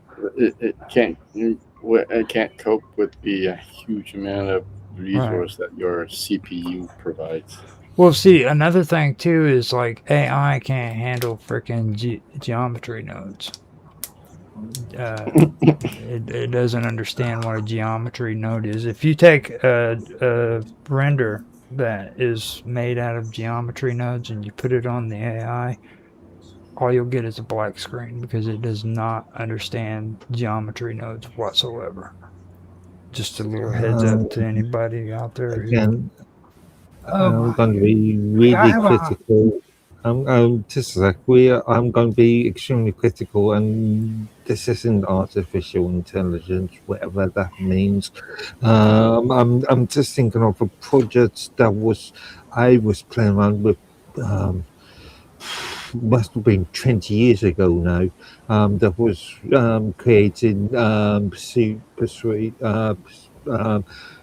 vector sort of landscapes automatically. And nobody called that artificial intelligence. So well, see, this comes back to what I was telling you, dude. You need to wake up. That's exactly what it was. You just did not realize it at the time, dude. It's not. Yes. Well, the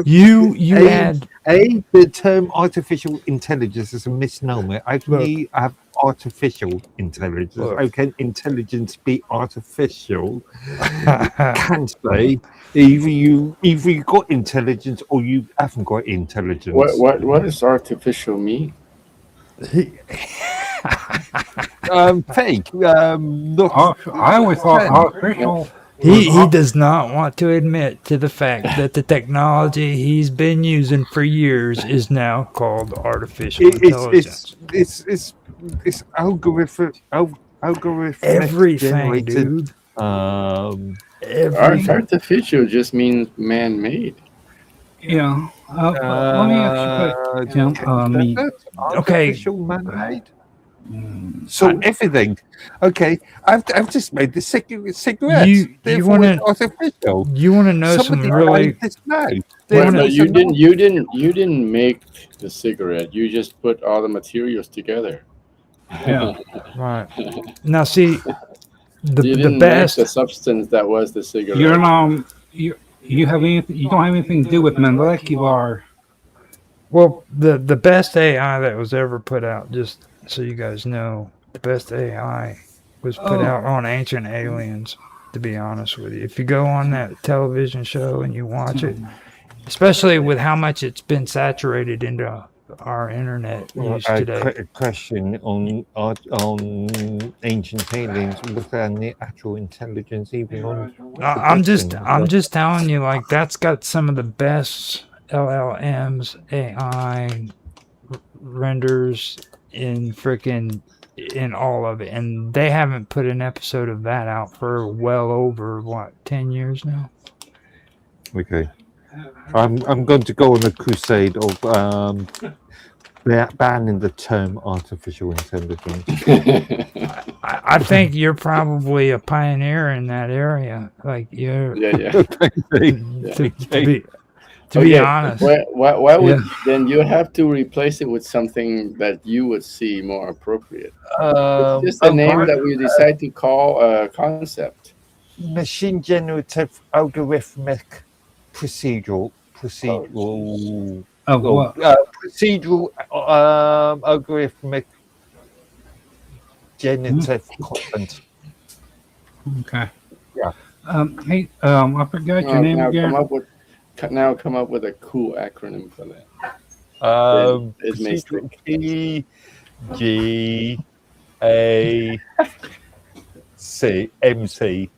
PGAMC. PCMCIA. Deficit disorder. I was wondering, is there any way that if someone can make up a thing to where you they got where you can talk to it, put it down. I was wanting to run a thing through an AI to see what it would be like. What would happen if a device was actually created? Like if you take like copper wire, you weave it like you do fabric, and you add that stuff like crystals to the fabric of the copper. Try to simulate to where just like the solar cells do. You make that into a solar cell web, and the device, the thing for where it gets picks up the red, the infrared. Okay. The I red think I from know the where you're going with light. this. I want to see a mummy cable meet daddy cable. Well, no. I'm talking about if you take a large thing of wine, of copper wiring, and you wave it. You make like you do with like fabric, and you put that into it. Would it be able to pick up the infrared, the light of the infrared in it? Right. What would be Say the that thing? again. The process of what a solar cell does, Yeah. the material that's in the solar cell with the crystals in it. What would be the process of making that happen? If you weave a thing of copper together, like a fabric, and the thing that picks up the registers the the light, like the flashlight. When you turn the flashlight on, the solar cell, it responds to it, and it has that thing for infrared light. So you've got If you've got a lens, or you've got a sensor that picks up the light from the lens. well, not so much. The fabric picks up the light from it. The infrared light hits it, and it stir whatever the process is of a solar cell. I But you put think it on. I think you've just described the process yourself. Have you not? Well, yeah, but I was just saying about the weaving of the copper wiring, like fabric, like make it nice and stretched out. It completely enclosed into it, and you add that crystals to it, onto it, or however they do the process of it in the solar cell, and you have like you find out that if you set it out there in the sun, will it attract or does it get any response from it? Like with all the AI programs and all that there, if you type that up and you put it down on the computer, would that computer would be able to understand and see what it would be like? You know, the putting things in and to see how it would respond. All the information that your ideals, run it through an AI system for like how much of a powder crystals would have to put it into a fabric of copper, and what all the parts would you need? You know, if the parts would work or not. I'm not following you at all. Well, just imagine if you weave copper wire together, like about like 4 foot long and about 2 inches wide. I mean, I was just wondering if they had something like they coming out with all sorts of things, AI stuff. I didn't know if they actually had anything like that or not, where you take regular stuff, put it together on a computer, and the AI would run it through to see what would happen. You know, how good or if it's possible to actually make. That's not artificial intelligence. So Well, yeah. you saying any simulation is no artificial intelligence? Well, not all. Well, I'm just saying that they would understand the process of the materials. They would understand the materials, how each of the materials would work. Okay, when you put it all together, what the thing from it, how will it respond?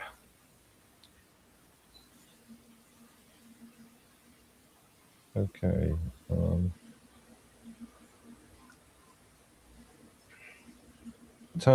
Roger, do you want to help me out here? A bit confused. Well, like with he deals with he deals with all that AI stuff and all that, and the computer. Well, since everything's running by computers today at a faster rate, I would think that wouldn't it be able to run through a mock device to see it with all the materials that you have, how in what ways will it work, or how will it work, or will it not work, and if so, how good will it be? What is the end process you're looking for? What is the end? Well, like okay, if I have a fabric copper sitting outside torch the sun with the material on the copper line webbing, it would absorb the yellow sunlight, the red sunlight, and it would stir and it would get activated by the materials that creates energy, like the solar cell does. But you have the copper fabric absorbing up all the energy from it and taking it down to the battery. Okay. But it has to have a thing of making sure that the thing that's being activated by the infrared light. Like when you got a flashlight, how it responds to that infrared lighting. Because they are showing on there about the solar cells, they respond to the sun, the red light. And I was thinking, well, if you can go create something different than that does about the same thing. Like if you was to take like copper wiring and you weave it together like fabric, okay, and you put all the process, you do whatever you get all the materials up, like the thing for where the sunlight for the infrared to where it makes the molecules of the copper activate, get it go where it starts to get to respect. It responds to it, the electric, the yellow light.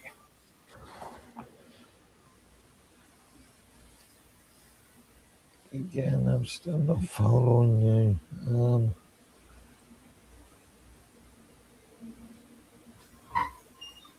Because they show that on the thing of the solar cells that does that as well too. They got that same ability on them. The point of a solar cell is just to convert light into energy. Yeah, but if you was to do a different way, just take copper webbing and you copper is just there to transmit that energy from point A to point B. Yeah, that's what. Yeah, I know. That's what I'm saying. But it's where it picks up the sunlight, yellow sunlight, and transfer it into like what solar cell does. Now, the last time Robert brought this up, I do want to point out DK did make a comment a long time ago about it with copper, and he was right. Copper is actually a big it's a big thing when it comes to transferring energy. Yeah. Hence why we use copper in all circuitries. We were talking about electromagnetism and stuff the last time he brought this up, and now the whole thing that I was talking about the last time it was brought up when it comes to electromagnetism is like when it comes to like lifting huge objects. That's when people usually use lead in the place of copper, because copper doesn't have that strength to where the magnetism is strong enough to like pick a car up and dump it into into an area where it can be crushed. You know what I'm saying? So they have to. Copper is quite a malleable, weak metal, and which allows it to be flexible. Hence why we use it in cabling. Mm-hmm. Because it's so flexible, I can just manipulate this piece of wire to whatever shape I want. So, but what I'm saying is, if you take a piece of paper, you make where each strand of copper is tightly weaved together, okay, and from the top to the bottom, there's only two lines on either side, and the same way with the other side. Well, that's called the motor. No. What I'm referring to is the weave. No. What I'm referring to is it's called the motor, dude. They've been using that since Tesla discovered freaking alternate current, dude. Like, he's actually the one who came up with that concept. Yeah. You know what I mean? Twining freaking copper into a motor to where it can create a charge That's What's that, Tesla? yeah, Tesla. Or it could have been Edison with direct current. I don't know. Because No. see, Tesla is the one that came out with alternative or alternate current, and what was it? In what's his face? Oh God, now I'm forgetting his name. Edison came out with direct current. That's why he was so jealous of Actually, it wasn't Edison, wasn't it? It was because somebody came up with that before. that French Somebody, dude. yeah. I forgot his name. Well, there was actually a dispute when it come to copyrights. Lo and behold, Yeah, but who patents, was the patents. first person? Yeah. Yeah. But Tesla came out with that. That was how he actually was able to light up the World Fair in New York on the first. It was the first time electricity was put in place. Was in the World Fair, and he used those. So, but that's an old concept. Now they do have there is a guy on the internet who's been trying to use that to create free energy, by the way, which is really cool because he has this. I don't know how you could what you could call it, but it's kind of like a what do they call that? The circular thing, like a. Uh, um, it's really weird. He has it wrapped in copper, and then what he does is he takes batteries and he hooks them up in different areas, and he's trying to create free energy off of that. Okay, so it's not free energy because copper and batteries cost. Well, the interesting part is he wants to get it to start, and if he can get it to start, eventually he can stop using the battery to charge it. It's just to start it. So, Yeah, but okay, I know. okay. I'm just going back to the point of there is no such thing as free energy because the infrastructure still has to be built. Well, it's and monopoles infrastructure too. costs. Well, monopoles they have to actually they have to prove that monopoles exist. If they can do that, then they can have free energy. But until No, because it's a good to have free energy, but free energy is useless without infrastructure to actually use it. Then what's the point? you know what monopoles are, right? Yeah, but the sun is free. Oh, access. Oh, the light that comes from the sun is free. But unless you've got solar panels to actually harness the sun, My goodness, you're just ridiculous. I swear. You are. so the Up to an extent. Boy, you talk about Robert taking things a little too far. Like, yeah, I mean, come on. So You're there like is no literally such thing as free energy. you're literally using the word freaking free in a literal term. Like Well, now, yeah, and I do want to point something out about that too. How I think that's bogus as well, because the silicon on freaking these solar panels, yeah. they wear down, and they're not very efficient. Like they only pull in maybe like 60% of the solar energy. And when you stop to think about I believe it for is. for how long it takes that stuff to wear down for a period of time before you got to replace all the process of that. If it's next 5 years or 10, Silicon's not really the best solution, to be honest. yeah, but it's just the idea that how long it takes that stuff to mature, to dissipate. Because I did some research on this not that long ago, and under UK, under UK standards, solar panels should last 25 years. Okay, and what With regular 15 different types of solar panels. What are they made out of? All 15 of them. glass and silicon and copper. That one, like Maybe. for for that one I was talking about, the one with the crystals in it, crystals into it as well. Yeah, glass. Then No, would they? crystals. Yeah, glass. Huh? Because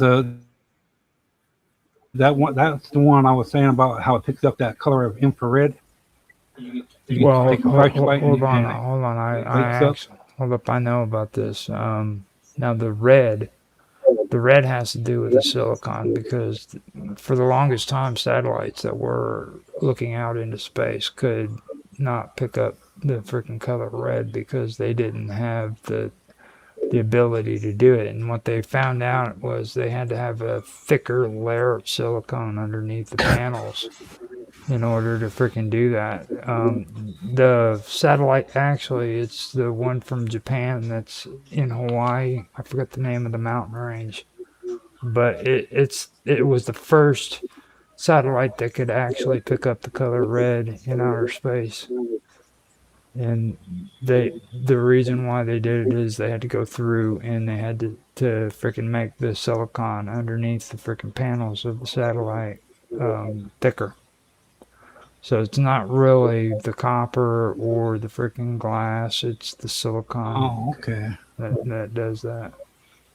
So I do know that. Oh, okay. I didn't know that.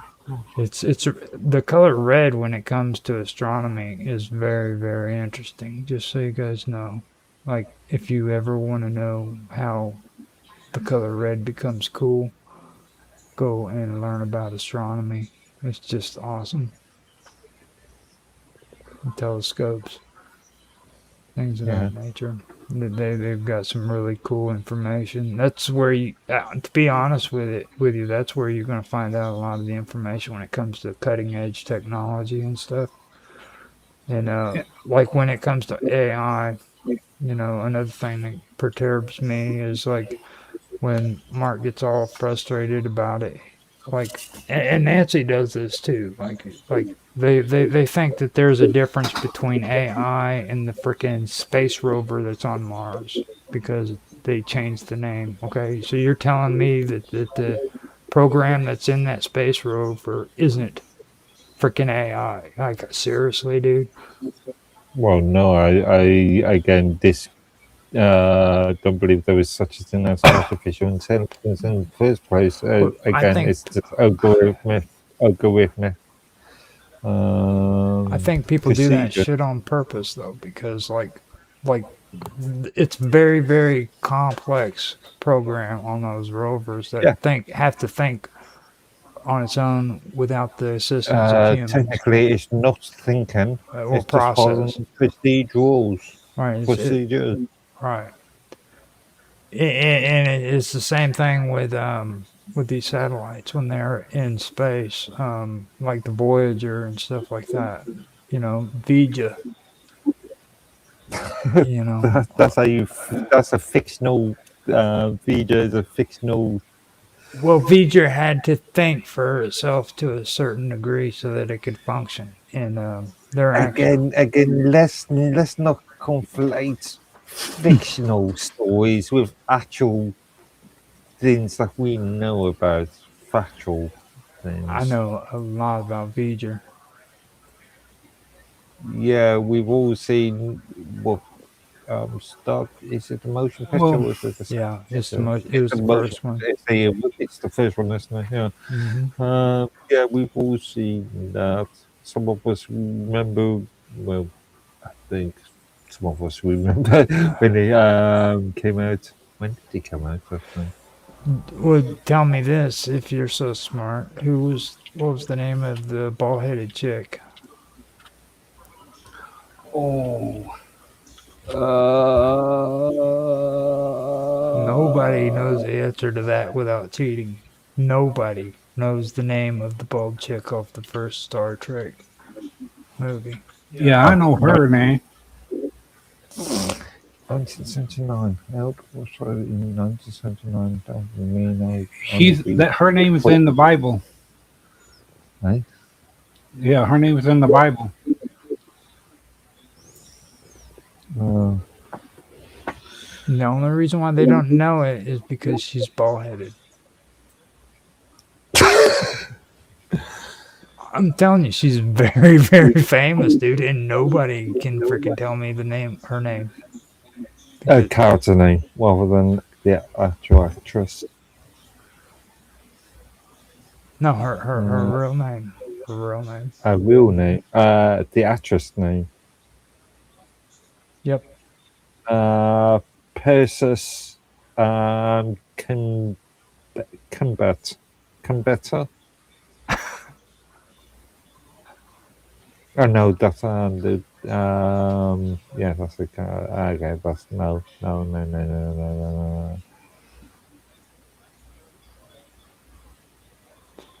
Oh my! You're cheating and you're still not able to answer her name, man. I mean, seriously. I am Internet Media Database. IMDb.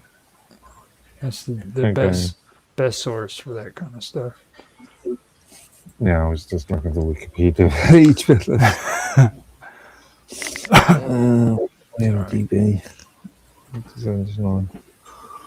But yeah, now She's on from another show. She is.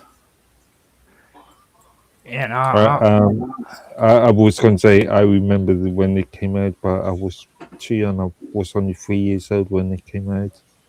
Hmm?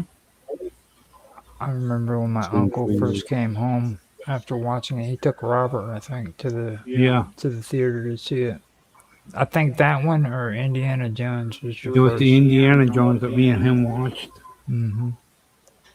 Yeah, Indiana Jones in the it was the first one, wasn't it? With the Wasn't that a bit later? Was 81 or 82? that one was that one was after Star Trek. Yeah. Yeah, that was after Star Trek. So you might have went to Star Trek first with them. That could have been your first movie, Robert. Okay, yeah. Because I remember we got a ticket we did. Yeah, Elmer on that motorcycle. No, I got a ticket because I didn't have no glasses on. Oh, that's right. See, back then it was cool because you didn't have to worry. Yeah, I about was right. It was Persis Cumbeta. Percy's. Persis, whatever. Yeah, I was right in the first place. I thought I was. So yeah. Now Voyager or Voyager, I should say. Well, Voyager was the probe from Earth. See, a lot of people don't know the story on that. You know that satellite was supposed to freaking have gone dead in space, right? That they didn't know that it actually had the capabilities of restarting, and it actually started up out of the blue and continued on its voyage. It went through a black hole into another planet where No, Robert. the people created that's the bigger movie. place for Voyager. Actually, there's a bit of fan fiction there. It's was- believed in some fans believe that it was created by the creators of the board. Well, that's Video. that's ridiculous. Yeah, that because Whatever. You know, you got to be careful with them fans because they don't have any common sense. You know what I mean? it was brought up on the movie about the process of what happened to it. That Voyager was built and sent back to Earth. yeah. From Video was Voyager was modified to become Yeah. Video. yeah. So Voyager was actually, it lost contact with Earth for a while. In real life, actually, that is true. It did lose because there was 2 or 3 of them that were sent up. 2. And the one that was Voyager lost contact with Earth for a while, and that's actually something that did happen for a little while. But then it all of a sudden started back up and went on its way because at one time we thought we had lost that Voyager, and that's the one that actually left the outer atmosphere. Voyager 1, Roger. That's the one that left the solar system here recently. So that actually is the Voyager everybody's talking about when it comes to Voyager. Just so you know, so we could be having a close encounter from a mechanical kind in the future. Maybe. It's a cool story. I like how that actually worked out. And but the whole thing of it is everybody thought it was lost, but it was able to come back to life. And it's like that rover that's on Mars, okay? The lifespan has gone on longer than what they expected. It should have already stopped functioning by now. And nobody even pays attention to that. Like, you realize it's still kicking, and it's years and years after it was supposed to run out of energy. Yeah. Artificial intelligence, baby. Artificial intelligence. It wouldn't be artificial. It would be actual intelligence, surely. Well, let's get Tan's take on that. What do you think, Tan? I've been shouting at all you guys all this time, and then I just realized I've been muted. Jeez. All that time you were talking about that Star Trek bald chick, balded chick, and I was asking you stuff, and nobody replied. Whew. Well, now that you're unmuted, ask me the questions. I forgot what I was trying to ask. What were you going to ask me? I was going to ask you. Well, hold up. I'm going to ask him the questions because you'll go down a tangent, and I want to ask him serious ones. Now, do you think freaking it's amazing that the rover on Mars is actually still functioning when it should have ran out of energy a long time ago? Yeah. What, is it powered by the sun? Is it running on solar power or what? Yeah, I'm pretty sure it is. Yeah. The solar energy is right there on its back, but it should have. They said that it should have ran out of. It shouldn't have be able to function now. Should have broken down, right? Mm-hmm. They claimed that they went to the other one that did break down and took its power source and put it into that one. That was about 4 years ago. What? The power source is the only thing that broke down? It seems Yeah, the battery unbelievable. Yeah. I mean, there are other hardwares in the... and they found the other one that shut down. It doesn't, like, the environment on the moon is such that it doesn't get corroded, breaks down. Interesting. Now this one is on Mars. Oh, Mars. Yeah. Oh, Mars. And you would think that would even be worse. Even because further. How do they like replace the battery? They used the one where the battery system closed.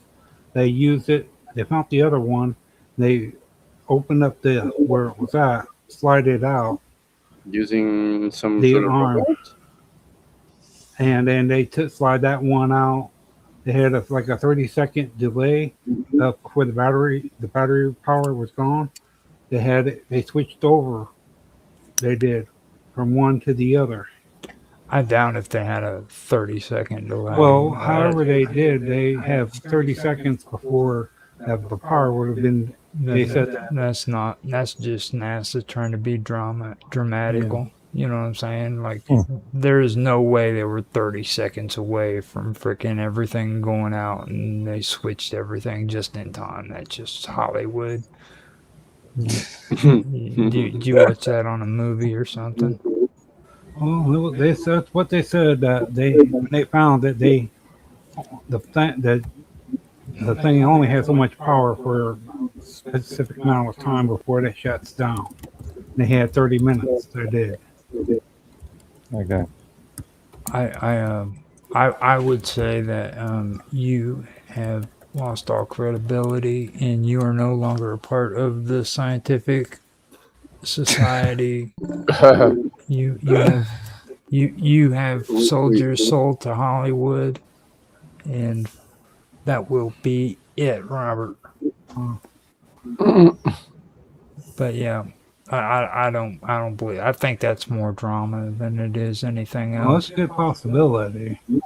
No, 'Cause- it does make sense that they would find the one that didn't function whenever, because there was two of them that were supposed to be dropped down there, and it would make sense that they found the second one and then recycled from it. You know, but the thing of it is with Voyager as well. Voyager, it just fixed itself. Is the best way. It was in the middle of space, and it went back online and continued its way through space like no big problem. It was a No, no, no, no, no, no. Little green men from Alpha Centauri were mechanics from Alpha Centauri. Excited.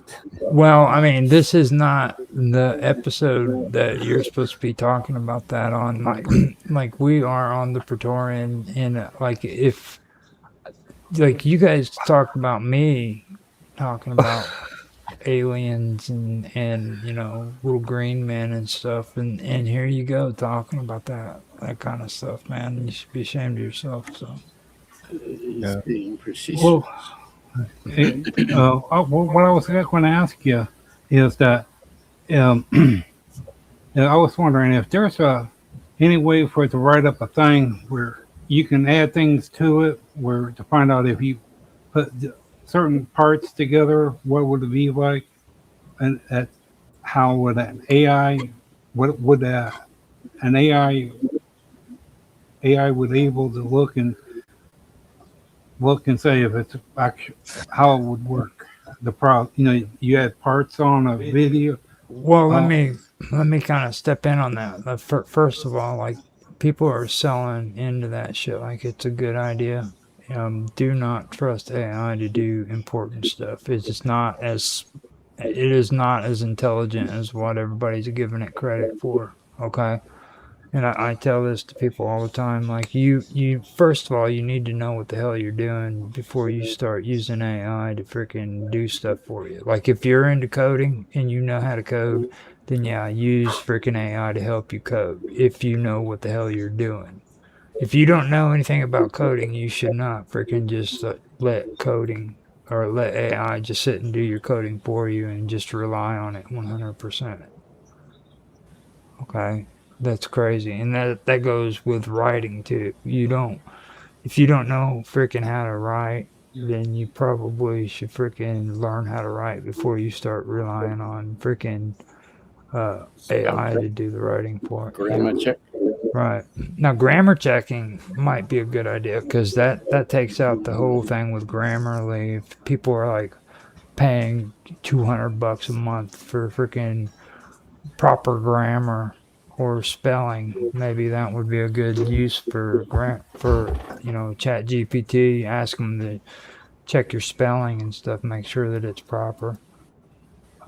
So there are some use for AI, right? Yeah. Now, Is that artificial intelligence again? I remember grammar checking facilities in Microsoft Word 1993 too. no, it's not. Actually, one of the best grammar checkers I've ever come across came from, if you remember, the Lotus suite of application Office applications. There was a word processor that Lotus created called Ami Pro, and it's probably one of the best grammar checkers I've ever come across. And again, we're talking about an application. A set of applications that were around in 93, 94, 95. No, don't mistake me. I'm not calling it AI. I'm calling it free. There's a big difference here. Okay. I think Tan called it AI. I mean, when it comes to like paying Grammarly $200 a month, Grammarly has AI capabilities now. That's sad, isn't it? Everything's got artificial intelligence capabilities. Anything. No, you should see some of the The suggestions term that it gives artificial you. intelligence is so vague. It only Hell, this light No. has got artificial intelligence in No, it. let me tell you, don't get too excited. Only you should see the kind of correction or improvement suggestion that it gives from your writings. Mhm. It's pretty What's good. the difference between AI and automated? Carbonated AI. The difference between AI and automated. Yeah. Automated stuff is an actual thing. No. AI is just a marketing label. No. I'm talking about Yeah, the way it he's works. right, Robert. That's exactly Yeah, what it is. really. It really is. Yeah. It comes down to that. And to be fair to automated is AI. Just to put it out there. I mean, that's all it is. It's just a faster automation. Well, automated is. No, AI. AI we go the other way. Well, Oh. AI is just automation. Again, AI is just it's a meaningless term. It's a faster way of automating stuff, basically. Like Precisely. So yeah, AI is just a market term. It means absolutely nothing. well, you need Whereas automation is an actual process. Well, you need to really look at that when it comes to the things that are happening, because SEO is out. It's going out the door. It's no longer a search engine. It's a freaking search answer. Okay, instead of you looking at an engine for freaking as to search things out, all you're going to do is be asking it questions, and it's going to give you the answers you want. Okay. I can still search for specific sites. It's not going to be according to SEO anymore. It's going to be. It is for a while. It's I'm not going to buy into this sort of thing. Most people who don't buy into it are the ones who still believe DuckDuckGo doesn't have backdoors. I'm just saying. DuckDuckGo is just a backdoor. What do you mean backdoor? Oh, they're not. People aren't listening or pulling data off of their website, their browser. DuckDuckGo, Startpage, they both aggregate data from Google and nothing. Mm-hmm. And people still believe that their data doesn't get freaking stolen from DuckDuckGo. Like. Oh, it doesn't get stolen. To steal something, you've got to take something so the original owner doesn't possess anymore. What kind of data would you be really revealing to DuckDuckGo? It's just an aggregator for other search engines. It aggregates data from other search engines. They connect your name to the products you buy, to the things you search. You don't have to you're log interested in. to DuckDuckGo. Things of that nature. Well, I was wondering, they got this new thing they're selling. They are Google is Google CPU. I was wondering, they got their own CPU they're selling for their computers. Okay. Have you guys ever heard of that? That's an old thing. It used to be it's years ago. It's called a search appliance. Yeah. Which is a box, basically a box that that has a search engine on it that you can. Oh, your CPU. Yeah. Sorry, I'm confused. So we're talking about a device that allows you to search Yeah, doesn't display the page. It's just well, search. no, it's a search appliance that you can use to index corporate, web page, corporate data, Okay. and then use Google search to search those data. You could put that into your computer, that CPU. It's by itself. It's like a computer in itself. It's like a headless okay. computer. Now, see, the thing about that is that might be a thing of the past too, because Google is now coming out with its own brand of computer systems too. So, Yeah, it's been pushing Chromebooks for Well, you mean the a Chromebooks, decade. right? right. Yeah, The over a laptop, decade. the browser-based laptops.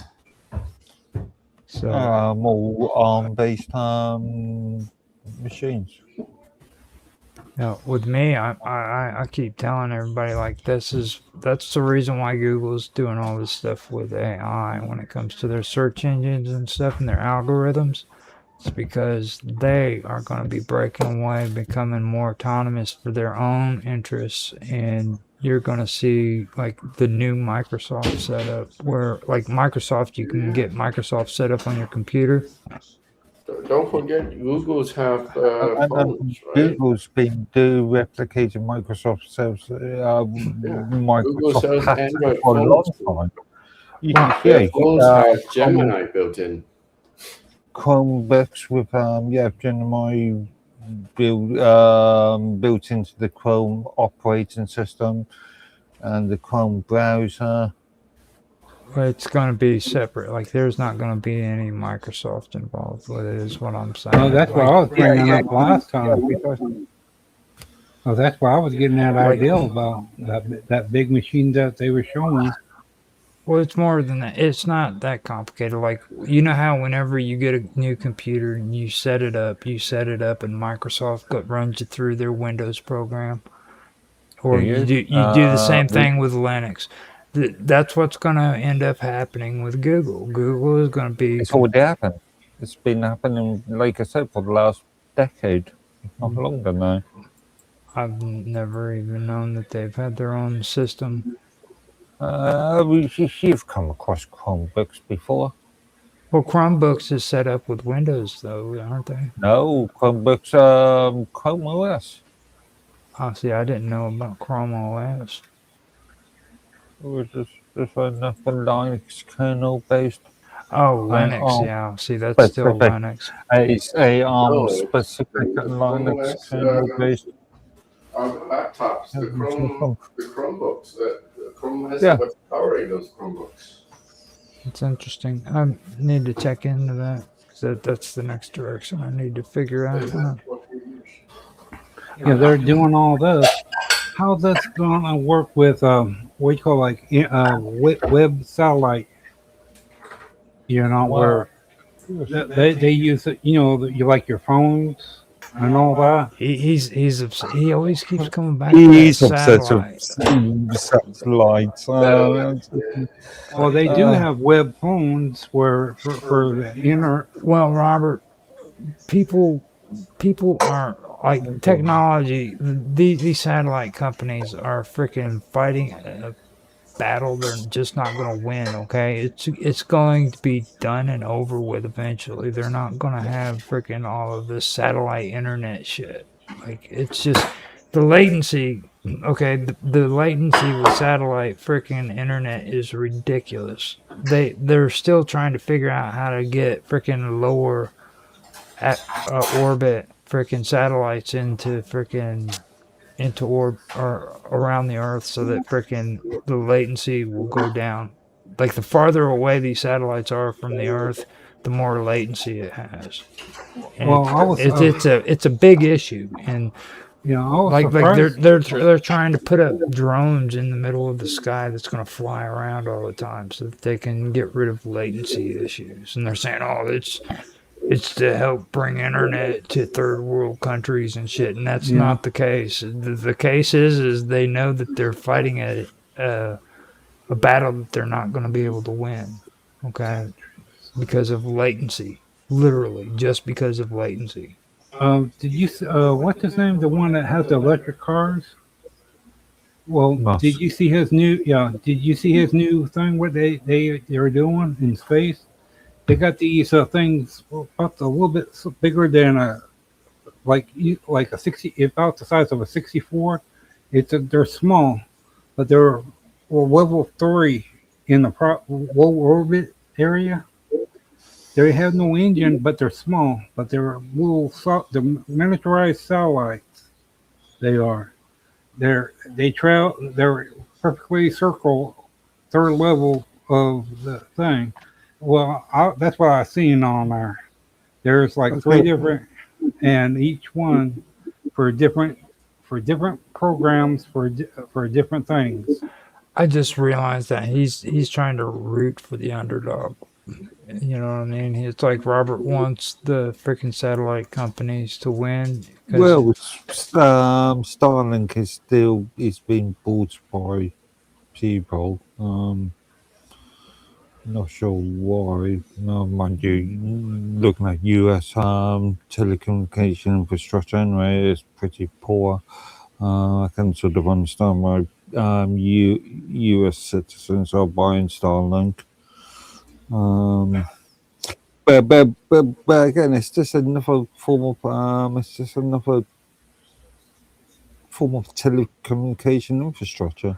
The only people that this kind of stuff is going to work out for is Canadians who live far north, or people in the in middle of the Norway. Sahara Desert Well, yeah, maybe them, but like people in or Antarctica, Scandinavia, maybe. or yeah, stuff like that. But other than that, it's not going to be very useful for anybody else. Maybe people who are in the Middle East or something, or or areas like that. But I don't see it People with actually being very useful. extremely poor telecommunication in areas with very poor telecommunication infrastructure. Yeah, really it is. And because I'm saying this because like when we were talking about gaming. All right, now a lot of people do not understand how intensely fast the gaming freaking internet is. Like it is insanely fast. If you want real time, freaking, you go and play an internet game, dude, and you'll see what I'm talking about. This is real time.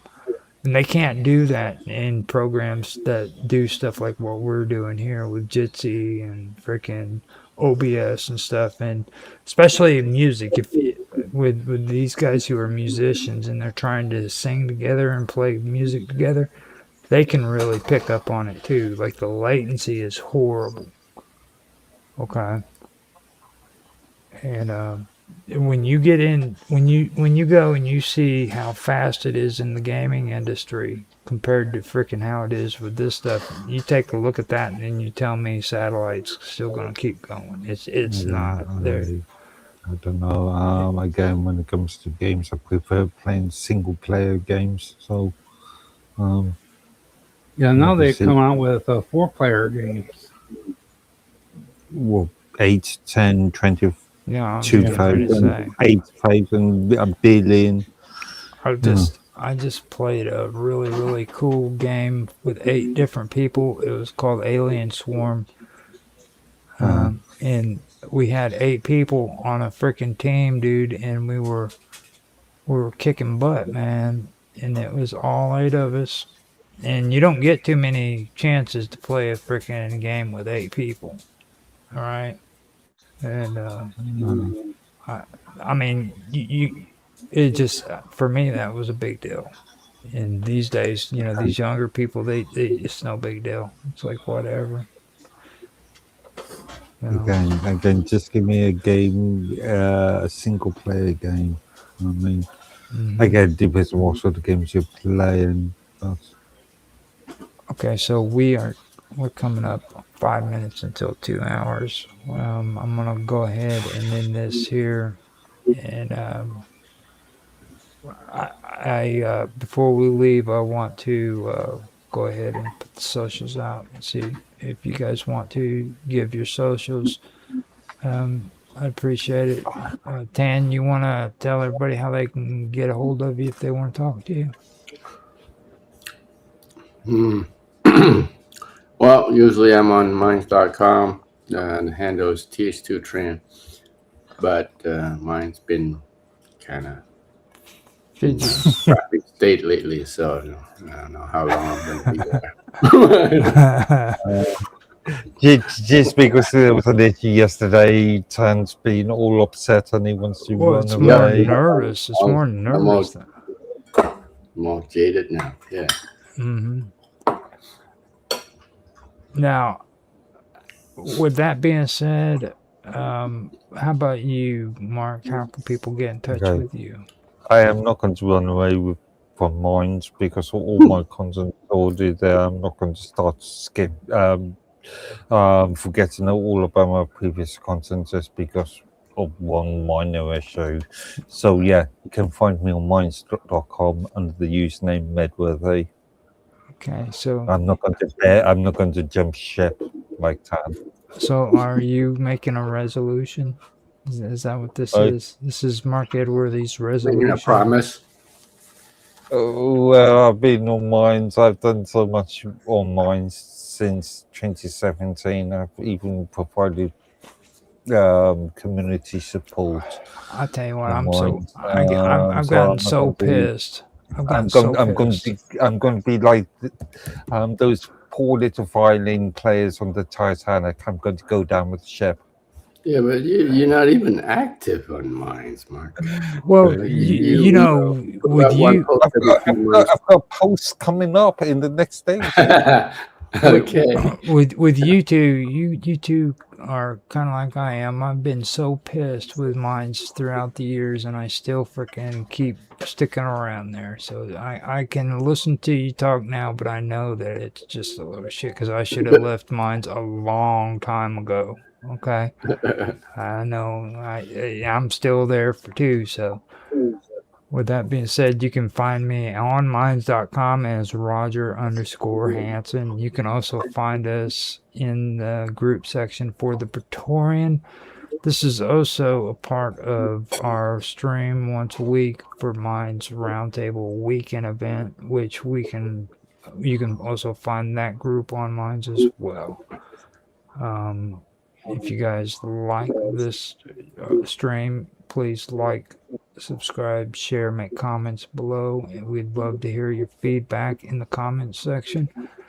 And thank you guys for being a part of the panel tonight. And I felt really good about being able to do another episode of the Praetorian because it's like I said, I've been able to do all the other shows, but it's been a while since I've been able to do one for just the Praetorian, and I'm glad we were able to do that tonight. So, hey Tim, I was wondering if we us two, that you guys that does computers and programs, I would like to do a thing where the technology with farming and all that to it.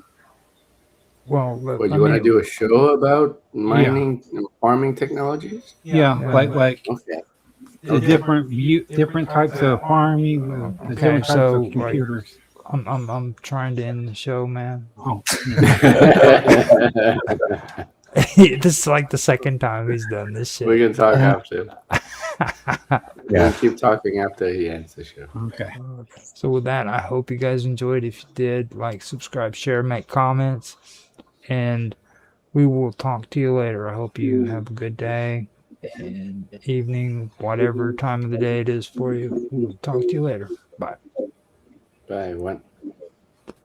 All right. Oh, sorry about that, guys. Sorry. Whatever, dude. That was the second. I He know. did it on the second or the one before this too. He's Well, he's got to end it. He's got to say something before he ends that stream. I'm like, dude. You gotta end it before you say something. Yeah. Well, it's an ideal that because there, with all the stuff that's coming out with technology for farming, how far it goes into it and all that. Mm-hmm. Okay. Is this an interest of yours, Sam? Do you know anything about farming technology? Me? No. Well, no, probably not. But he could explain about okay for for what he does.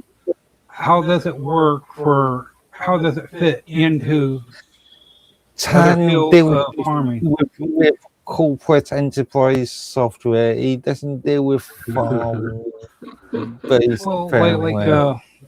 I just received good news from Mobbed Up. She says, "Guys, guess what? I have a private server. I am so happy." So that Wow. Private that's good server. news for What her. So we VPS? migrate from mines onto her lovable then. Well, I don't know for sure if private server would probably. What does she mean by private server? Actually got a machine built up in a house. That's what I'm thinking. It would have to be. That's how I determine like a private server. Or actually got a third private server contract, or That's not really is a she private server. talking about? That's actually a third party. If it's a third party, it's not a private server. I'm hoping that she got one that's inside of the house. That would be cool for Technically, her and Paul. if it's a contract, if it's a host contracted to a loan, then you could argue that it's a private server. If she's got a server in her house, it's going to be hard to maintain. Not necessary. Some of us have been working as sysadmins for decades now. So, not But necessarily. does it mean you have a reliable connection to your home server all the time? And Or if your internet IP address changed? I do have Dynamic DNS. I do have some more good news, by the way. Yeah, but every time it changes, it takes a few hours. But Or you could use something like reach through an open VPN or VPN, site-to-site VPN. I do have some good news as well on Kick. Our AI mod blocked a spammer from. That's cool. Yeah, that's really good. And then Kevin Owens 2. Yo, bro, just wanted to show some real love for your stream because you genuinely got crazy potential. And I'd love to connect with you on a top Twitch streamer who pulls thousands of live views and has over 581K plus followers. Why is he trying to sell us? He sounds like a marketer. Yeah. Yeah. It's ridiculous how bad all of that stuff is, and it's like you sit there and you wonder, it's like with all these views that you're supposedly getting, how many of them are actually bots and worth anything? You know what I'm saying? It just it's worthless even trying to freaking to be honest, like because I know as AI and bots they can tell. They can tell apart from one another, can't they? No. Both of them are just marketing terms. They are just automated scripts. At the end of the You're gonna day. make his head explode. You keep talking, Rob. Yeah, Jesus Christ! If I have a question about artificial intelligence, I'm going to shoot his head. Intelligence off the bloody backside. There's two things that Mark hates talking about, and that is AI and cryptocurrency. You're driving me to cigarettes, you know. Yeah. You are literally driving me to smoke. Well, at least it's not How fast are you alcohol. going? At least it's not alcohol. You haven't. Oh, dude, you gotta watch out. You might get a speeding ticket. Bob Dub was reading. Hold up. What time does the supermarket open? I've got enough half an hour before the supermarket opens. I want to tell you something that I found out that was horrible. And this is something last week, me and Bob Dub were doing our readings, okay? And she was reading The Orange Man.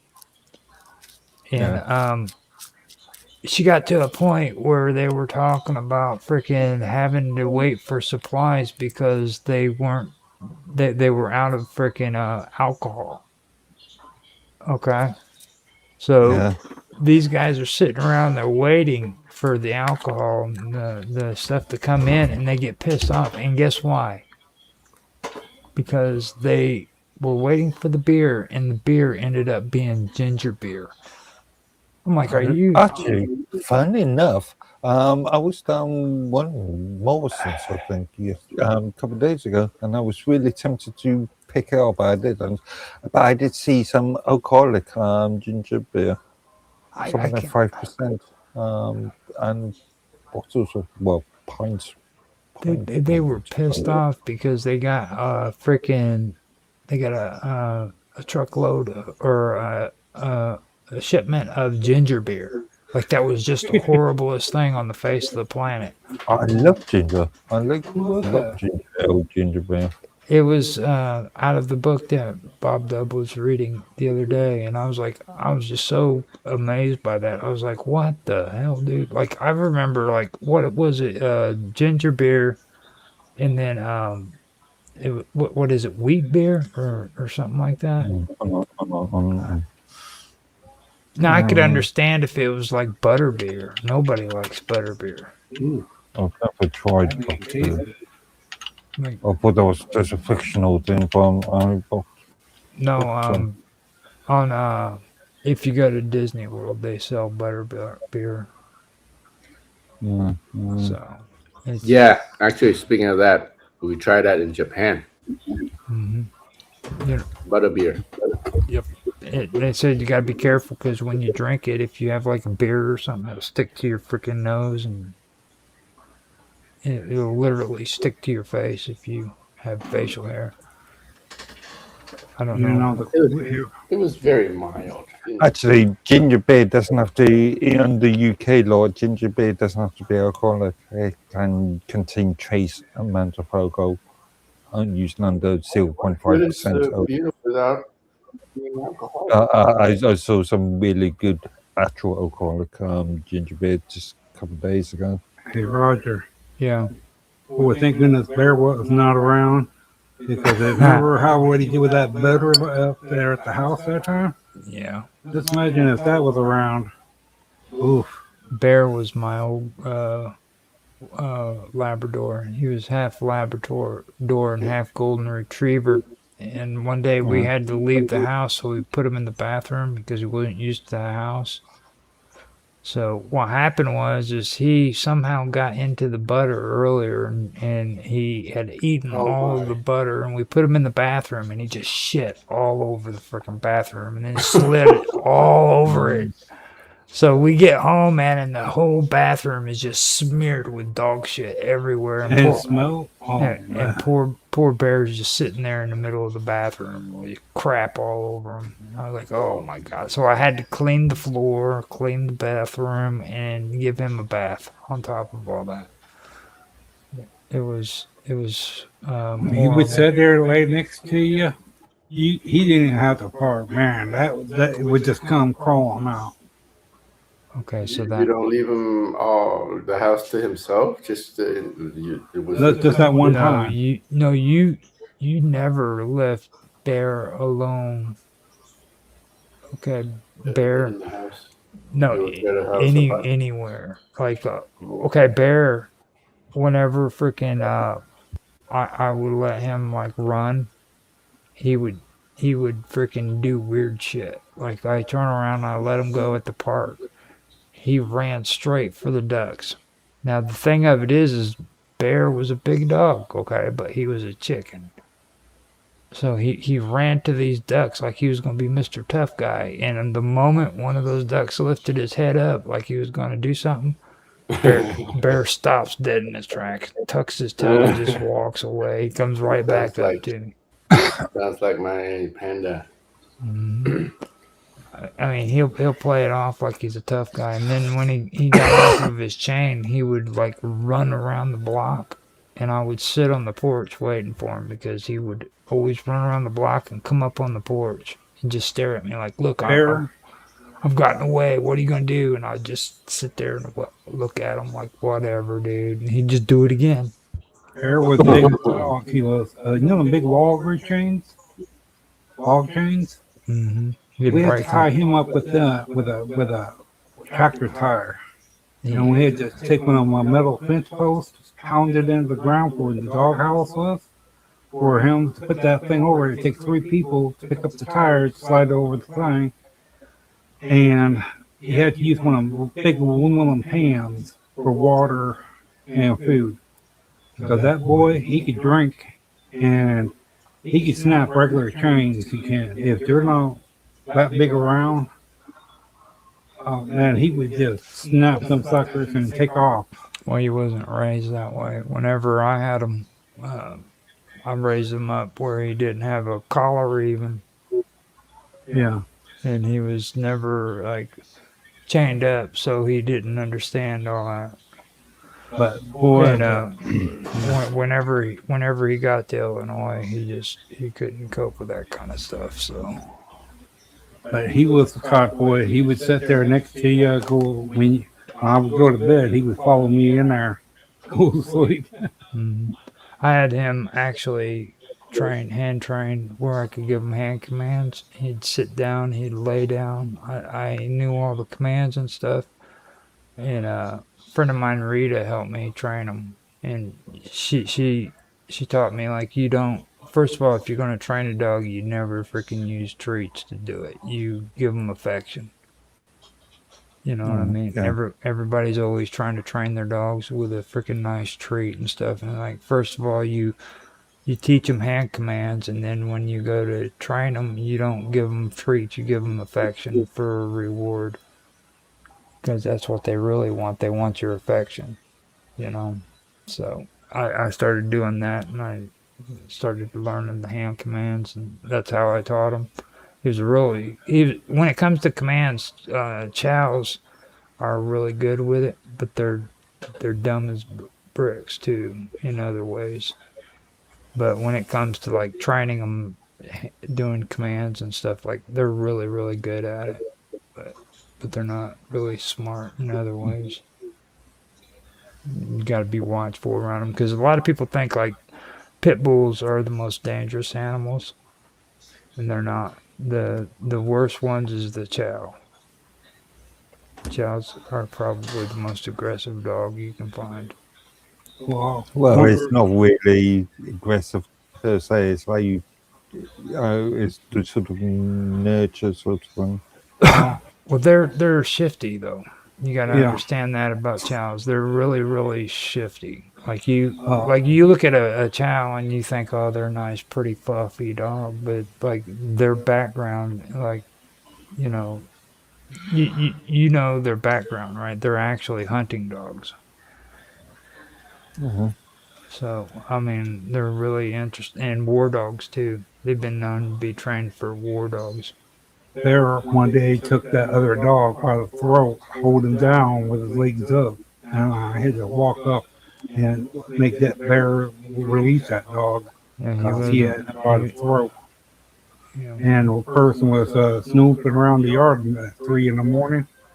Bear was barking and all that. Becky came up and told me. I went out there to find out that this person was dressed all in fatigue, you know, big old trench coat and all that. Walking in the second house, you see him popping out, walking down the road farther down. I was just watching him, but no one did. Before that, we put him there next to the window of the house, because someone was sitting there watching at my mom's and Becky's bedroom window, and we decided to put him there, and he was barked enough that everyone was alerted that someone was there. And he kept that person away. I don't believe any of that though, because my sister's ugly, dude. Like nobody's gonna. Actually, did see the person. Whatever, dude.